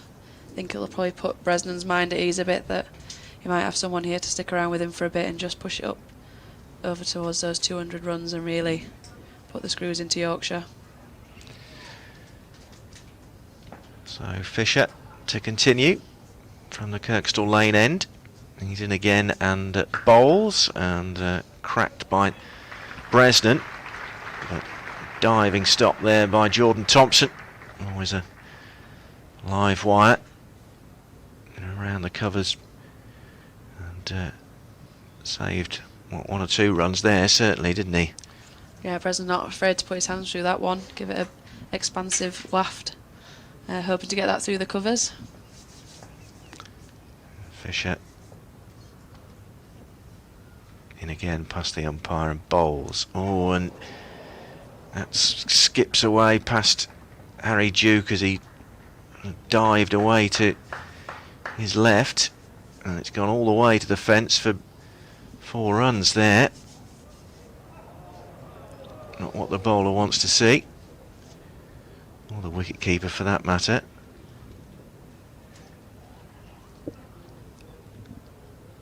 Oh, it looked like it was byes. That must have done something off the pitch. Done Harry Duke up all ends. Don't think Bresnan had much of a clue either. And just raced away. As Fisher is in again and bowls to Bresnan and tucks up and gets everything behind that. Pushed up to Fisher, who does the fielding off his own bowling. And there's no run.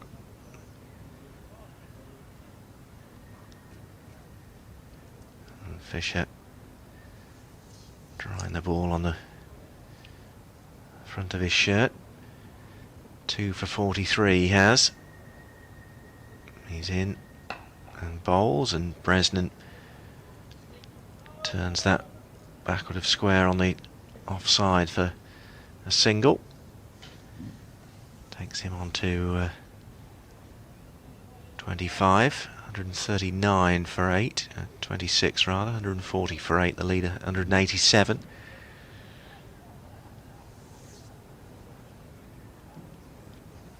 Warwickshire losing Rhodes for 12, Benjamin 3, Hayne and Lamb no score. Hayne a king pair as Rain is in and bowls. And guided down by Miles, but for no run. Burgess 37, Sibley 45, Wokes no score, Bethel 8, Tim Bresden 26 not out, Craig Miles with him on 4, just Liam Norwell to come in, and Fisher on his way in and bowls, and turned away by Miles.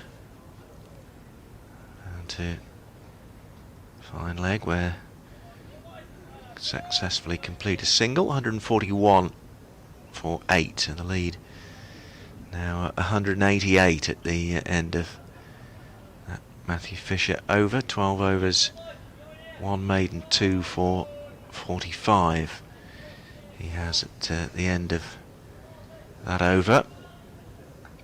And Warwickshire all the time, Katie, pushing up towards a 200 lead, and we've said on many occasions that's going to be very difficult for Yorkshire to chase down, it would appear.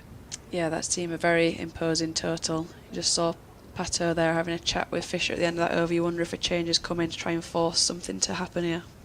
As Code continues, he's in to Miles, who takes a big step down the pitch and allows that to pass by outside off stump. The last thing you want here as a Yorkshire supporter is another little partnership to build. Even the little 10s and 20s that we've seen from Warwickshire throughout this innings have proved so vital, and really need to try and just nip this innings in the bud to have any chance, really. Code thundering in again and bowls to Miles, who pushes this out into the covers where Milan does the fielding, and there's no run. 3 slips in for Craig Miles, George Hill, Adam Lyth and Harry Brooke.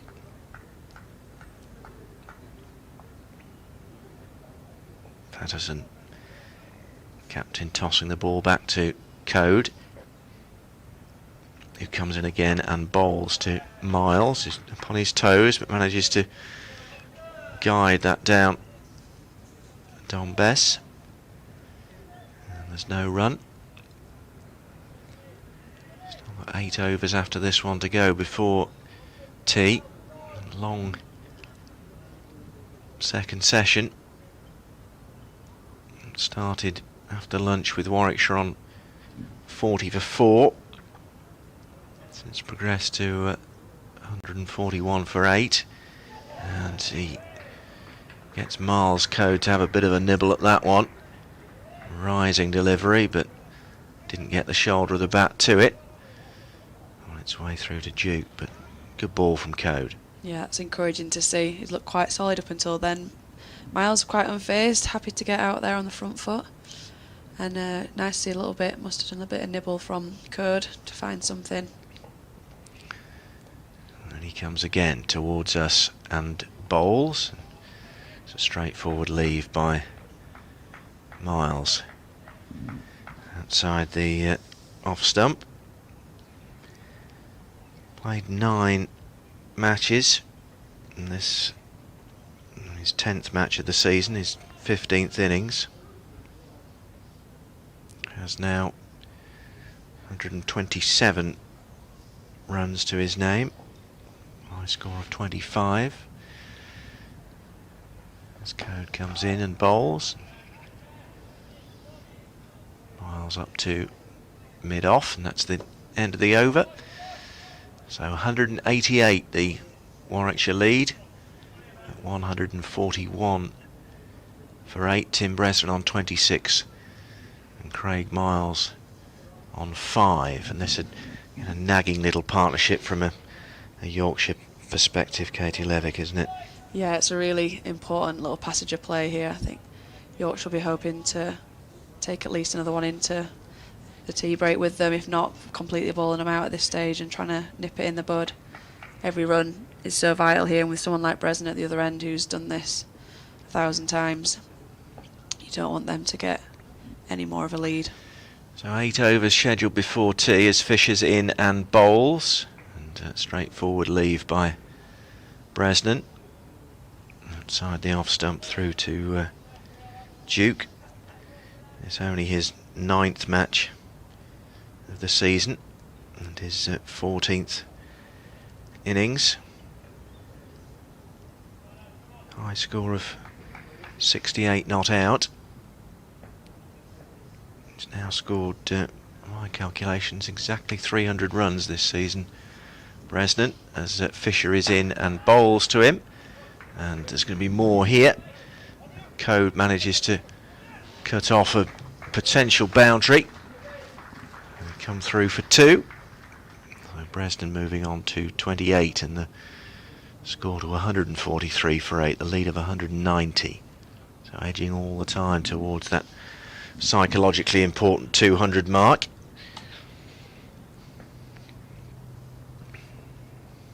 Fisher sets off and is in again, solidly behind this one, Bresnan, as he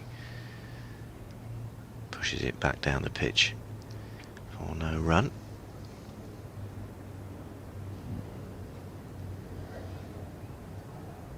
Fisher keep toiling away. He's 2 for 47, so has been fairly expensive in the overall context of this match. In this innings, and he comes and bowls and just edged away by Bresnan, but a deliberate edge down to 3rd man. Takes him on to 29 and the score to 144 for 8, 191 the lead. You'd get the impression that Bresnan thought that might have risen a bit more than it did, given how some of them have come through in this game. Give it a bit more respect than it probably deserved, lean back and just cut it away down to 3rd man.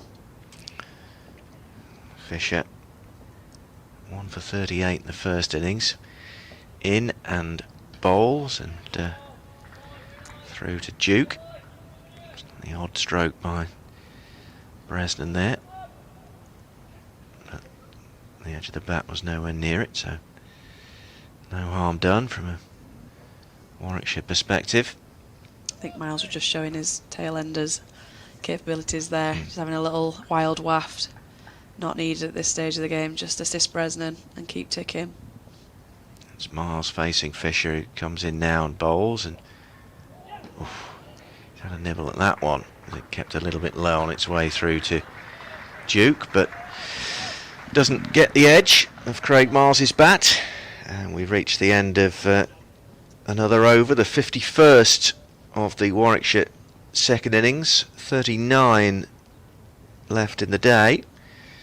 And Warwickshire 144 for 8, 191 in front, with Miles on 5 and Bresnan back on strike, the senior partner here, of course, on 29. Yeah, the back end of that over just showed why it's so important to get Miles on strike here. He's keep Bresnan off strike. He knows how to get through these situations, go at the tail. Good, you'd like to think surely he'll pick up something for his toil today. He's bowled well for no reward so far. 13 overs and 5 maidens, but no wicket for 22 for Ben Code, who starts again towards us in the Emerald stand end, and Bresnan gets everything behind that. Out to Harry Brook in the covers, and there's no run. And from Pontefract, West Yorkshire, Tim Bresnan. Almost successful years here at Headingley playing for Yorkshire, of course, in second year of a 2-year contract with Warwickshire, as Code comes in and bowls to him. And Bresnan guides that down. Think about 2, but sensibly decide against it. So Bresnan moves into the 30s, 145 for 8, 192 is the lead. Bresnan set off very quickly then for that run. He clearly thought there were 2 there, possibly. Always seen how Miles was in the last couple of balls and thought maybe a risky one at this stage of the game, but it's good to see some old life in the old dog still. As Code receives the ball once more and prepares to bowl to Miles this time. In he comes, and Miles tucks himself up and manages to guide it into the onside. And then Jordan Thompson comes across to do the fielding.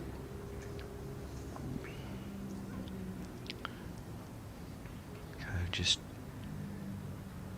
pulling up his socks as he makes his way back to his mark. And comes in again past the umpire. Stumps now and bowls. Craig Miles solidly with his bat behind that up to mid-off. And there's no run.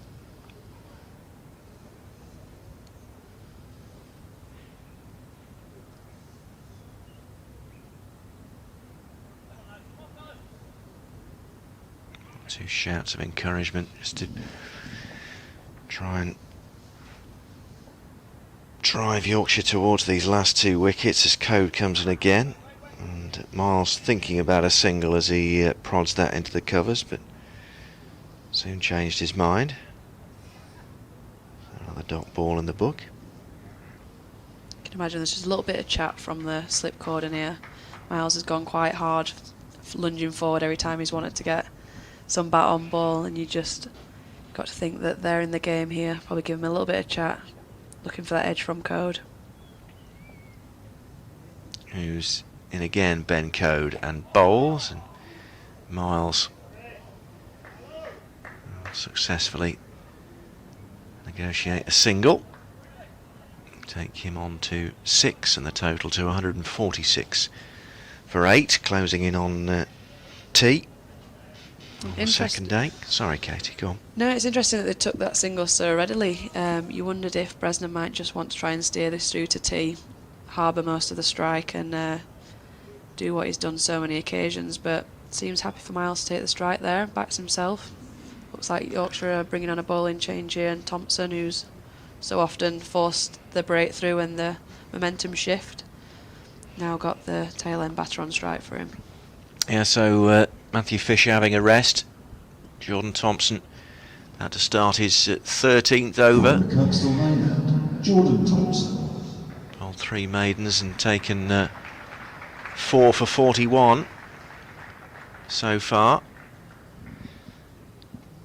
Generous round of applause from the Yorkshire supporters as Thompson comes in from the Kirkstall Lane end and bowls, and that's left alone by Miles outside the off stump through to Duke.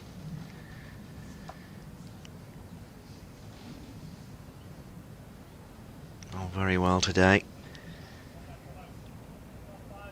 Saw off Benjamin and Thompson and Hayne rather in successive deliveries. Jordan Thompson, as he comes in again and bowls, and left well alone by Craig Miles. His radar just a little bit off there, quite wide outside off stump. He'll be wanting to try and encourage any sort of shot from Miles and find that outside edge, but that's not going to get it bowling that wide. Also dismissed Chris Wokes for no score and Dom Sibley for 45 when he'd shared in a really significant partnership of 70 with Michael Burgess earlier on. As Thompson comes in again and left alone by Miles, just still trying to get his radar attuned again. Thompson can be a little bit tricky when you've had a rest to get straight back on it right from the the start, Katie, can't it? Yeah, and especially on a cold day like today, getting your muscles going again is not the easiest. Here he is, Thompson in. Did tempt Miles to have a little bit of a waft at that one, but Harry Duke taking the ball at ground level there. There was no nick from Miles, and Warwickshire batsman survives. Yeah, that's what you'd be looking for from Thompson. Tailenders don't have the concentration span necessarily to see through awkward periods, and got to try and keep tempting that shot. As Thompson moves in again and cracked away this time dismissively by Craig Miles for 4 runs. Moves him on to 10. 150 up for Warwickshire, 150 for 8, which means the overall lead is 197. A dismissive shot there from Miles, Katie, wasn't it? Absolutely no hesitation in putting away the bad ball there. Got what he deserved, in fairness. Short and wide and not really challenging him. It's firmly dispatched for 4. The response light by Thompson is in again, and no stroke required by Miles. Just allows it to pass outside the off stump, and that's the end of Jordan Thompson's over. 13 overs, 3 maidens, 4 for 45 he has now. And from a Yorkshire perspective, this just an irritating partnership worth 20 since the last Warwickshire wicket fell. That of Jacob Bethel was bowled by Matthew Fisher for 8. But, another crucial 20 runs added by these two. Yeah, every run is so important, and as that total creeps towards 200 lead, it seems ever more daunting. Batting on a pitch like this, it has shown that it can have quite a bit in it for a bowler. 197 is the Warwickshire lead as Code continues towards us and bowls to Bresnan, who turns this into the onside. Couple of fielders and deep positions converging on it, and for a moment they thought about a second, but first Fisher and then more notably Thompson saw to it that they wouldn't be able to get to. So Craig Miles on strike for second ball of this Ben Code over from the football stand end. Runs towards us and bowls, and that's edged but just falls short of third slip there and George Brook. But Code did find the edge of Miles's bat, and that will offer him some encouragement, won't it? Yeah, not just quite carrying today to the slip cordon. Frustration for Yorkshire. A few of them just dropped in that nagging length in between. It's just not getting the carry through that you were hoping for, but promising signs that he is still going to keep going for it if you ball it into that right channel just outside off. Code is there again and bowls, and Miles solidly behind this into the covers and Milan, and there's no run. Yeah, both Jonathan and I thought that perhaps Adam Lyth had spilled one earlier, but one of our email correspondents correcting us on that. Happy to put that right. They get the luxury of multiple replays. We'll give it you guys. As Code turns and moves in again, and big stride down the pitch from Miles, who lifts his bat out of the way into the gloves of Duke, and there's no run. So we've still got 3.3 overs, 3.2 overs to go before tea, 4.2 overs to go before tea on the second day. And Code comes in and bowls, and Miles plays this out to point. There's no run. Just 2 runs away from a lead of 200 for Warwickshire. psychologically will be key, you would think, just to make Yorkshire think that we're even more tricky to reach as Code comes in. And, Miles, a little bit of a nibble at that, but withdrew his bat in time to end that Ben Code over of his 15th of the innings. 5 of them have been maidens, no wicket for 25, so he's bowled with a great amount of discipline, but hasn't brought him any reward. And Warwickshire move on at 151 for 8. Bresnan 31, Miles on 10. And the lead 198 with 4 overs to come before tea. Katie Levy. You can just see a little bit of frustration in Ben Code's body language there. He's toiled away today for no rewards, and he's had batsmen thinking about it quite often. Stuff not quite going to hand. Not got the wickets he might perhaps deserve. As Thompson continue from this Kirkstall Lane end, he's in, and no stroke required by Bresnan. Allows it through to Harry Duke. Yeah, Thompson just needs to tighten his lines up a bit here if he wants to be challenging for some wickets. So can't help but feel he's just a little bit wide at the moment.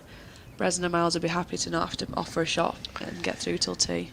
Yeah, not asking the batsman enough questions here as Thompson comes in and bowls, and that's successfully played by Bresnan up to mid-off, and there's no run.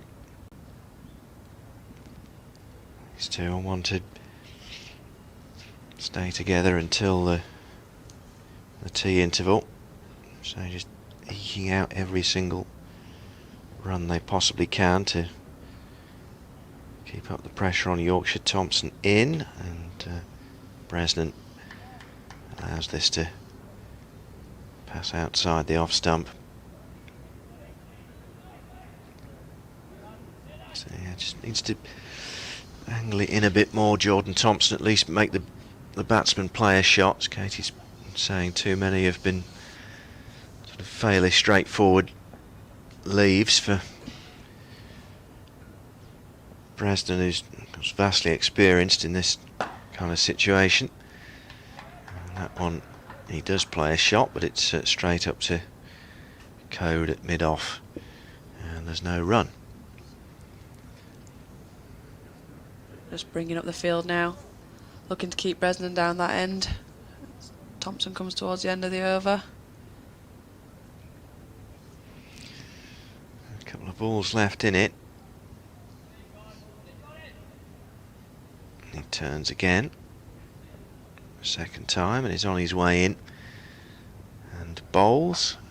And, that's jabbed down to third man by Bresnan for a comfortable single,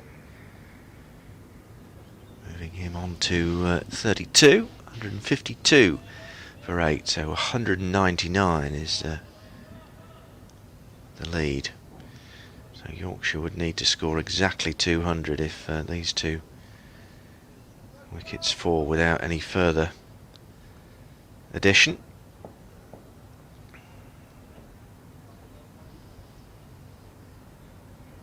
Thompson in and bowls, and Miles slightly tempted by that. Thompson throwing his arms into the air in frustration as much as anything else there at the end of his over. So 199, the Warwickshire lead at 152 for 8 with 3 overs to go before tea. Yeah, as you said already, the required total is 200 for Yorkshire, and that seems like a very big ask considering we're not even towards the end of day 2 yet and run innings 3. They'll be eager to get Bresnan out here. It's looking a little bit too easy for it. Just needs someone to produce that moment of magic. Looks like we're having a bowling change. Code's toiled away and he's having a little break now. Bring Hill back on. See if he can do anything. George Hill. Yes, the 20-year-old from Keighley. A wicket of Tim Bresnan in the last innings trapped him LBW for 4. He's got the opportunity to perhaps claim him twice in the same match here. Comes bounding in Hill and bowls and tempt Bresnan there to chase a bit of a wide one, but doesn't get any bat on it. Through to Duke. Very loose shot there from Bresnan. Definitely was tempted there to try and cut one away for 4. It ended up being a bit of a flash outside off.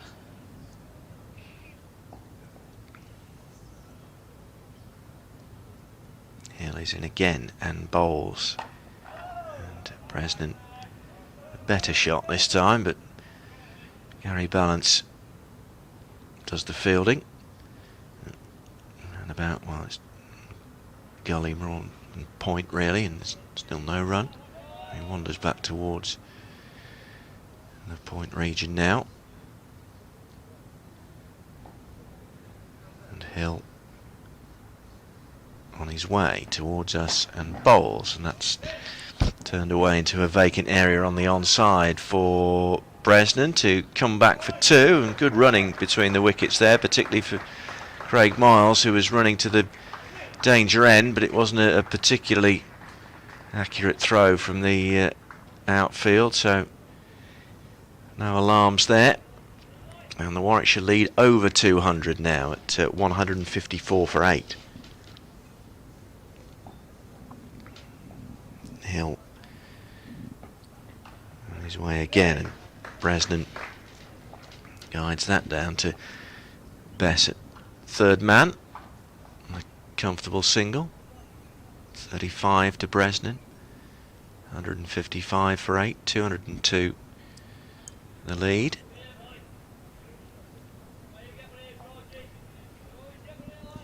Miles retaking his guard for George Hill,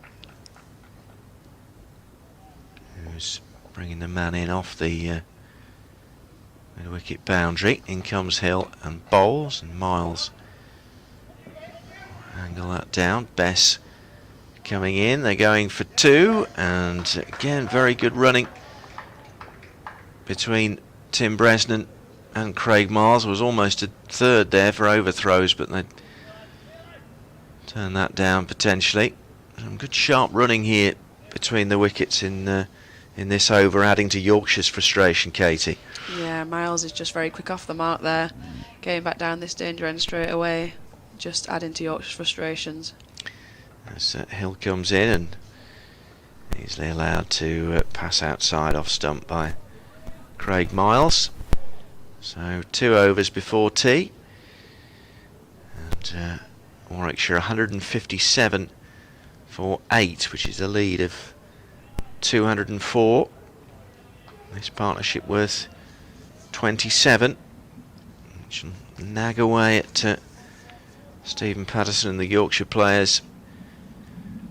Bethel was bowled by Fisher for 8 with the score on 130, but Tim Bresnan and Craig Miles have taken it on to 157 for 8 now. And Jordan Thompson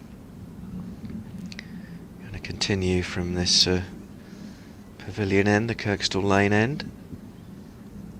Here in Leeds, this is day 2 of county championship match between Yorkshire and Warwickshire. As Thompson is in and bowls, and Bresnan solidly behind that into the offside. Warwickshire all out for 155. Reply, Yorkshire bowled out for 108, and now Warwickshire second time around at 157 for 8. Rob Gurney here on behalf of BBC Radio WM, BBC CWR, Katie Levick with us, and Jonathan Doidge, the third member of our commentary team. I'll be picking things up after tea, no doubt, as Jordan Thompson doesn't force Bresnan into a stroke. Through to the gloves of Harry Duke. Just all looking a little bit flat at the moment for Yorkshire. Just needs someone to just lift it. Runs completely unfazed for Bresnan and Miles. As Thompson moves in and bowls to Bresnan, and he will get a single for that, and a third man. Keeps the scoreboard ticking on to 36 and 158 for 8. 205 is the lead. Harry Duke being particularly vocal now behind the stumps, and give Jordan Thompson some encouragement as he moves in and bowls. Bresnan, or Miles rather, plays it back down the pitch, and Tim Bresnan grounds his bat and takes the bails off. Don't splay the stumps or anything, just had enough on it just to reach the stumps and knock the bails off.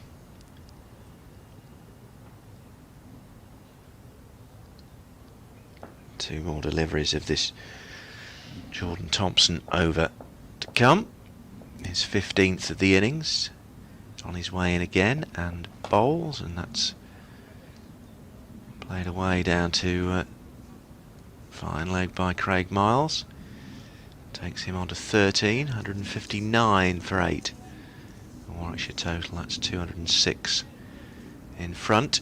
There's one over to come before tea after this one. And just a chance for the Yorkshire players to regroup a little bit in the dressing room for a few minutes as Thompson completes this over. He's in and bowls to Bresnan. A slight misfield by Brook, but then decide against the single. So the end of the over, 159 for 8 Warwickshire. That's an overall advantage of 206 with one over to come before tea, Katie. Yeah, you feel Yorkshire just need this little tea interval now just to have a bit of a rocket up them, try and make something happen. It's all been a little bit flat, and these sort of partnerships can just steadily creep away at you when you never feel like they're quite on top, and before you know it, they've got a healthy lead over us, and 206 already looks like quite an imposing total. You don't want it to get really out of reach to the point where you're not even thinking about the win anymore, you're thinking about saving the game. So these two put on 29 for the 9th wicket since Bethel was out, as Hill continues on the last over before tea from the Emerald stand end. Miles successfully plays first delivery into the offside for no run.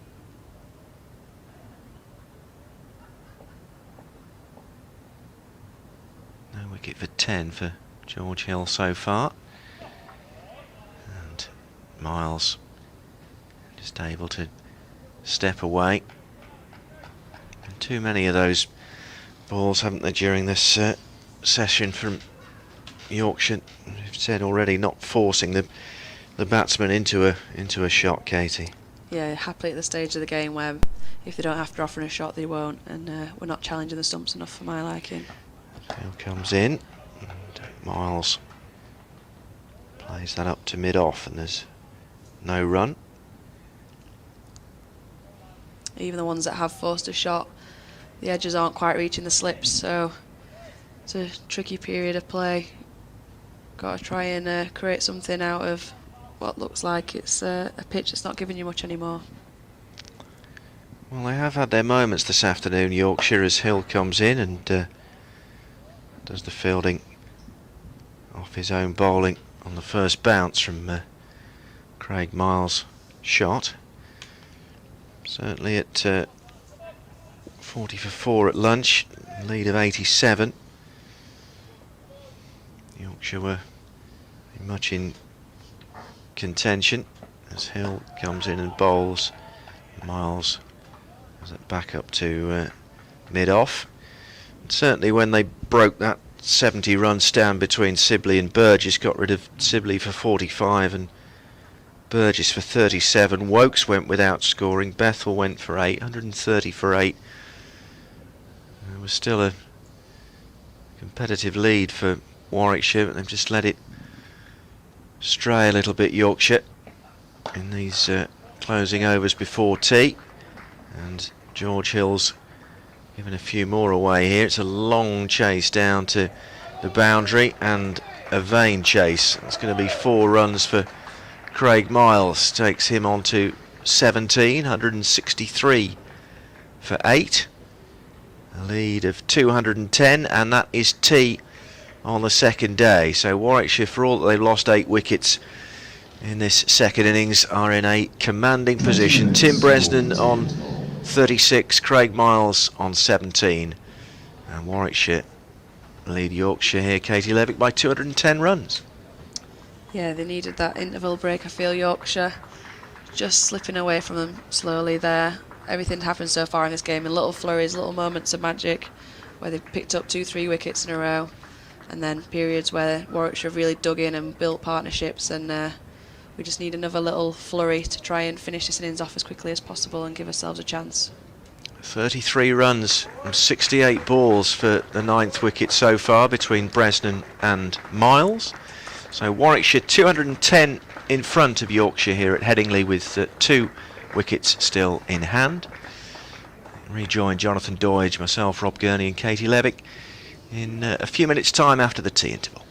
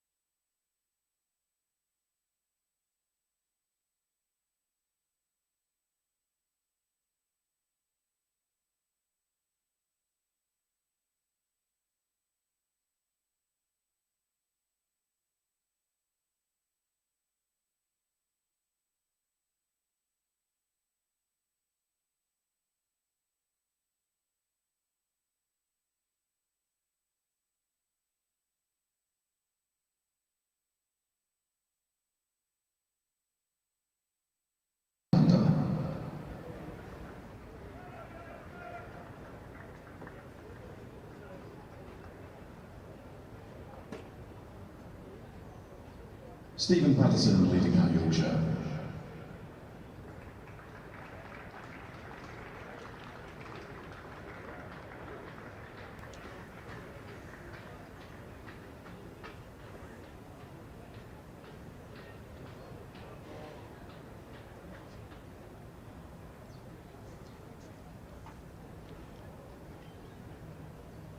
Tim Bresnan and Craig Miles continuing the batting for Warwickshire.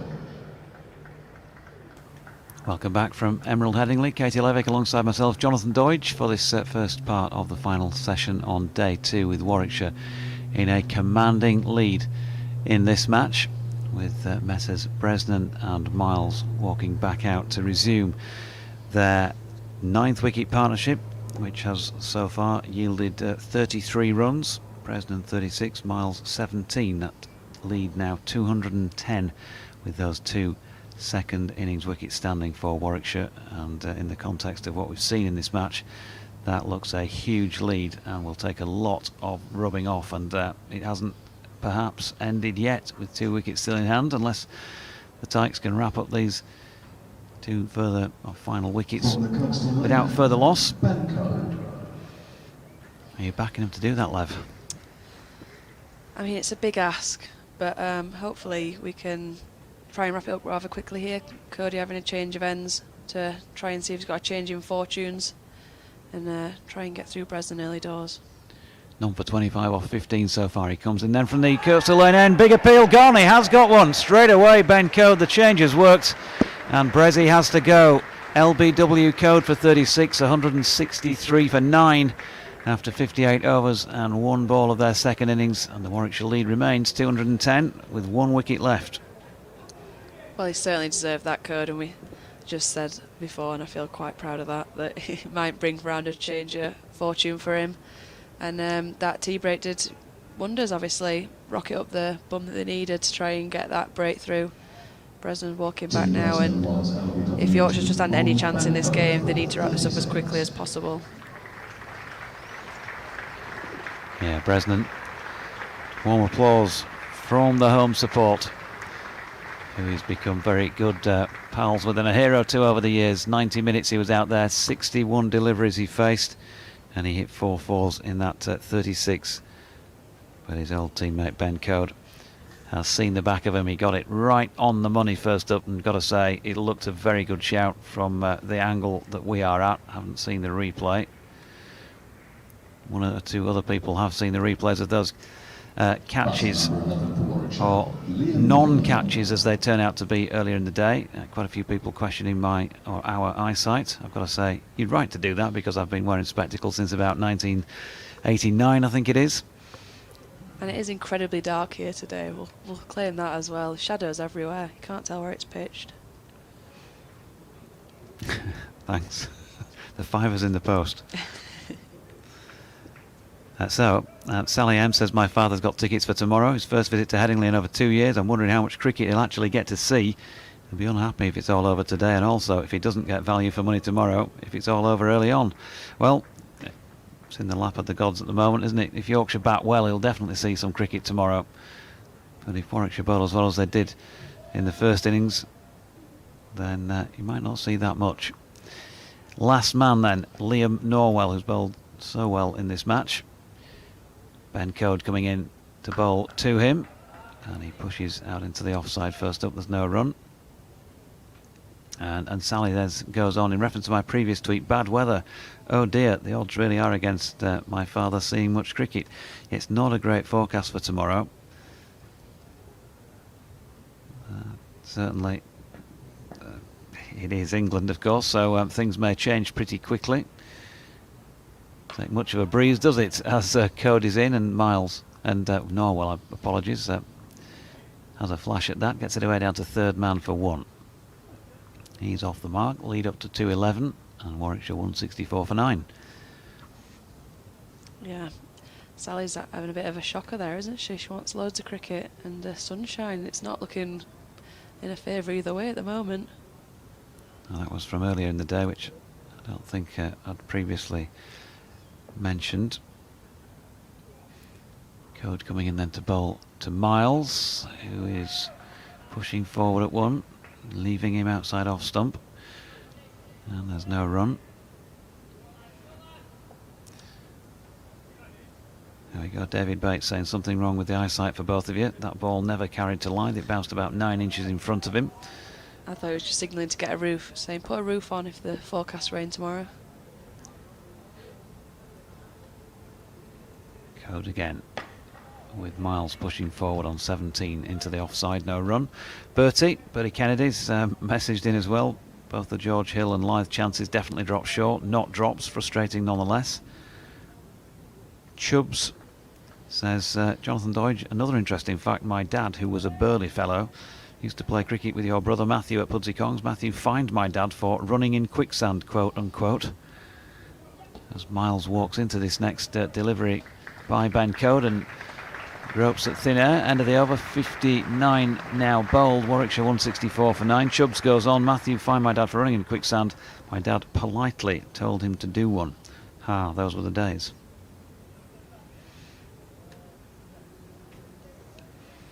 Running in quicksand, that's a polite way of putting it. Not heard it that way before.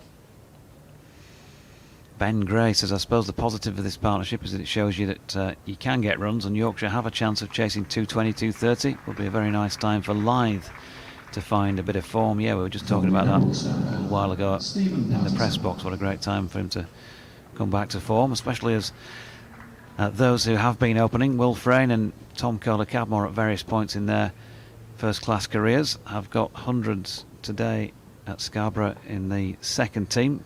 Stephen Patterson going to open this final session from the Emerald stand end, and Norwell has an expansive drive at that, wide of off stump but misses. Didn't look overly keen to stick around there, Norwell. He wants to get on with it, put some runs on the board and really demoralise Yorkshire.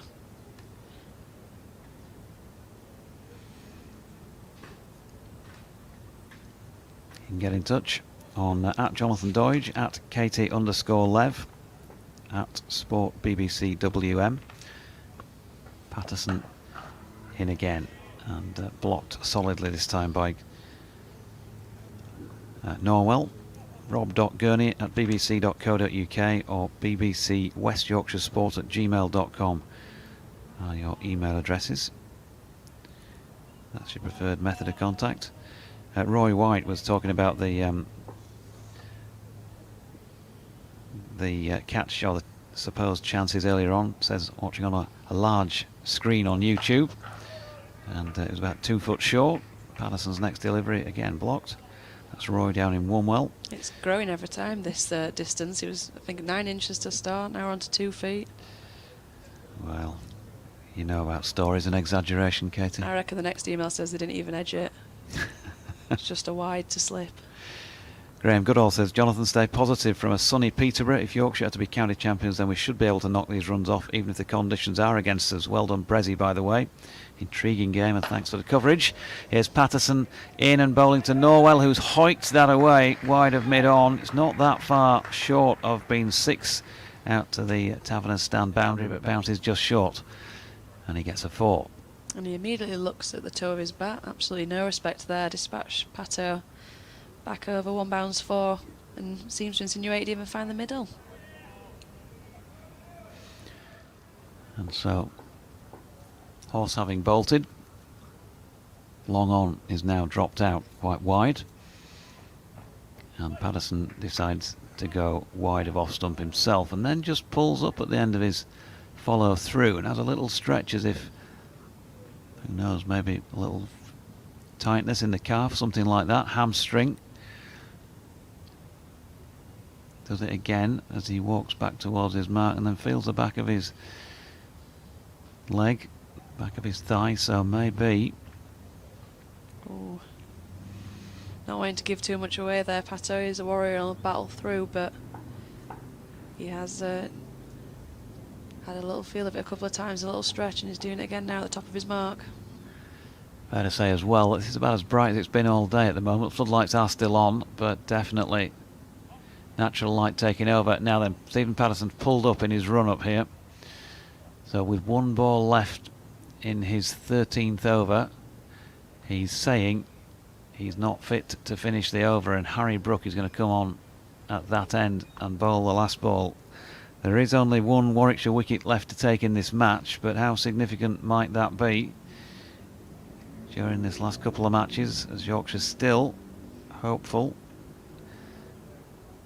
of a serious title challenge going to the final match next week. But he's going to leave the field immediately, Stephen Patterson, and Brook to complete the over.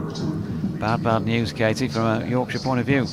Yeah, he's such a key figure in this team. I'm hoping it's more of a preemptive measure to get off now whilst it is still a niggle, try and get some treatment, but worrying when we're at the business end of the season for sure.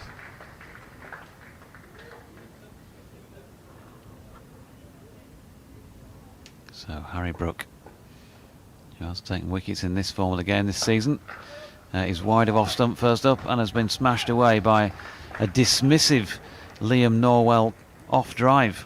Flat bat as much as anything, past extra cover for 4. Very casual end to that over. Harry Brook just seemed to come on, finish, and Norwell showed him what he thought of that and just dispatched him straight around for 4.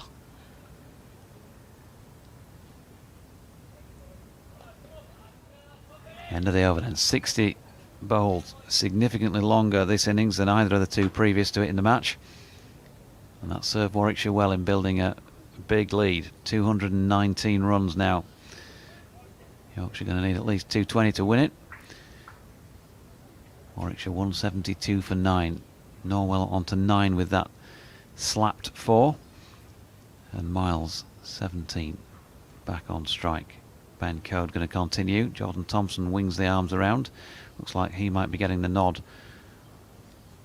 to replace Patterson at the Emerald stand end.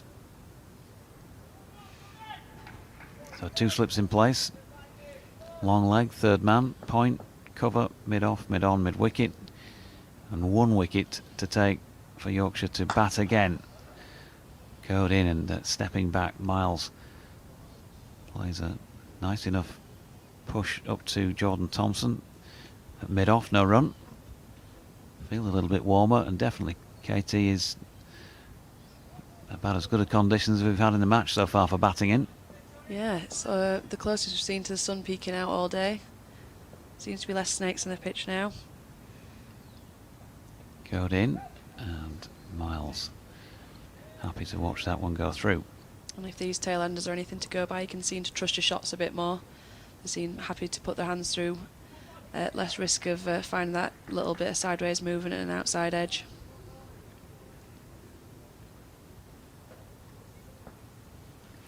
Miles out there for 5 minutes short of an hour, faced 48 deliveries. Yeah, Code is bowling to him, and he's comfortably behind it, pushing it out to point. Still no sign of any spin in this match.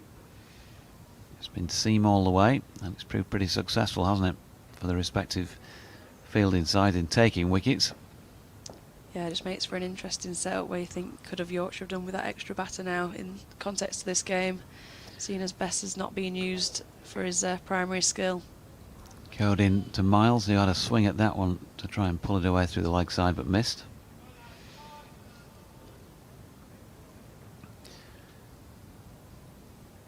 Yeah, highlighted by 1 or 2 people on the socials. Dawn Bess, of course, batting at 6 more recently, so considered a genuine batting position, of course. In comes Code, good delivery. Has he got the nick on it? Yorkshire celebrating as if he has. Miles stands firm, and most importantly of all, so does umpire Neil Malander. I mean, I know we're quite a way away, but I thought I heard a little something there. Must have been bat on pad, you feel, because the umpire never even doubted that one. So last ball of Code's over to come. Can he finish it? Wicket with the first ball back after tea, that of Tim Bresnan. Here he is, into Miles, who pushes it back up the pitch where Code fields, and there is no run. 172 for 9 at the end of the 61st, the lead 219.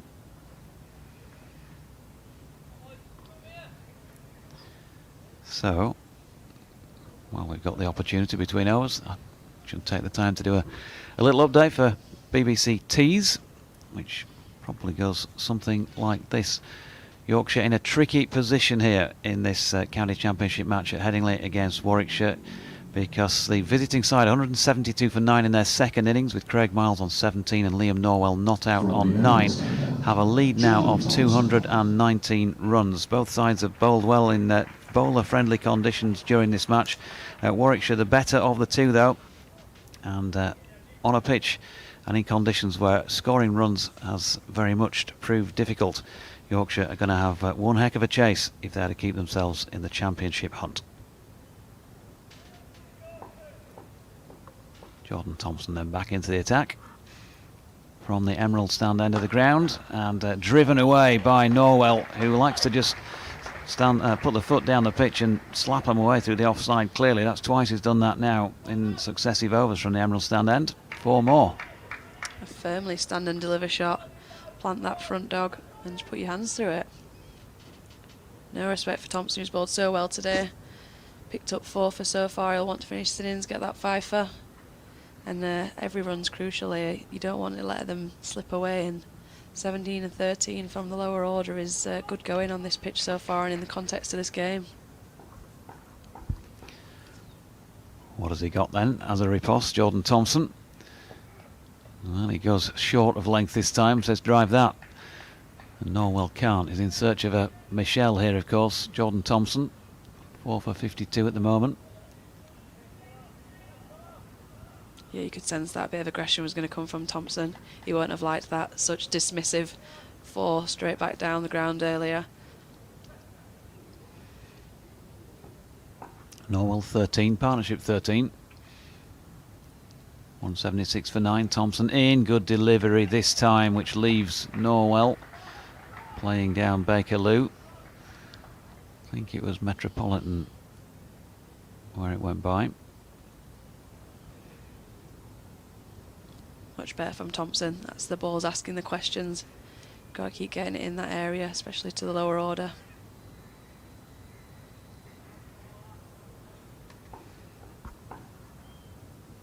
And he comes again.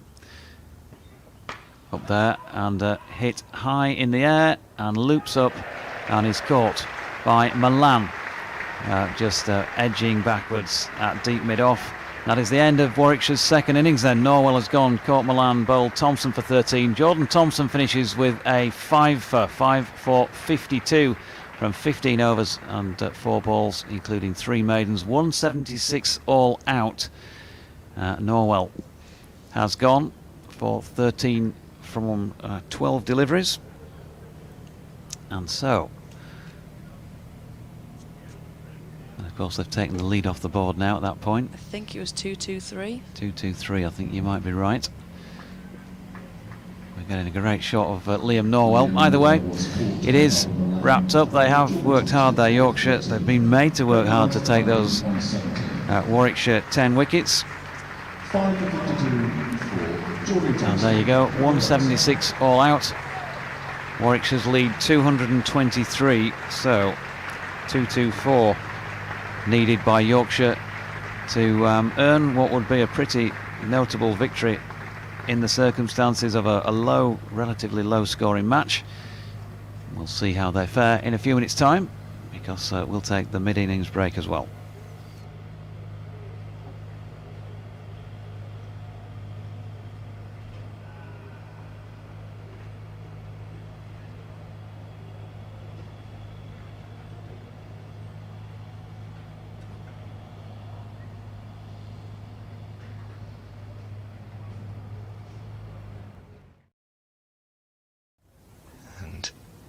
He waits again, and he's gone.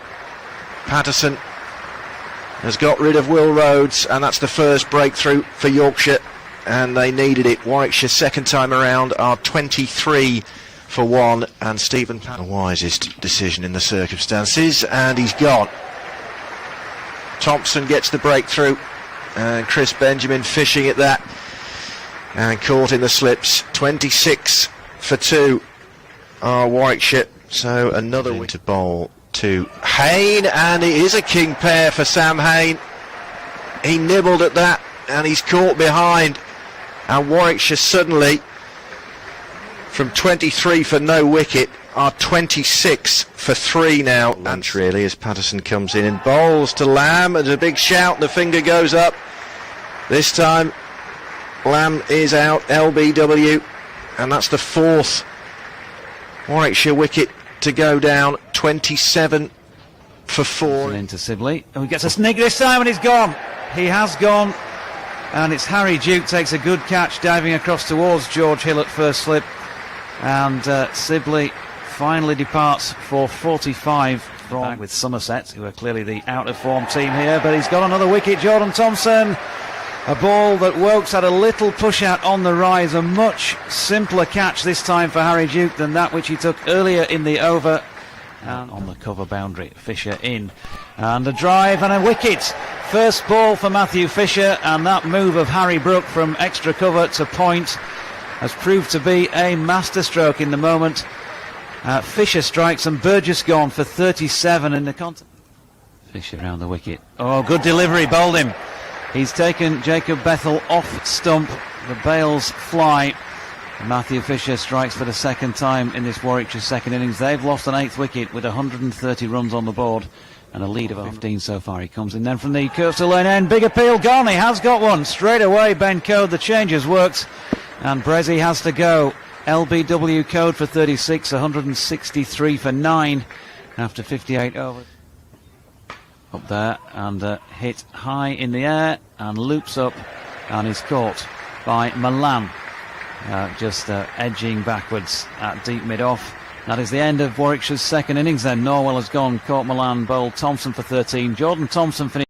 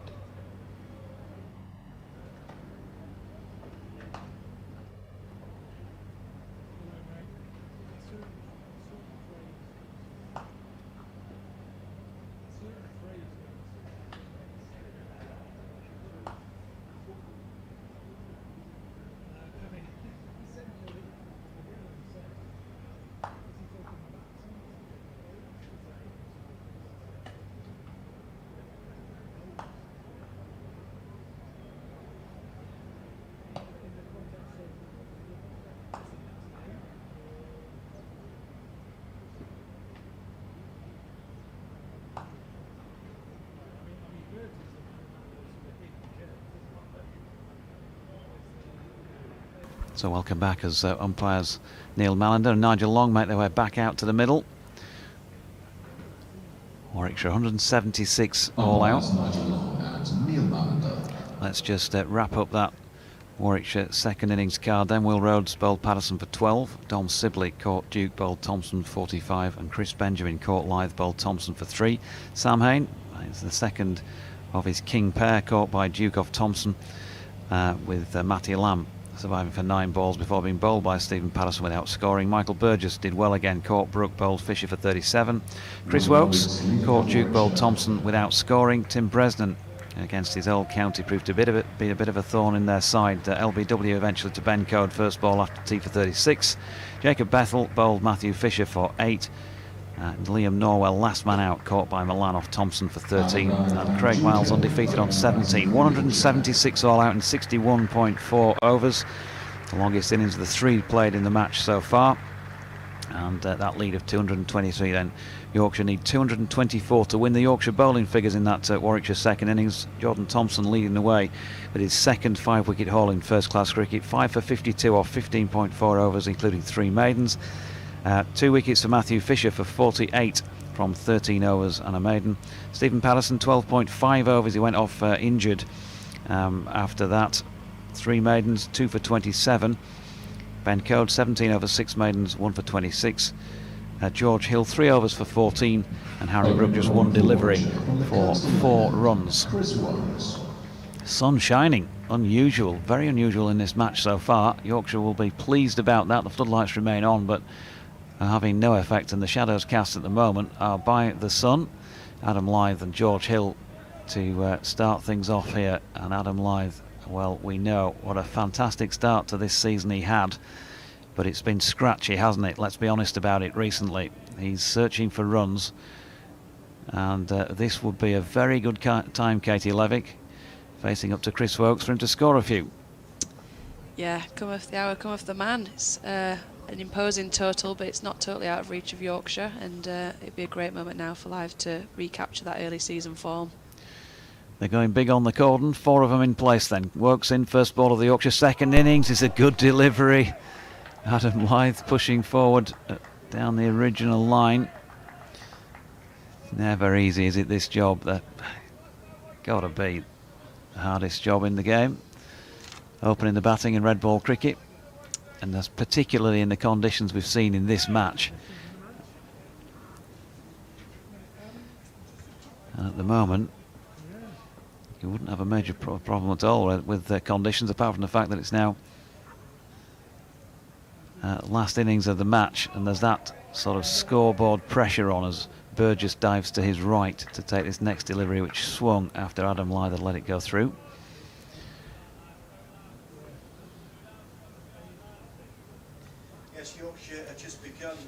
Lyth in the Yorkshire first innings was an early victim.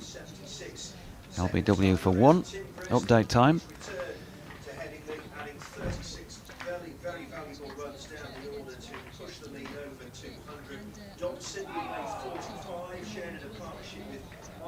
It still is, Rima. You'd have to say that Yorkshire, the underdogs here, and Warwickshire would be the favourites, because they've just been finished off by Yorkshire about 10 minutes or so ago.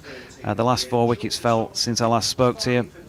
Michael Burgess made a good 37. Tim Bresnan, of course, former Yorkshire and England star, playing for Warwickshire these days, a thorn in their side in the second innings. He made 36 before Ben Code had him LBW first ball after tea. They finally got Liam Norwell out, last man, for 13. 5 wickets for Jordan Thompson, the youngster from Yeadon, who's still making his way in the game, but I think he's stamped his mark on things in this last season or so now, and a second first-class 5-wicket haul for him, 5 for 52. 2 wickets each for Matthew Fisher and Stephen Patterson, and 1 for Ben Code. Yorkshire have gone out to bat.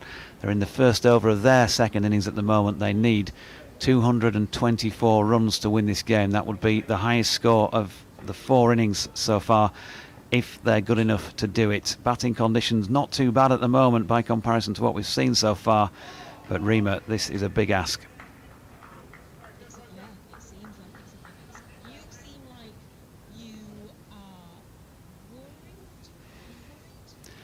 Insofar as if Yorkshire don't win this match, then their title challenge may have hit the skids. We'll have to see what happens with the results elsewhere. There's not enough. There's too much time left in the game for it to end up being a draw. Although there is, by all accounts, a threat of significant rain tomorrow, so it may go into day 4.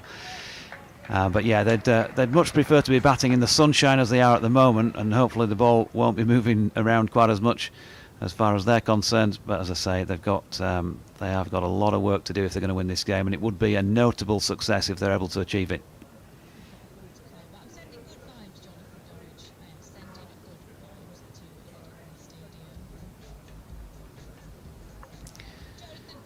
That's Rima sending good vibes up to Headingley Stadium from BBC Radio Leeds. Liam Norwell.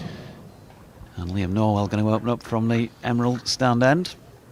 I think we'll bring Rob back in a moment or two.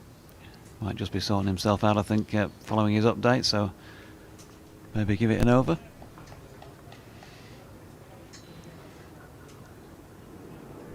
Norwell then has those routine couple of practice deliveries to Chris Wokes, who's gone in at mid-on. In he comes then, the blonde-haired Liam Norwell. And that's pushed into the offside by George Hill first up. And there's no run. 4 for 27 from 14 overs and 6 maidens, Norwell, in the Yorkshire first innings.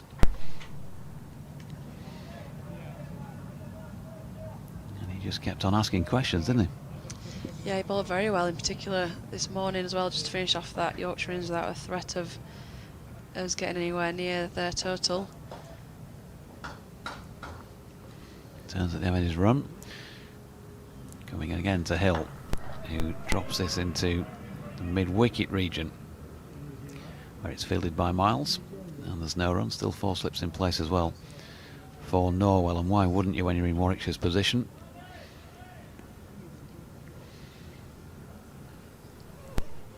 Wouldn't have the stats to hand, but knocking off 224 here to win a match.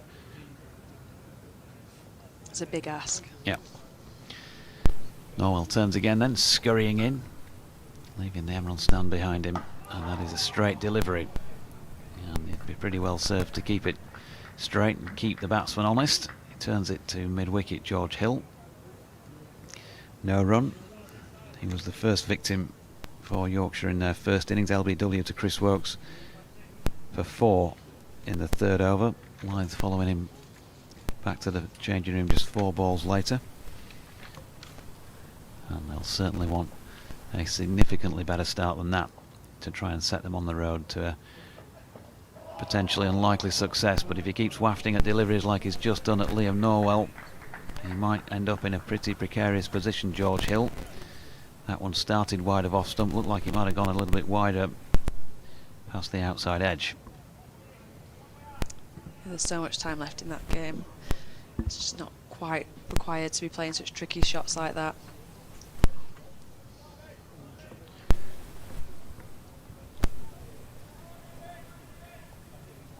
Norwell turns again then. We have a passing pigeon. And in he comes, and that's worked off the legs nicely by Hill. Down to long leg, where Matty Lamb does the fielding. And they get through for the first run of this Yorkshire second innings then.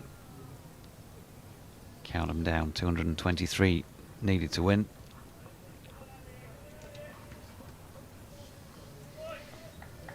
One to come in the over. Lyth to face Norwell for the first time in this second innings.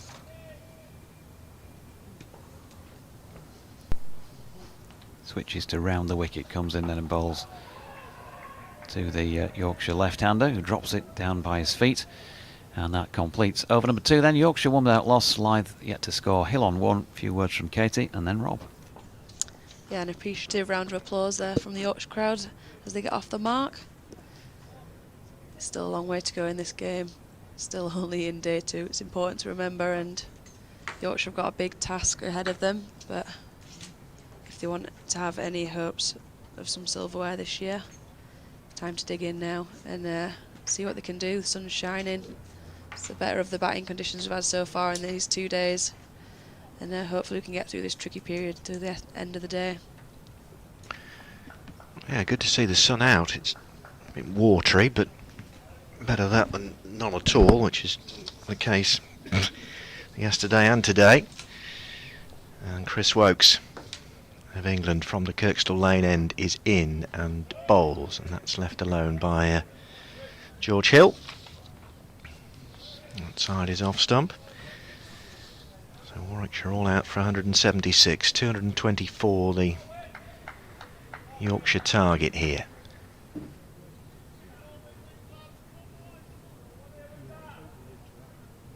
Wokes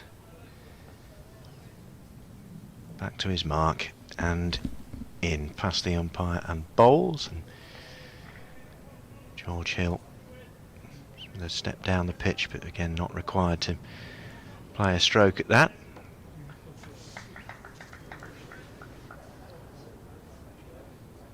Some encouragement in the field from Will Rhodes, the skipper, at mid-wicket there. Dom Sibley at mid-off, Liam Norwell at mid-on. As Wokes comes in and bowls.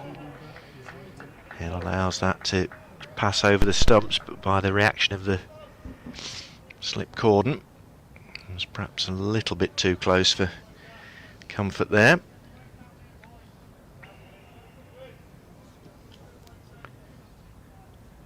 Lovely evening in Leeds now. Yeah, the crowd that stuck at it all day in the East Stand being justly rewarded now. As Wokes moves in again and bowls. Just an inside edge into his pads there from George Hill. Delivery that jagged back a little at him from Chris Wokes.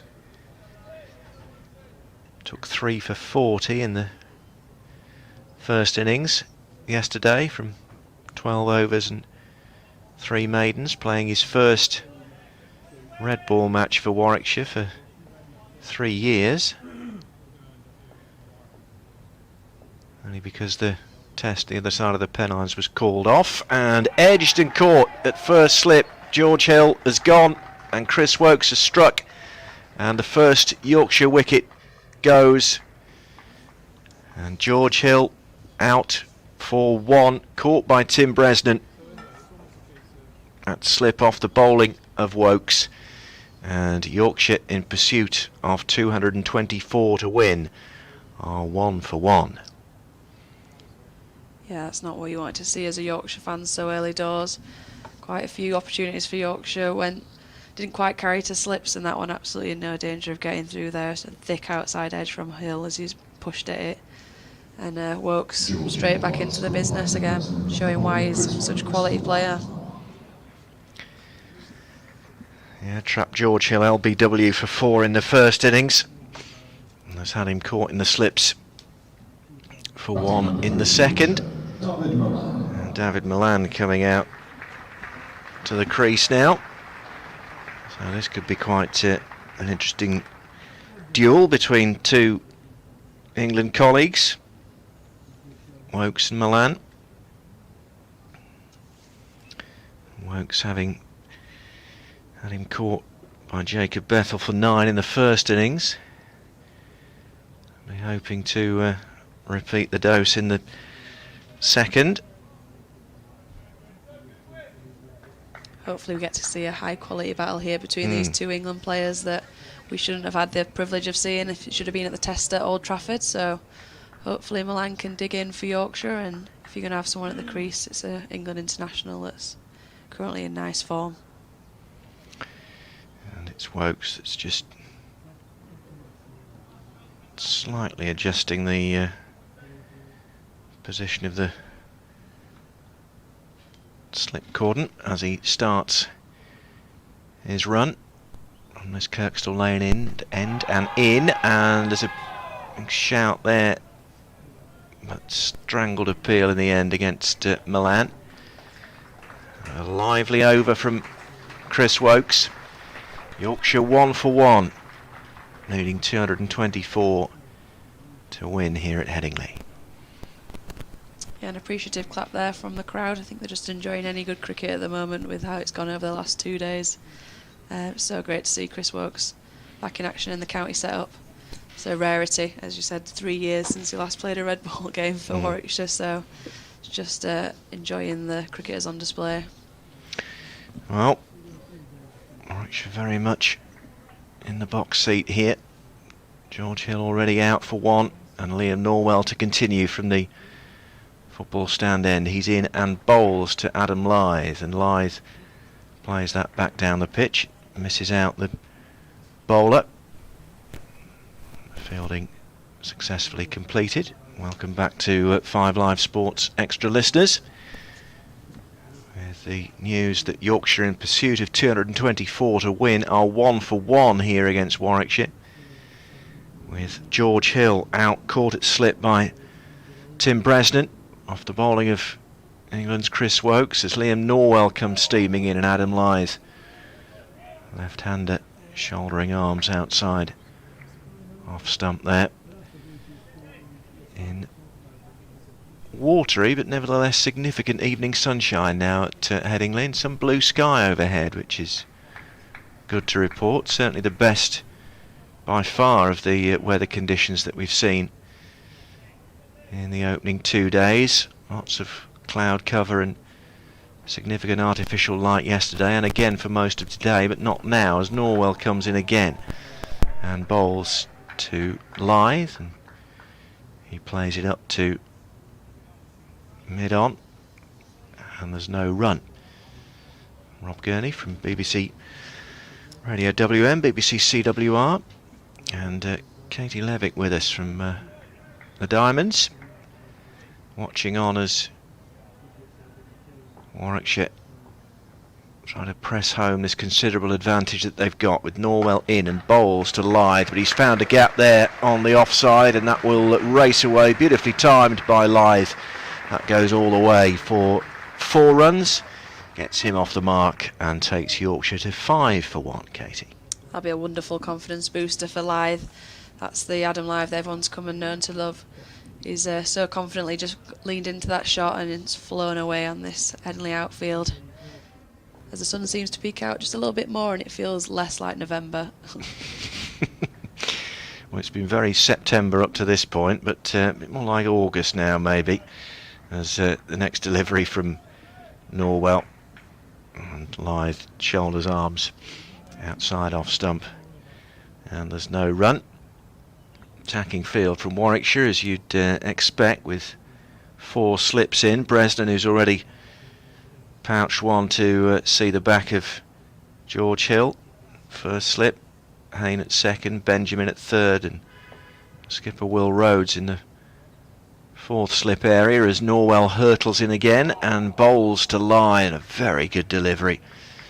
Playing a miss from Adam Lyth through into Michael Burgess's gloves, and the end of that over. 22 more remaining in the day's play today, at just after 4:45 on this Monday evening here in Leeds, and Yorkshire 5 for 1, needing a further 219 to beat Warwickshire in the County Championship Division 1.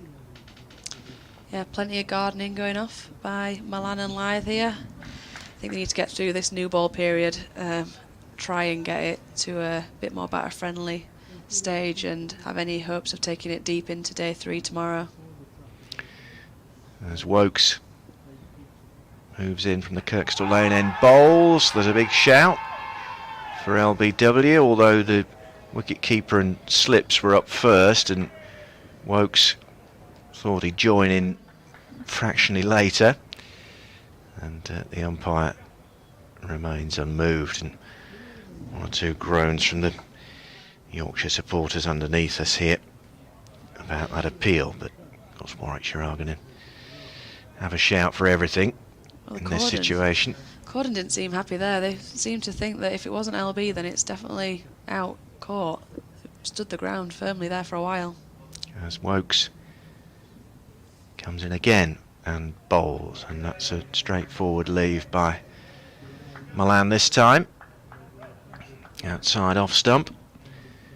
As we say, these two, Chris Wokes and David Malan, only here because the 5th test between England and India was called off across the Pennines at Old Trafford.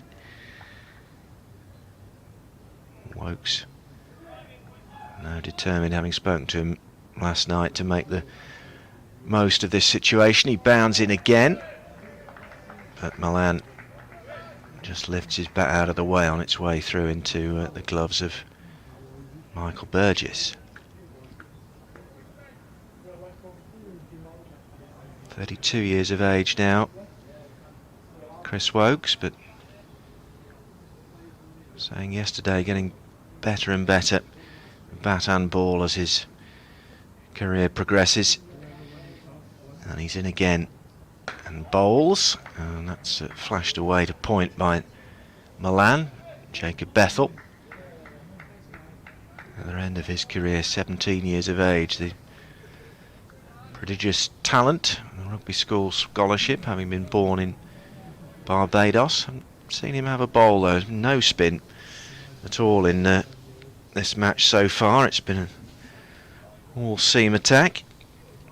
But Bethel, a young man with a big future, as Wokes moves in again and bowls, and Milan has found a gap. It won't quite have the legs to get all the way to the boundary rope, although the rope is in quite a distance from the west stand out towards the right hand side, but Bethel cuts it off before it crosses the rope, and Milan off the mark with a couple there, and Yorkshire 7 for 1.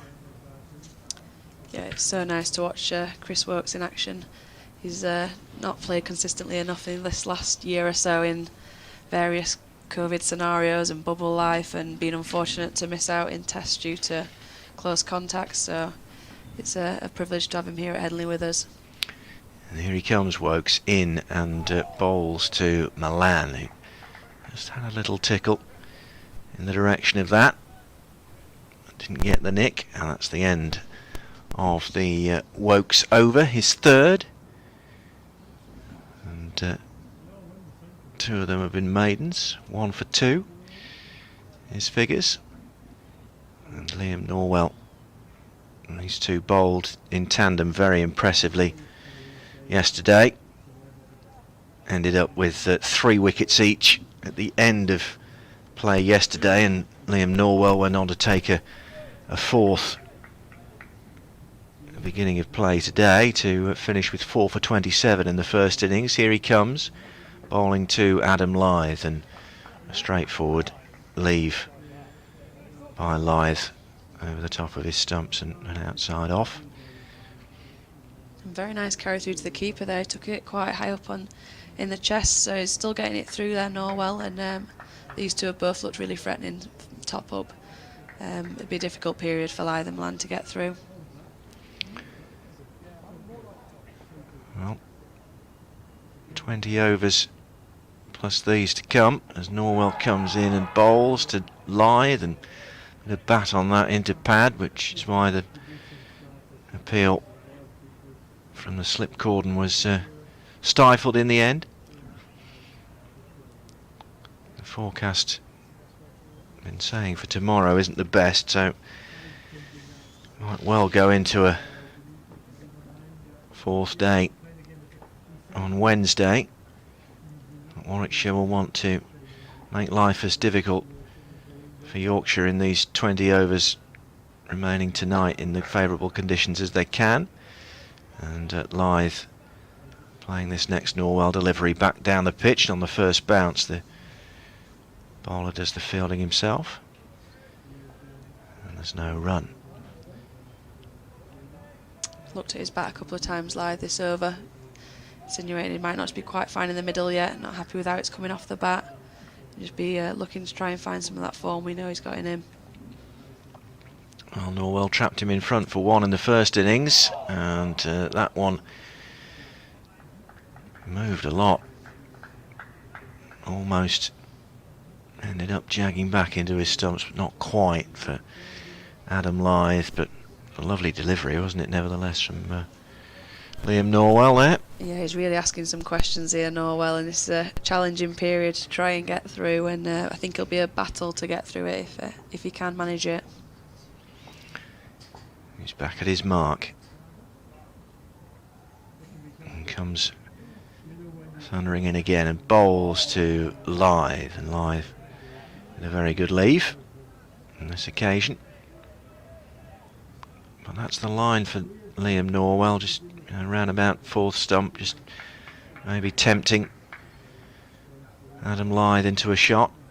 Yeah, he needs to keep that patience. When you're looking for runs, you won't be able to keep leaving them all day, and you'll be tempted to want to try and get something off the middle to try and get some form and rhythm going. So can Norwell keep his discipline here? In he comes, Norwell, and bowls, and again Adam Lyth just shoulders arms to that one outside off stump. And the end of Liam Norwell's over. 3 overs, 1 maiden, no wicket for 5 so far for him. Yorkshire 7 for 1, requiring 217 more to win. Warwickshire looking for their first victory in this mini series in the revised Division 1, being drawn with Lancashire at Old Trafford and been beaten by Hampshire at Edgbaston last week. Got Somerset and Birmingham to play next week.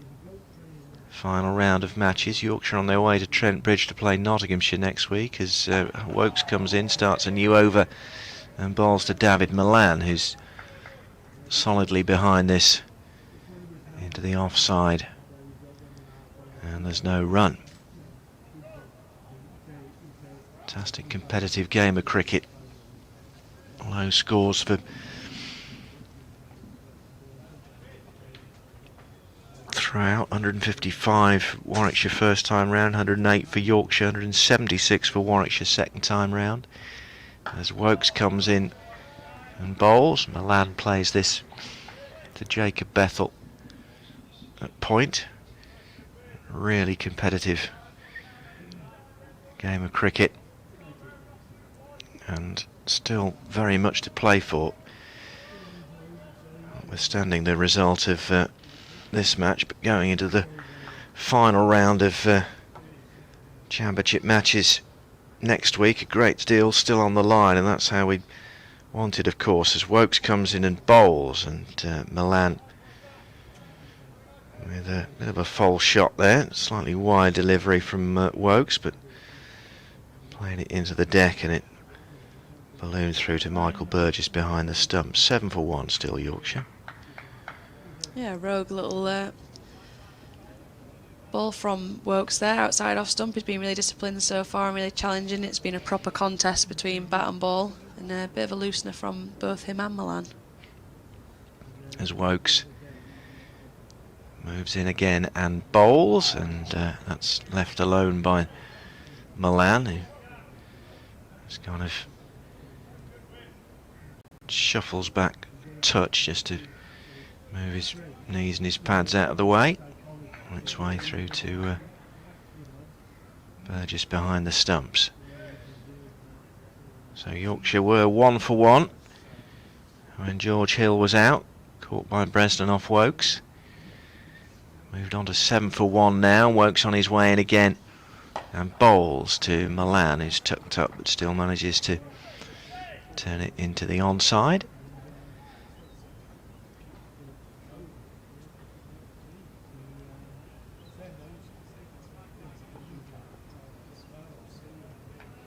Wokes getting the ball back from Liam Norwell under the cap. His strike partner, as it were. At mid-on, as Wokes comes in and bowls to Milan, turns it into the onside, and there's no run. End of the over. 217 more required by Yorkshire at 7 for 1 here at Headingley. It's been a real battle so far to get to this stage, and it's easy to forget that it's only day 2 still. A lot of cricket's already been played, and there's still so much time in this game. You just think if Yorkshire can try and get through the rest of this day unscathed. There's apparently rain heading here towards tomorrow, and who knows what could happen heading into day 4. We've got to really battle and grit it out here, as you do so often in 4-day cricket. Well, Jonathan will be picking up proceedings again shortly as Norwell comes in and bowls to Lyth, and that's a leave from Adam Lyth through to Michael Burgess behind the stumps on reporting duty for BBC Radio WM, BBC CWR at the moment, as Norwell again comes in and bowls to Lythe, and Lythe plays this up to mid-on, and there's no run. So 7 for 1 Yorkshire, needing 217 more to win. Norwell just keeps asking questions here of Lythe, and it's who's got the patience to keep this going on longer. I can imagine that slipcord and 4 strong is having a little chirps into Lythe's ear, making sure he knows how far away that total is so far. So here's Norwell, and a lovely shot from Adam Lythe, the sort of thing we were seeing on a very, very regular basis back in April and May. That was a very positive shot. 4 runs through the covers, and classic Lythe. It's the absolute Lythe trademark, and that's what the fans are here to see. Hopefully many more. Asking for something over some tape, I think, perhaps for the bat, waving across beneath our commentary position to the balcony. I wondered if he was just raising the bat there to celebrate that 4. They've been so hard to come by so far in the Yorkshire innings. Well, I mentioned that Pion piece up that I did with him last week in the Marquee at Scarborough, and Gary Balance came along and helped him out with a few questions and answers as well. And when I was talking about Adam Lythe, I said, you know, when you're in form, that the classic pull shot for me, it's a thing of beauty when you watch him really nail that out of the middle, and it sails away over the boundary rope. And Gary Balance said, you know, I would add to that for me, my favourite shot of his is the cover drive, when he just leans into it and then he lets it go with a flourish. And that was of that ilk. He's just taking his lid off and walking towards us here. Meanwhile, a case of balls is also being taken out. Yorkshire used 3 in dismissing Warwickshire for 176 second time around, and maybe we're going to see an early change here. Only 7.5 overs old, the ball. He crashed 1-4 into the sponsor boards, and new ball required.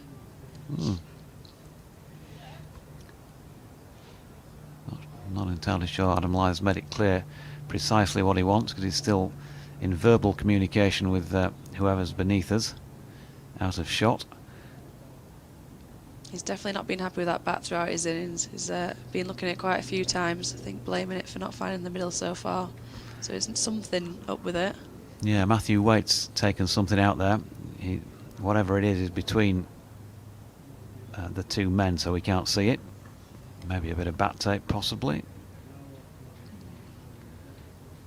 Might be... Is it the grip that's slipping? No, looks to be somewhere down the bottom end of the bat from the limited view that we have. Which is interesting, he's not just asked for a change of bat and he's persevering on with this one. He's obviously not happy with how it's been playing so far, but must be a superstitious thing, I reckon. Keep it out there. Just hit it in the middle. That's simple, the isn't it? Method I usually Simple. go for. Bad tradesman blames his tools. So I've still got this delay. So Yorkshire 11 for 1, Lythe on 8 with that boundary, Milan on 2. Tough going again early doors, despite the fact that the batting conditions apparently are that little bit better with some brightness around.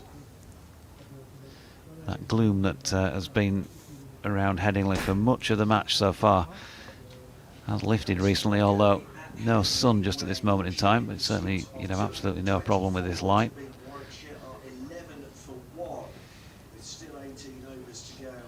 And Matthew Waite and Adam Lythe part. Looks as though, just have a quick check in the bins. Has he got something on the bottom of that? Bresnan wasn't happy. They'd gone over for a little chat. Yeah, he's taped it just around about the middle, maybe just slightly below it. Making the middle bigger, clever, a bit more padding on the middle. So will that break in play? Serve him well. Will the tape help? Norwell round the wicket to Lythe with a leave that was pretty tight to off stump. Katie Levick. Looked like it must have come back in there. Keeper's taking it to his right, and it's a very confident leave for Lythe outside his off stump. if it hasn't got some late movement. 9 for 9 for Norwell so far. 1 for 2 from 4 overs for Chris Wilkes, who's an artist, isn't he, with the ball. He's got a superb skill set. That's been in evidence in this match so far, but it's Norwell, his opening bowling colleague, who has it in his hand here from the Emerald stand end and driven down the ground this time by Lyth. Is it going to have too much on it for the diving Wilkes? Yes, it is. But it is recovered just short of the boundary now. Then there'll be some shouts of 4, no doubt, from down there, because the rope was disturbed. They've got to. Nigel Long doesn't seem like he's checking with anybody to see if it did go.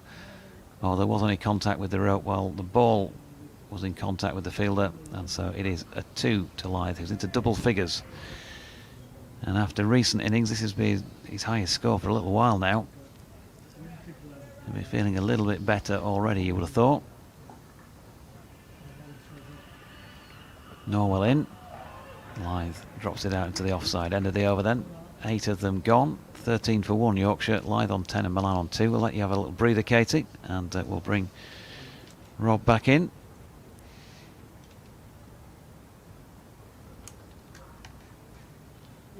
I wonder what the chat is out there between the two left-handers. Lyth and Milan, as they meet in the middle. Wilkes is going to continue. He wouldn't be too surprised if there's a bit of let's just try and see this pair off. I'm sure there's a fair element of that as well, because they've been so dangerous for Warwickshire in this match, although obviously Craig Miles picked up 3 wickets as well in the Yorkshire first innings. Wilkes with 4 slips in place. He's got square leg, long leg, mid on, mid off, a point, and he's in over the wicket, bowling to Milan, who plays that quite nicely, just tucks it off the hip down backward of square leg, and he's through for his 3rd run so far. 14 for 1. Just saying though, Rob, and you'll have had the pleasure of watching him play many more times than I have live, but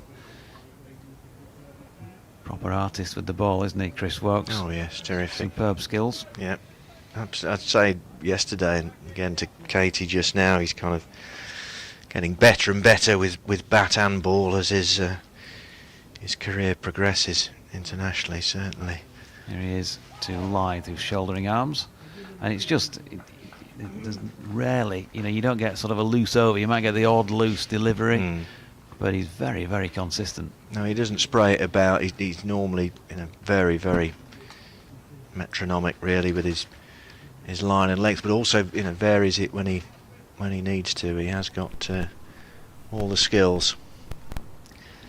So 210 more to win, improbably, in this 4th innings as Wilkes is in, and there you go. He's just given Lyth a little bit of room. He's not timed it absolutely out of the middle, but it's certainly had the legs to make it across to the western terrace side of the ground for 4 runs.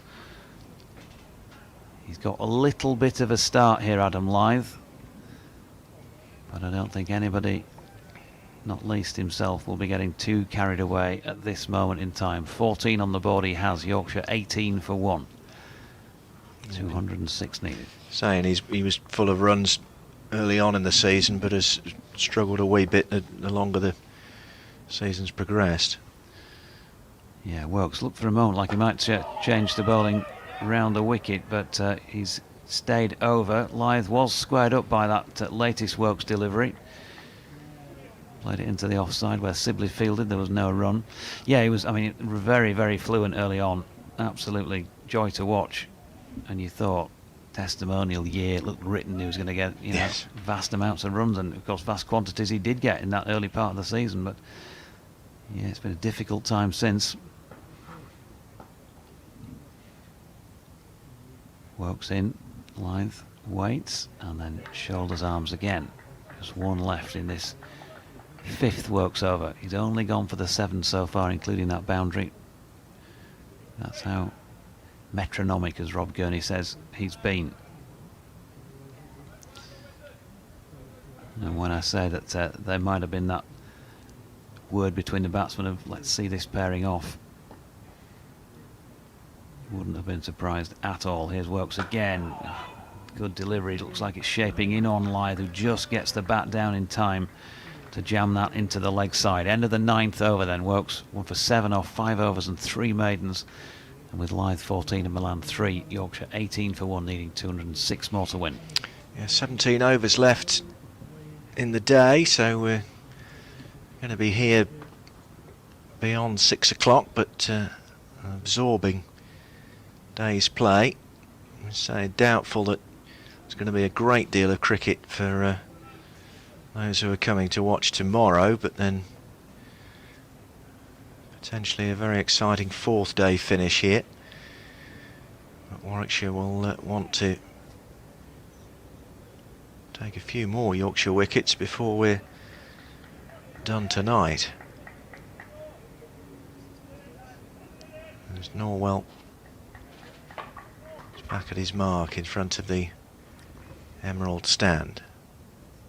3 slips crouch as he comes in and bowls to David Milan, who's just able to watch that past his off stump on its way into the gloves of Burgess.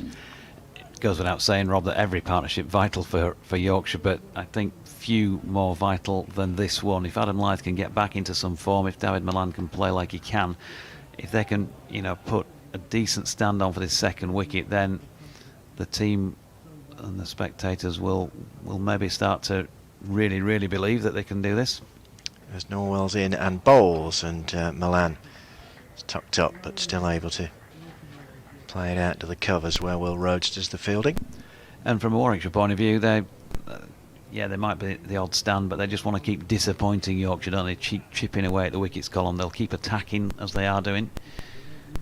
That might change, of course, and Yorkshire can change that dynamic, can't they, by getting closer and making Will Rhodes maybe think more defensively, and then it starts to feel a slightly different game.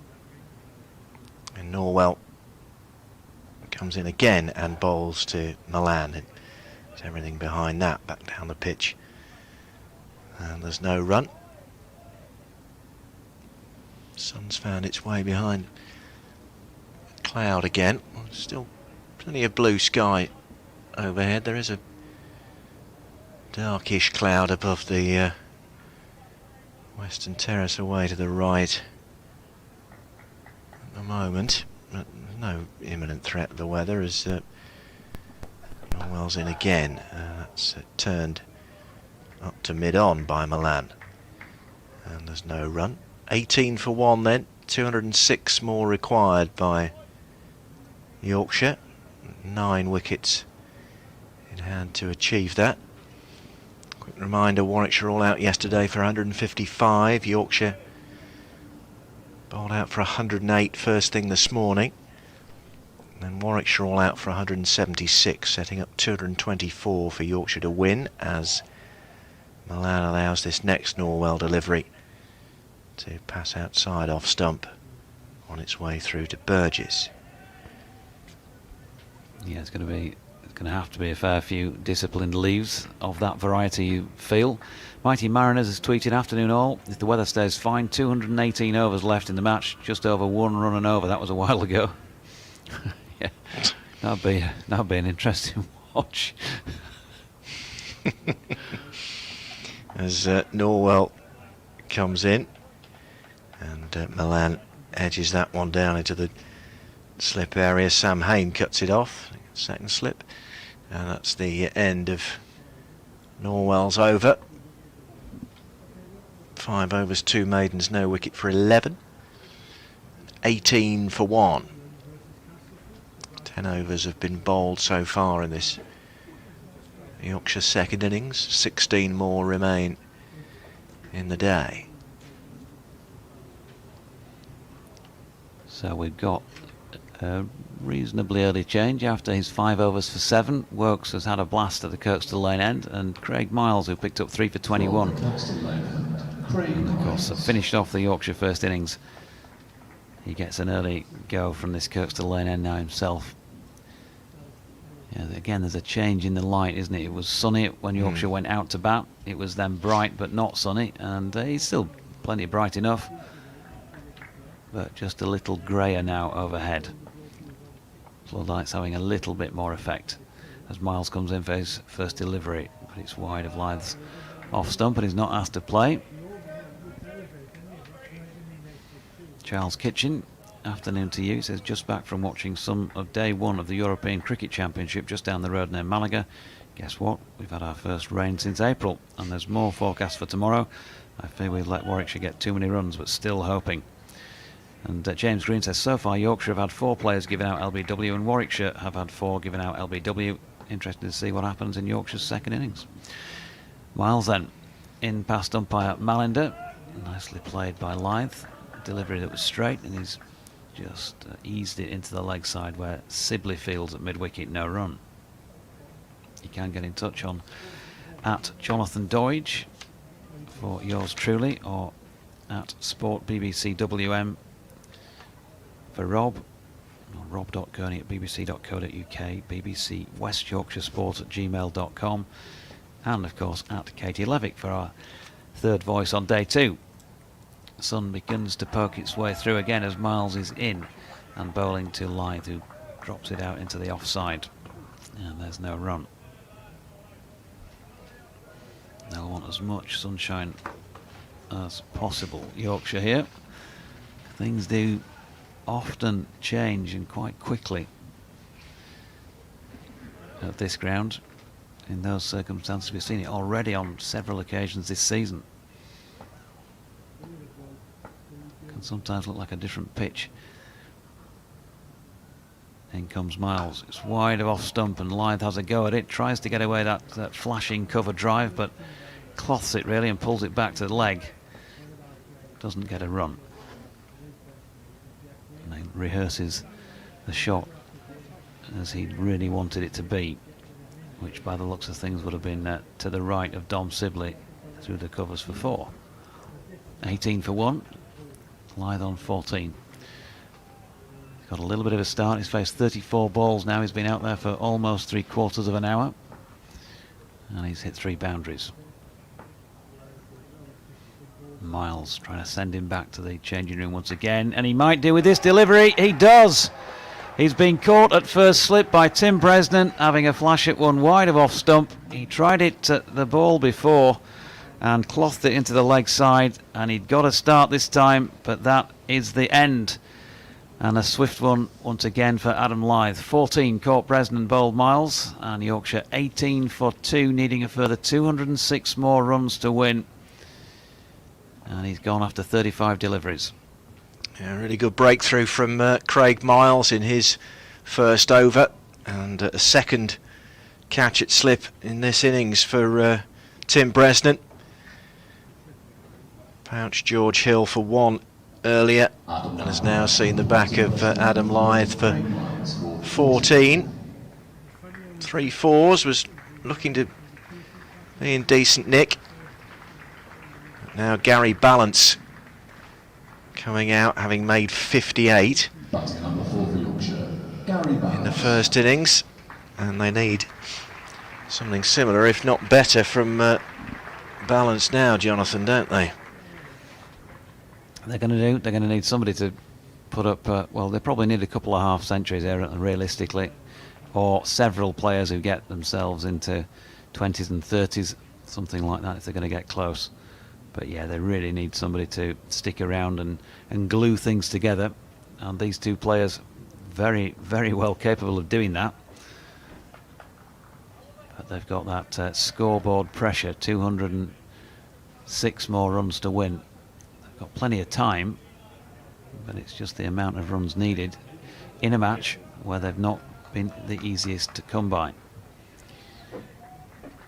Miles then 1 for none off 5 deliveries, and that partnership lasted exactly 8 overs and yielded 17 runs, 18 for 2. Miles in then and bowling to Balance. Tight lines from Miles. Balance chooses to leave it, and stepping to his right, Michael Burgess makes the take. So 11 overs complete. Yorkshire 18 for 2, and while they're switching around, I'll just do a quick update for BBC Radio Tees. something like this. Yorkshire 18 for 2 in their second innings, requiring a further 206 more runs to win. We've just seen the dismissal of Adam Lyth, who's been in a wretched run of form, particularly in the second half of the season. He's just been caught caught at slip, I should say, by his former teammate Tim Preston off the bowling of Craig Miles for 14. George Hill, the first wicket to have fallen, also caught by Preston at slip off the bowling of Chris Wokes for 1. So they needed 224 to win at the outset here, having bowled Warwickshire out for 176 second time around, and they are doing it tough. Milan not out 3, Balance has just gone in, he's not out 0. 18 for 2 second time around, Yorkshire. Back with you, Rob. Tim Bresnan into the attack. Yes, so double change. And Bresnan, having taken those 2 slip catches, is in from the Emerald stand end and bowls to Milan, who plays this out into the covers, where Will Rhodes does the fielding. Will Smeeden tweets, "We're back again, big last hour and important hour tomorrow morning. Up the hashtag YCCC." Always an important, the next half hour is always the most important, the next session's always the most important, Rob. As Bresnan's in and bowls to the left-handed Milan, who turns it up to mid-on. And there's no run. Sky's filled in a bit. So the White Rose floodlights more in evidence.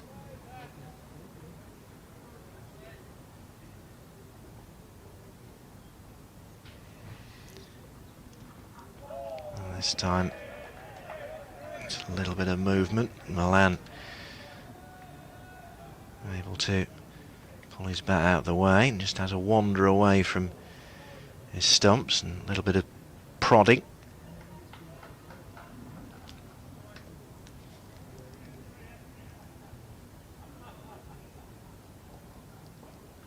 Bresnan comes in again and bowls, and Milan just allows that to pass outside the off stump through to Burgess.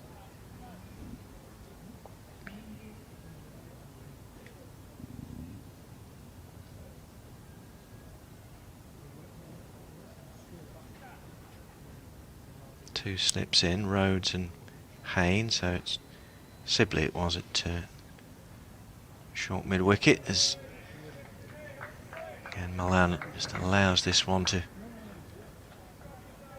pass outside the off stump, and the sun trying to peep through again.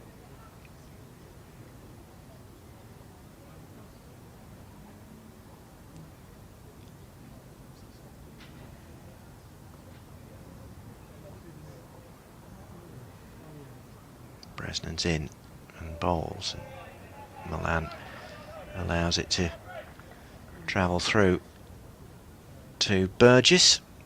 So a maiden to start, although the deliveries were particularly threatening there from Tim Bresnan.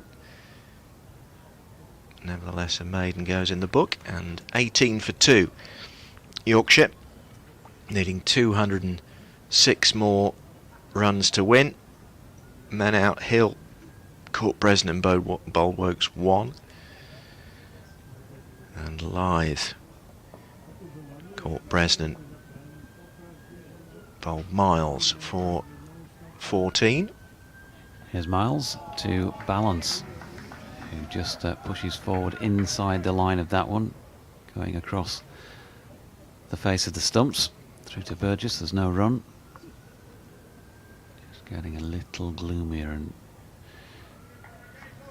we didn't play more overs today to make up for lost time yesterday, because when they went off the field it was after the scheduled close at 5:32. Right. 5:30 was the scheduled close. They went off at 5:32, so those overs were just lost from the game because it was after the scheduled close of play when they went, I was told earlier on.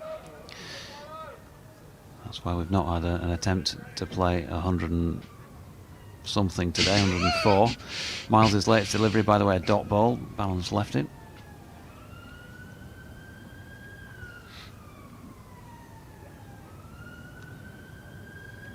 emergency service activity around the ground, as you can hear. 2 sirens in the background.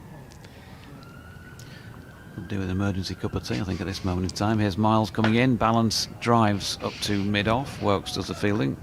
No run. Got some figures that you might be interested in from Harrison, part of the Yorkshire County Cricket Club streaming team. There's a fair bit to get through as well, but he says of the bowlers who've bowled more than 1,500 balls in the last 2 seasons, Right. that's 62 bowlers, only 6 of them have a lower average than Ben Coates, 17.9. Good. Have you got your head around that one? I'll be testing you in a moment. And you, Lev, when you come back on, you better be making notes here. Here's Miles to Balance. Driven through the offside. Lovely shot by Balance. Didn't try and overhit that, just punched it away through extra cover and has picked up 4. 22 for the loss of 2 wickets. And he's on to 4. All off the mark with that shot. All about the timing that was, wasn't it? As you say, he didn't try and force it, just directed it away, and lovely shot by Gary Balance. Now then, here we go, point 2. Of bowlers who've bowled more than 1,250 balls in 2021, there are 52 of those. I want you to name them all. Only 6 have a strike rate. I don't know if that's higher or lower than Jordan. It must be higher than Jordan Thompson. 44.3. That's a leave, by the way. Yeah, Miles to Balance. Before the Warwickshire game, Matthew Fisher had the best strike rate of anyone who'd bowled 95 or more overs in the Championship. 27.1 his strike rate. Over the last 3 seasons, the top 3 100-plus percentages Crikey. are David Milan with 23.43%, sorry, 21.43% of innings being hundreds. Marnus Labuschagne, second at 18.52% of his innings are hundreds, and Gary Balance third at 17.14, and he's on strike here to Miles, who doesn't get him to play at the final delivery of the 13th over of Yorkshire's second innings. A 22 for 2, needing 202. Richie Beno would have loved that, wouldn't he? 22 for 2, needing 202 more to win. Over the last 3 seasons, the top... sorry, no. We're still going. Let's go on, yeah. I'm looking for the brain explodes emoji at this point. No one had batted in more innings than Gary Balance and made a higher percentage of hundreds in the last 3 seasons, bracket 17.14. The nearest, Jake Libby, 13.16. There have been 94 bowlers who've bowled over 100 overs this season. Don Bess and Stephen Patterson have the 5th and 6th best economy rates respectively, 2.22 and 2.23. As Bresden's in, and Milan plays that to Sibley in the covers, and there's no run. Only Mohammed Abbas, Jack Leach, Sam Cook and Craig Overton have lower economy rates than Bess and Patterson. And finally, I know you're disappointed at that, 100 plus overs bowled this season. Patterson and Coda ranked 2nd and 5th respectively for the percentage of balls they've made the batsman play a forward defensive shot to. Blimey. Bresden in, and that's left alone by Milan outside off stump. There you go. What was that last one? For Patterson and Coda ranked 2nd and 5th respectively for the percentage of balls they've made the batsman play a forward defensive shot to. The top 5, Katie Levick, Mohammed Abbas, Stephen Patterson. Come back to it in a moment. Bresden is there and bowls to Milan, who turns this into the onside, and it's fielded by Chris Benjamin. If Clive Eakin was sat here, he'd be absolutely lapping that up. He absolutely loves his stats, Clive. So the absolutely loves them. Top 5, Abbas, Patterson, Murtagh, Fletcher and Code. And for those who really want to know more than that, Patterson in 2nd place has made him play forward 44.6 times. Bresden's in and bowls to Milan, and that's guided to point for no run. 44.6 times per 100 balls, and Code has made him play forward 40.2 times per 100 balls, forward defensive shot, that is. Crikey. Well, you know, I got CSE grade 2 maths, 36 years ago. Listen, we get our kicks in different ways, Jonathan. Mr. Programme Collector. That was just a tsunami of numbers, but I got some of it, I'm sure, as Bresden comes in and bowls to Milan, who leaves that outside off stump through to Burgess. I'll be handing out the past papers for you to take home tonight, and when you come back in tomorrow, I expect very good marks. Yeah. I'll need to disappear for another update in a couple of minutes, but I'll watch the rest of this over first. As Bresnan comes in and bowls, and Milan allows that to travel outside off stump. There we go then. Yorkshire 22 for 2, needing 202 more to win. So that was a maiden from Tim Bresnan, his second consecutive maiden. And Milan on 3, balance on 4, Mr. Deutsch.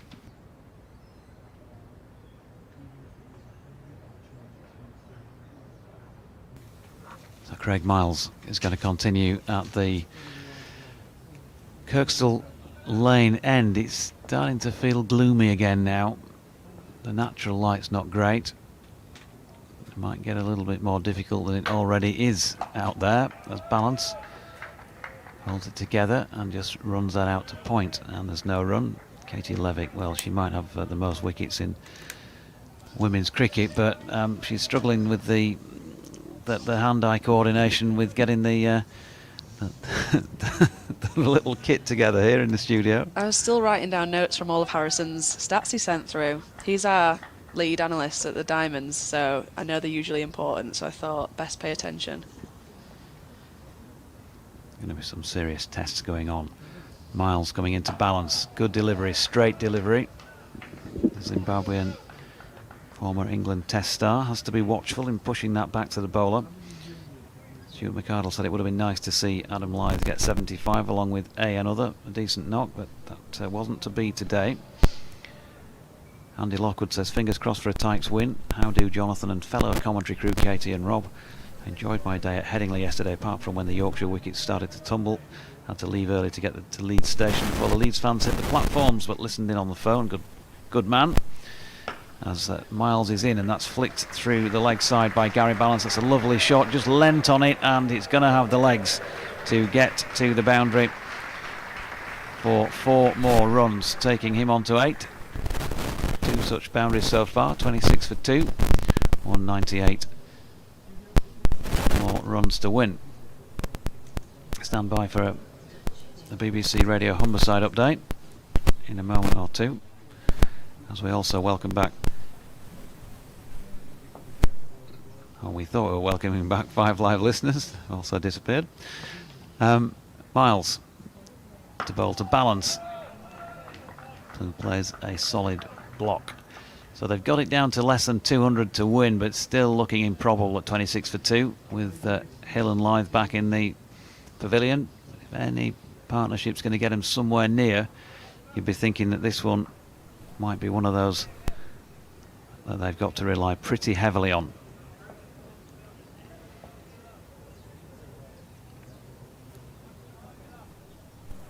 So Miles turns.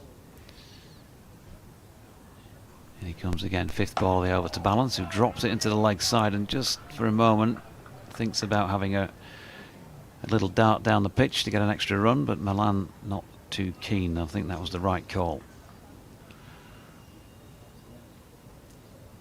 Miles 1 for 8 so far. 1 left in the 15th.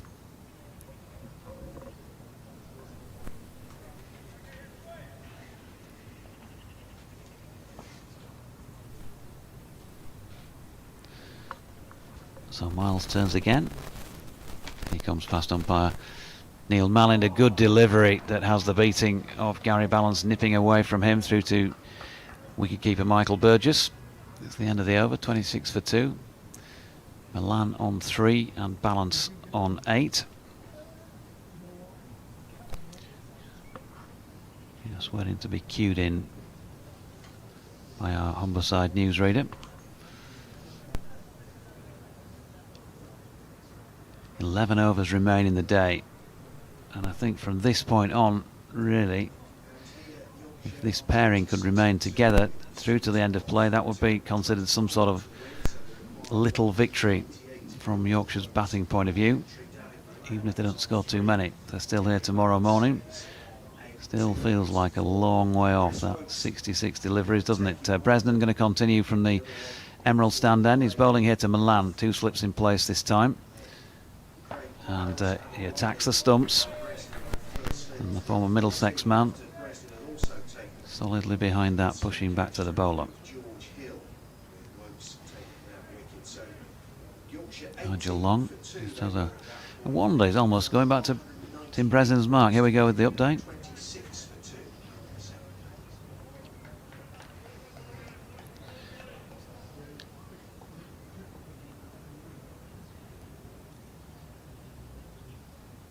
Yeah, difficult chase for Yorkshire here. 224, as you say.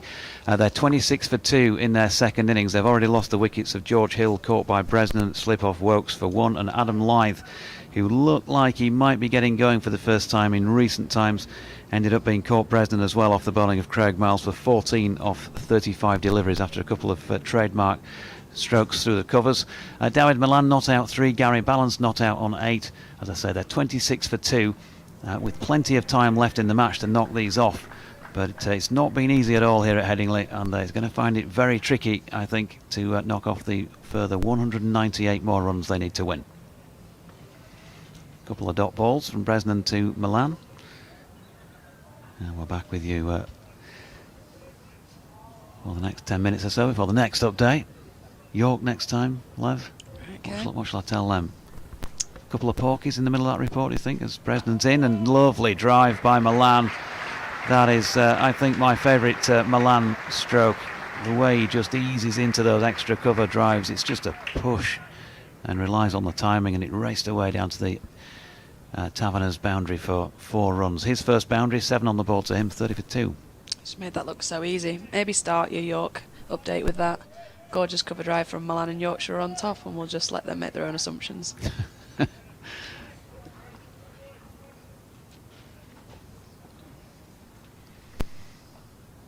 Bresnan bounding in again, just wide of off stump this time. Milan happy to leave on both line and probably length. Looks like he might have bounced just over the top. Still got the 2 slips. Miles at point. Cover is a little bit deeper than on the 1, but not out at the boundary either, about 15 yards in. Sibley is in a catching position not far from where Milan drove earlier in the over, but it was on the deck all the way. And then mid-off does the fielding, and that is the end of the 16th over. Then 10 to see off here to get to the close of play and still work off a few more of the runs required, 194 of them.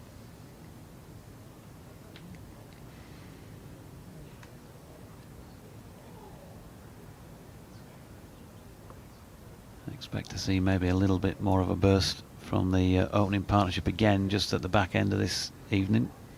Yeah, you'd think so. Sun's setting now. You want to try and break this partnership. Ideally, if you're Warwickshire, you've got 2 test batsmen there in the middle, and although it's a very daunting and still a long way off target, you don't want to be leaving anything unanswered at the end of this day. Take another couple with you in the shed.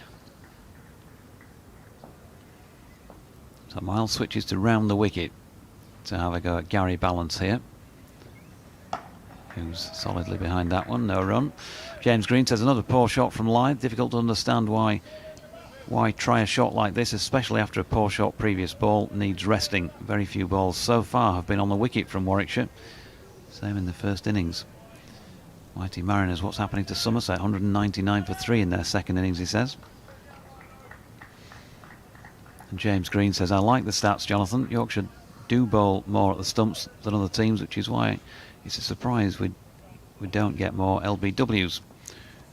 Warwickshire got more, though repeatedly bowled wide. Here's Miles trying to bowl at Balance's stumps, but fails to do so on this occasion. Wide of off stump. Well, he might not necessarily have been trying to bowl his stumps. Maybe we don't get decisions because we bowl so frequently at the stumps. Umpires might second guess themselves and think surely they can't all be hitting. Umpires do that, you think? I do, yeah. I think they correct themselves. I think, oh, last one was probably out. Probably should give it now. Controversial. I can see this going out on I'm going to get a ban on it. various websites now. Yeah. Any specific names you'd like to mention as Miles is in and Balance drops that into the leg side? No run. No, Come on, give us an all the exclusive. ones in the Let's get women's the game are band- great. It Ones in- was just an interesting aspect for us this year in the 100 in the domestic women's game that we got to use DRS for the first time, and that brought a new element to your game of how many LBWs you think are absolutely nailed on and aren't in the slightest, not even umpire's call. So it gave you a newfound respect to how actually the umpires are making pretty decent calls most of the time. Welcome back, listeners, to BBC Radio 5 Live Sports Extra, as Miles is in round the wicket to Balance, who drops it out into the offside, fielded at point by Bethel. No run. So Yorkshire 30-2 at the moment in their second innings, needing a further 194 runs to win. Milan just played one of his trademark beautiful extra cover drives in the previous over off Tim Bresnan. He's on 7. Gary Balance has got himself to 8 as well, with 2 boundaries, one through the covers and one through mid-wicket. Still doing it tough though. Hard work out there. Adam Lyth, the second wicket to have fallen, having a flash at a Craig Miles delivery and caught by Bresnan out first slip. Beautiful shot here though as Miles over pitches, gives Balance a little bit of room outside off stump, and that is superb batting because 2 men in on the offside there and he split the gap between them. And that is wide of mid-off for 4. That was beautiful to see. I did everything in me to restrain a clap there. Just appreciated every part of that. Somehow found the gap as a bowler. That's extremely frustrating that he's somehow managed to do it, but it was just absolute pinpoint precision. Trademark Balance when he's at his best. Takes him on to 12 then. Dealing only in boundaries at the moment. That's the way to do it. Save your legs. 34 for 2, 190 required. Miles in worsening light here at Headingley. His in and final ball of the over is left by Balance. Yorkshire started off in the sunshine a little bit earlier this afternoon, but and they went in around about 4:30 mark. That first half hour, 45 minutes or so of the innings was probably about as good a conditions that we've seen for batting in the match so far, having in their first innings, probably this time yesterday, we were sort of talking quite a bit about the light being bad, and were surprised that they didn't go off earlier than they did. Lost 5 wickets during that spell before the end of the day, before they finally went off at 5:32 yesterday. Past that time today, and yeah, it's not quite as bad as it was 24 hours ago, but it's not great either. There's definite shadowing out there from the floodlights. 34 for 2. Milan on strike. Bresnan round the wicket to him. Pushes that out to Sibley, who's in at short extra cover, no run. Still 8 overs and 5 balls remaining in the day. So the way this match has gone, plenty more could happen during that time. Yorkshire will want to see them off, I think, first and foremost, and not bother too much about the scoreboard, apart from keeping the wickets column at only 2. Take what they can get run-wise between now and the end, but they'll want to be there as Milan flicks this latest Bresnan delivery to mid-wicket, but can't add to the 7 he's already got.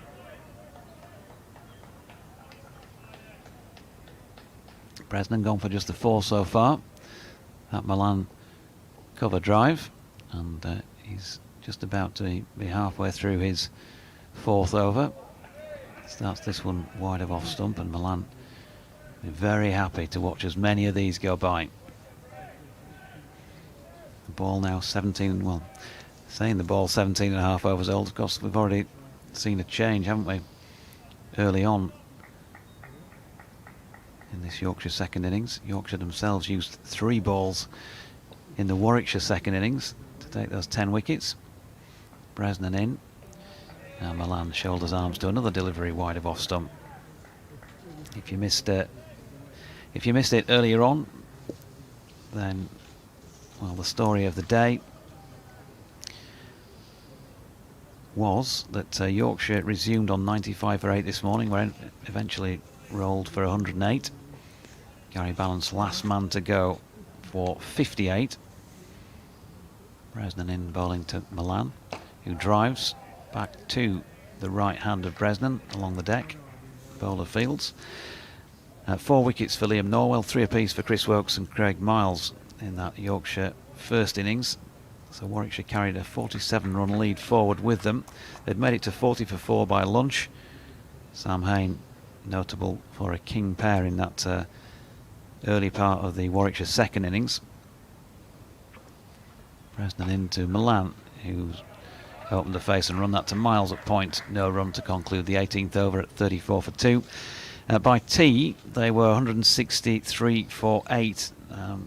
Good resistance again from Michael Burgess, who made 37, and 36 also for Tim Bresnan, who proved to be a bit of a thorn in his former team's side. So asking Yorkshire to get 224 to win here. They've lost 2 wickets already in trying to achieve that. Jordan Thompson, by the way, is second fifer in first class cricket, 5 for 52 in that Warwickshire second innings. 2 apiece for Matt Fisher and Stephen Patterson, who got injured at the end of it and had to come off the field, and 1 for Ben Code. Time for an update very shortly for BBC Radio York. But Craig Miles coming into bowl here to Gary Balance, who leaves that first one.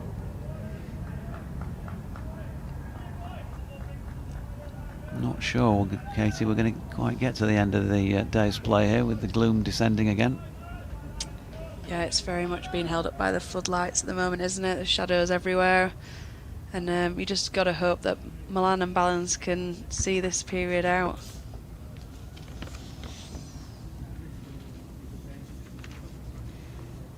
Here's Miles then, round the wicket still to Balance. And that's well wide of off stump though.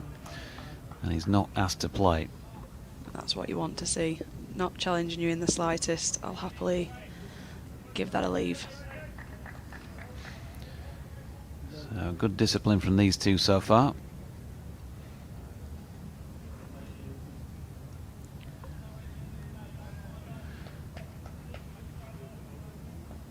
Miles giving that ball a good shine on the back of his trousers and turns, leaving our commentary position behind then. Passes umpire Neil Mallender, but Balance again able to get right across and cover that one, leaving it on both line and length.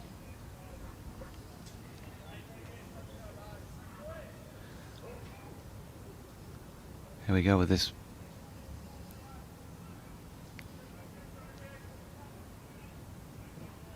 update.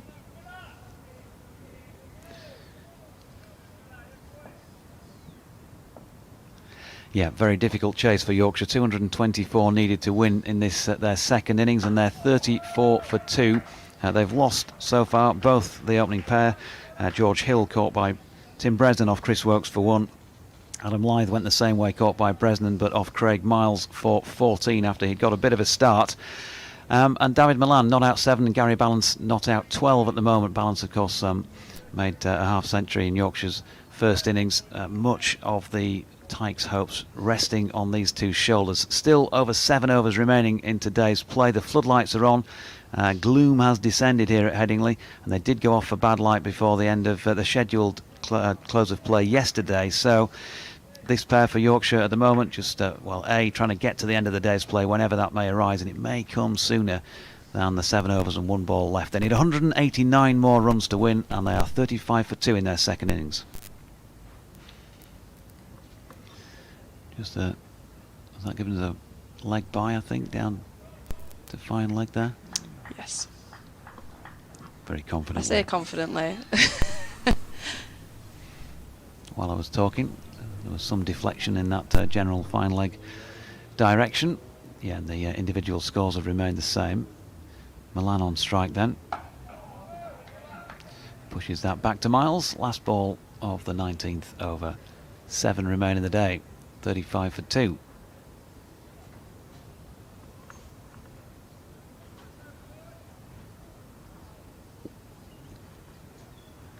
I was just watching the umpires, I'm sorry. He went straight for the bails, and I thought... Oh, coming off. Are we coming off there? Yeah, I thought he was at the last one, but no, he just saw something he wanted to have a little play with.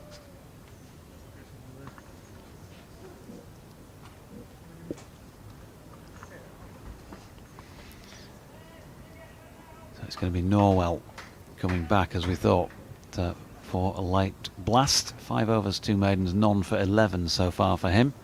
From the Emerald stand end, Liam Norwell.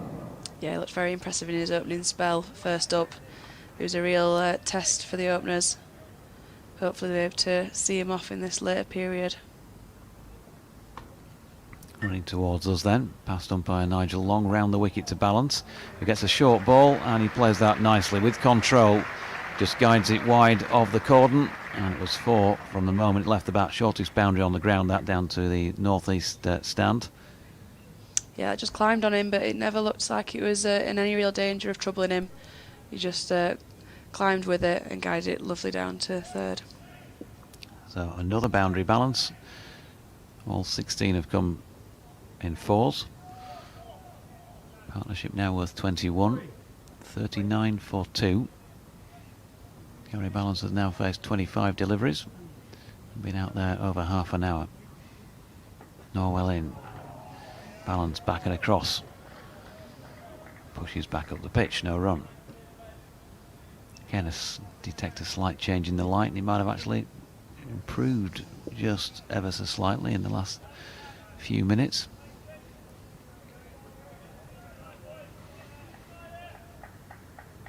Two slips and a gully. Will Rhodes, you might call him fourth slip perhaps. There's a gap definitely between he and second as Norwell's in again and attacking the Balance stumps. He's watchful, plays it out into the offside.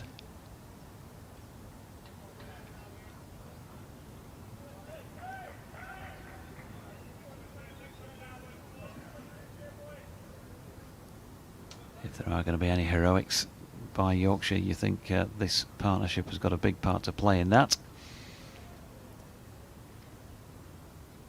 Norwell turns, comes striding in once again, flicked off the legs this time by Balance. That will be 4 more to him as well. He's got it away wide of mid-on. Chris Wokes giving vain chase. Balance on to 20. Yeah, desperate cry of catch there, but it was never really in any real danger. Soared over Wokes, and another 4 for Balance. He's not fancying the running today. I think part of the reason here that he's been able to do that is that he's been so disciplined. He's left a lot, hasn't he, percentage-wise, that have not been at the stumps, and so he's made Norwell bowl that one straighter, and he's probably just bowled it a little bit too leg stumpish. A little bit too full as well, and just flicked away. Big gap through there. So the percentages were in the favour of Gary Balance, and visibly that looked to be a quicker delivery from Norwell. Balance able to shoulder arms to it. Yeah, as often the case, get hit for a boundary and come in with that added bit of aggression next up. But Balance just hasn't looked phased so far, and he's happy to leave anything that's not challenging his stumps all day long and put away anything else. Norwell turns then and he comes running towards us. Balance with that trigger movement back and across once again and covers that nicely. Back to the bowler, end of the over. 20 now gone in this Yorkshire second innings. 43 for the loss of 2. Balance 20 and Milan on 7, and 6 now to negotiate before the end of the day's play.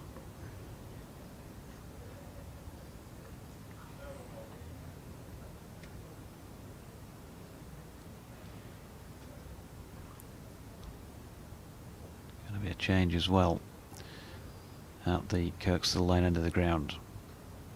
Chris Wokes, 5 overs, 3 maidens, 1 for 7, took the wicket of George Hill. Coming back into the attack for one last blast here. From the Kirkstall Lane end, Chris Wokes. A significant, perhaps major dent in Yorkshire's hopes of winning this match if he were to break this partnership between now and the end of play. So it looks like he's probably going to have the last 3 overs from this end then. Goes through the practice routines. Gets loose again. Going to be bowling at Milan here. He'll have 3 slips in place. Point, cover, mid-off, mid-on. Mid-wicket is fairly square. And also a long leg. Works coming round the wicket, then right arm bowling to Milan, who's on his tiptoes and working that into the leg side. There's no run.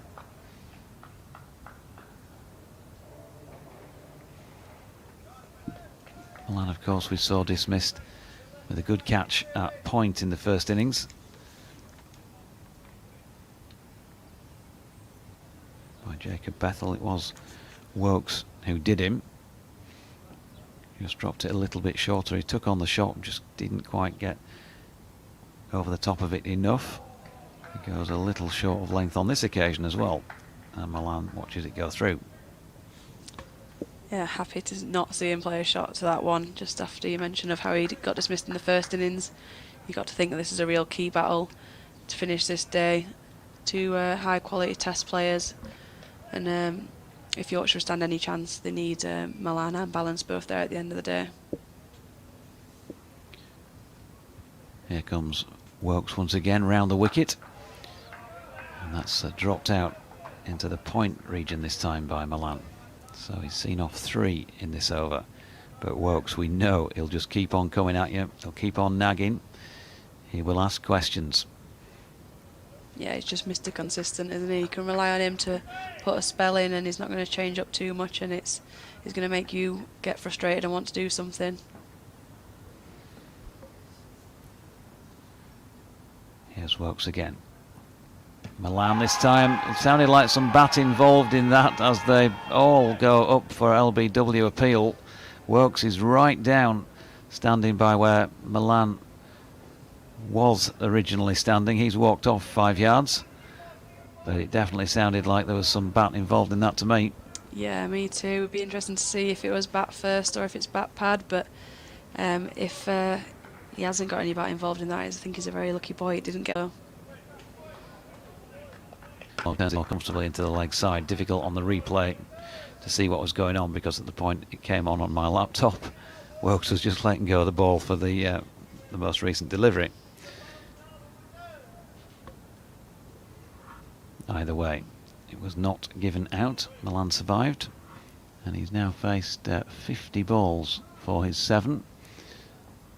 74-minute vigil. Sterling job at the moment for his team. And Wokes this time slides one down the leg side, and he does have a little flick at it, but misses. It's a maiden over, another Wokes maiden. 6 overs, 4 maidens, 1 for 7. But from Yorkshire's point of view, they've seen off another 6 deliveries. And Milan is still there.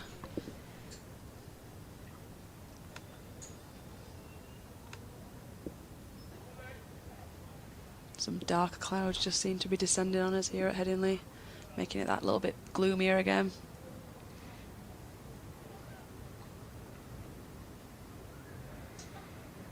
Norwell to continue at the Emerald stand end.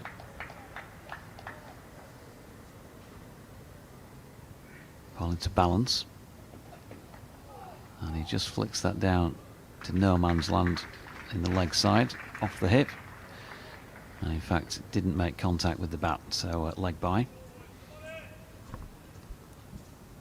That's good. He maintains that he's only scored boundaries so far. 2 leg byes in the innings. 44 for 2. 180 more needed to win. I'll say it again, still looks very difficult. As in comes Norwell. Beautiful drive from Milan, but he can't get it past mid-off. Nice shapes.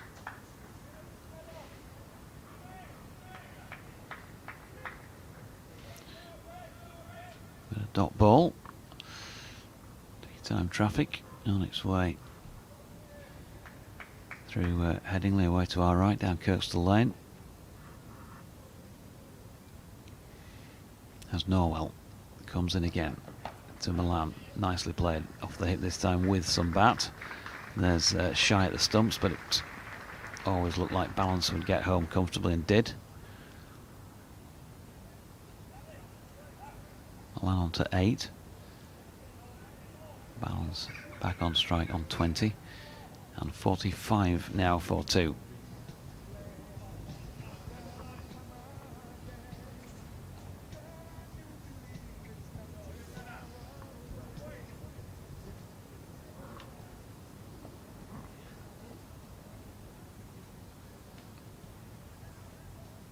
Here comes Norwell into balance, solidly behind it, pushes it up to mid-on, and there's no run.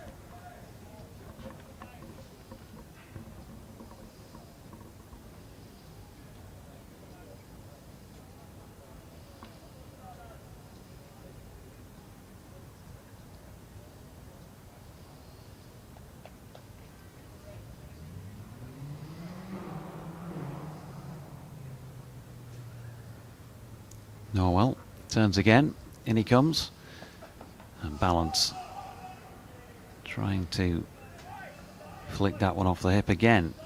He's 2 or 3 deliveries, attacking around about middle and leg stump by the looks of things from Norwell. Couldn't get it away for runs this time, Balance.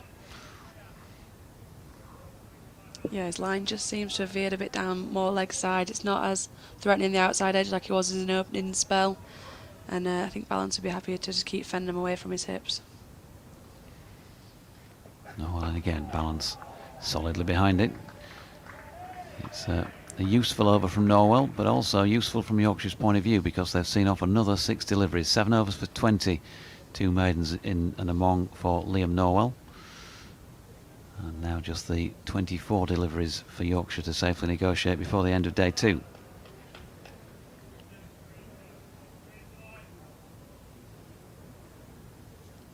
Very experienced batters. They'll just keep ticking these overs down.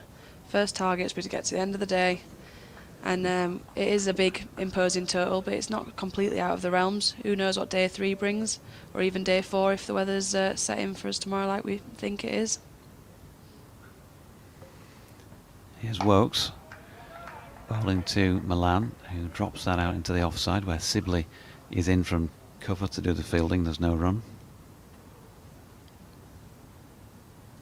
They'll be happy just to see out another few Wokes maidens to just finish this day off. Get back in the pavilion and go again. There's still so much time left in this game that that's the one thing going in Yorkshire's favour. Wokes again. Round the wicket to Milan, who flicks down the leg side. They're appealing for caught behind. They're all up for it, and Warwickshire believe they've got their man. Milan not interested. And as ever with these things, vitally, nor his umpire Neil Mallender. And jeers from the Headingley crowd there. They weren't happy with how much Warwickshire went up for that. Must admit, didn't hear anything, but we are quite a way away. But Milan looked very unfazed, didn't turn around and have a look. He's walked straight off. And that could be a big moment there that's gone in Yorkshire's favour.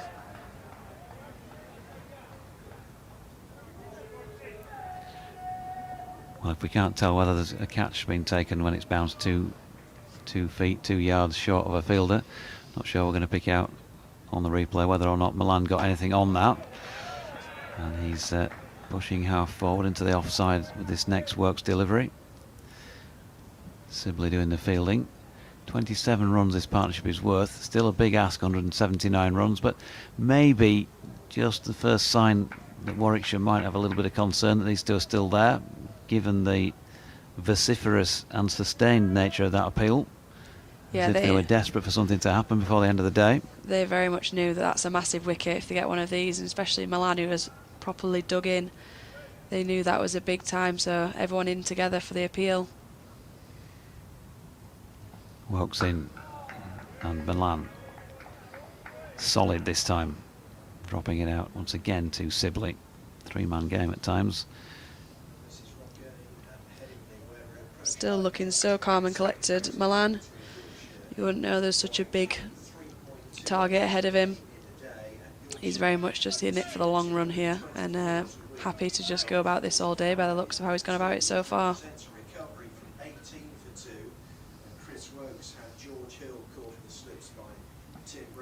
Here's Wokes again, and Milan not asked to play at this delivery. 1 left in this Wokes over. He's been remarkably tight so far, and if he does bowl a dot here, that'll be going at just 1 and over in this second innings. 3 overs and 1 ball for Milan and Balance to safely negotiate, and they'll get to day 3 with still 179 more to win at this moment in time, as Milan leaves another one from Wokes on length this time. So he's got through that. 7 overs, 5 maidens, 1 for 7 for Wokes. Milan 8, Balance 20. Still 45 for 2. Sometime since the last run was scored, or so it feels. Yeah, very much survival mode for these two right now, just to get through the overs. Runs at the back of your mind, having as many wickets intact as we possibly can going into this third day, and then using all the time we've got to try and chase down this total. It's not completely out of Yorkshire's reach yet. Norwell then to Balance.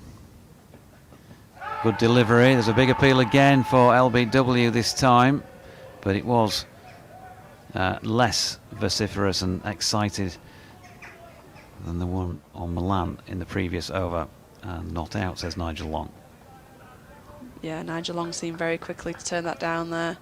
Wasn't even giving it a sniff. Quieting down the slips early doors, but they are going up for everything here, and this is when the Headingley crowd needs to kick in and get back at them, I feel. Norwell coming into Balance once again. This time he's able to get right in behind that. Still pretty dim, but they are continuing. You can't call them that, Jonathan, surely. Looking like they are going to go through to the close of play. I may have another radio leads update to do in a moment or two. Just wait for confirmation on that front. Now it's Norwell turns again.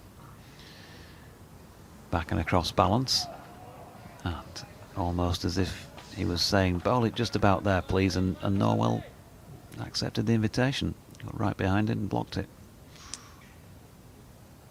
Looked ever so slightly premeditated, that forward lunge.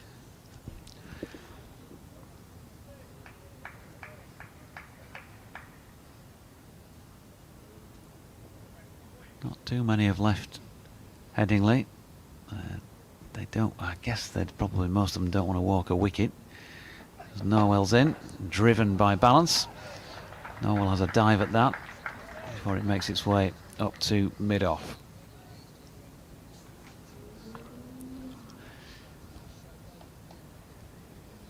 Two overs and 2 balls remaining, 45 for 2. Here we go with an update.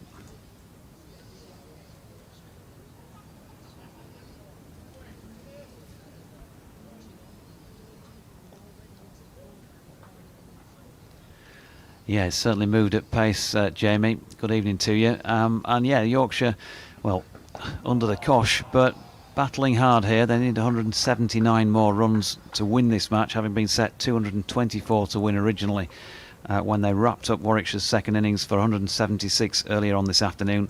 Early losses, though, early losses of George Hill, caught by Bresnan at first slip off Wokes for 1, and then Adam Lyth caught by Bresnan at slip off Craig Miles for 14, meant they were 18 for 2 at one stage.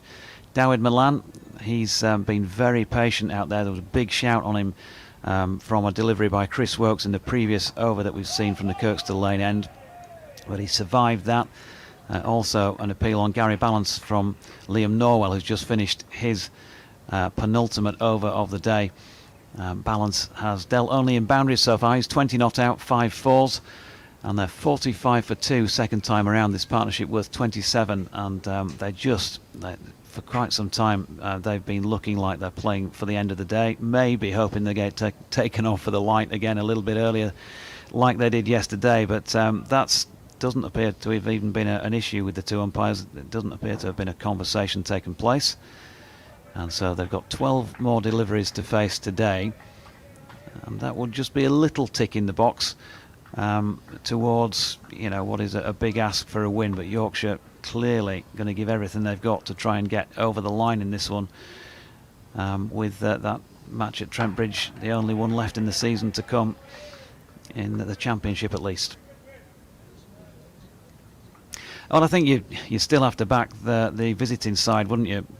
In a match that's been low scoring, and we're hearing that there might be some rain around tomorrow. That might also make batting difficult when the players do get back out there. So yeah, I'm not sure what bookmakers are calling the odds at the moment, but I'd be suggesting that they'd be showing it in Warwickshire's favour. But Yorkshire have got plenty of talent in the batting ranks, haven't they, if they bat well? So you certainly wouldn't say it's beyond them, but Warwickshire favourites.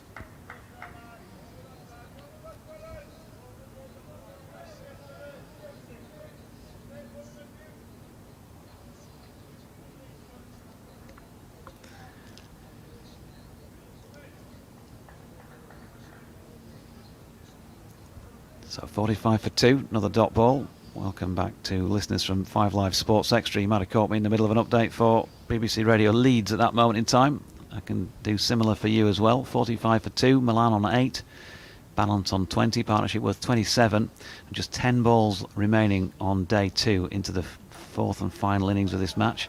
Wokes bowling to Milan, who's able to leave that one. There was a big shout for LBW, a leg side strangle, I should say, against Milan in Wokes' most recent over from this Kirkstall Lane end.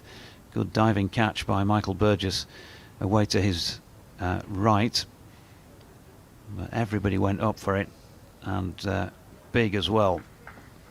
Umpire Neil Mallender, though, remained unmoved, and Milan didn't look too perturbed as he stepped away, but that might have just been that body language thing, and he's driving nicely to this next Wokes delivery through extra cover. Trademark Milan at his best, and that bobbles over the boundary rope down to our right. So he's into double figures and on to 12, and Yorkshire 49 for 2. Katie Levick is alongside, and while they're playing for the end of the day, they've still got to take those opportunities. Yeah, absolutely. That was a glorious shot from Milan. Went to the longest part of the boundary here at Headingley, and it's nice just to keep the scoreboard ticking as much as it is about survival at this rate. We hadn't scored for quite a couple of overs there, and it's important just to keep ticking where we can, and making sure we don't completely just go into don't get out mode. 3 slips waiting. Can Wokes create an opportunity for them? Not with this delivery, which is full and flicked up to mid-on by Milan. 175 more to win. 7 deliveries left in the day's play. And well, it's all building towards another fantastically interesting game of county championship cricket, as Wokes is in again, dropped into the offside. This delivery by Milan. End of Chris Wokes for the day. Yorkshire will be delighted to have seen him off, but they won't want to drop their guard just yet with 6 balls left on day 2. 8 overs, 5 maidens, 1 for 11 for the metronomic Wokes. And Liam Norwell, 8 overs, 3 maidens, none for 20. He's in search of what would be a huge late gain if he's able to separate this pair in the final over of the day. Yeah, these two have done such a hard graft for the last hour or so, really trying to make sure that we don't lose any more at the end of today, and got 6 big balls still to come here. So Norwell into Balance, who's back and across and has to be watchful. He seemed to be very back and across there. He did, didn't he? A long way across. Absolutely no chance that's getting through. Pushed it to Wokes at mid-on. Balance has been out there for 55 minutes. 41 deliveries he's faced. Milan, much longer, 91 minutes and 65 deliveries for his 12. But it's that sort of match, isn't it? Doesn't matter. You've got so much time left. It's about finding a way to score the runs and see off the good deliveries. That was a quicker delivery from Norwell, or certainly it appeared to the naked eye as though it was, but it was wide of off stump, and they're going to need to make Balance play. They've both left the ball really well. That's been a feature of this partnership so far for the 3rd wicket. Yeah, I seem to really take a notice of how many people have just been caught in that no man's land of just dangling the bat out there, and they're not playing anything they don't have to. Norwell in again. Balance once more. Back across and shouldering arms.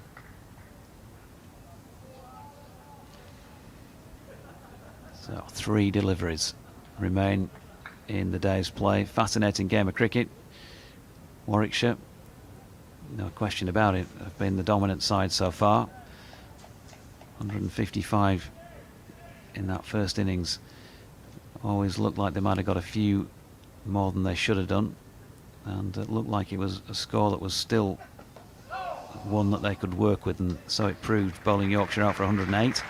His balance just eases one off the hip down to long leg, and that brings up the Yorkshire 50 in their second innings.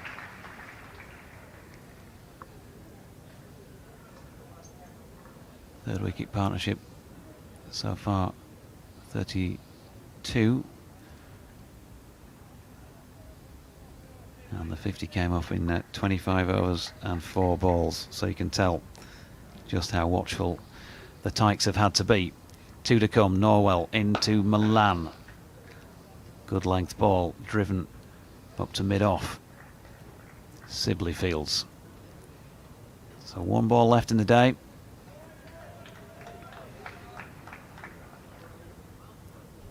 Ring of applause around the ground. A bit of last minute encouragement from the Warwickshire fielders for Liam Norwell.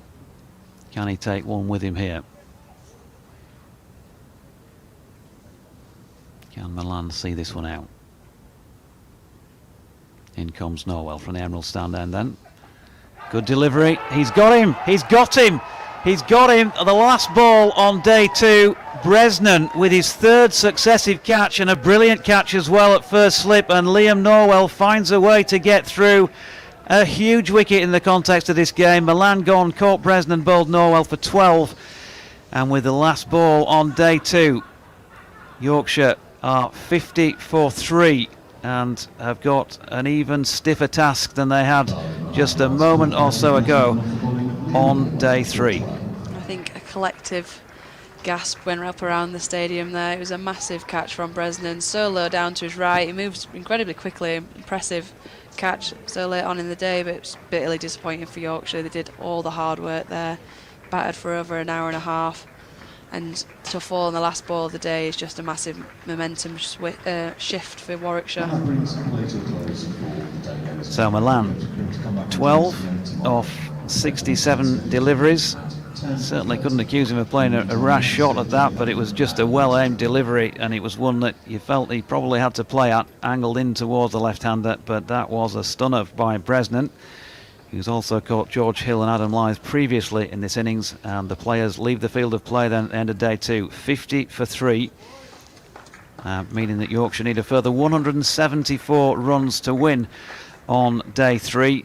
There is a threat of rain around, but we'll be here for ball-by-ball coverage of everything that we see on that 3rd day. Gary Valance not out 21 overnight. Just to wrap up the bowling figures so far: Chris Vokes 8 overs 5 maidens 1 for 11. Liam Norwell 9 overs 3 maidens 1 for 21.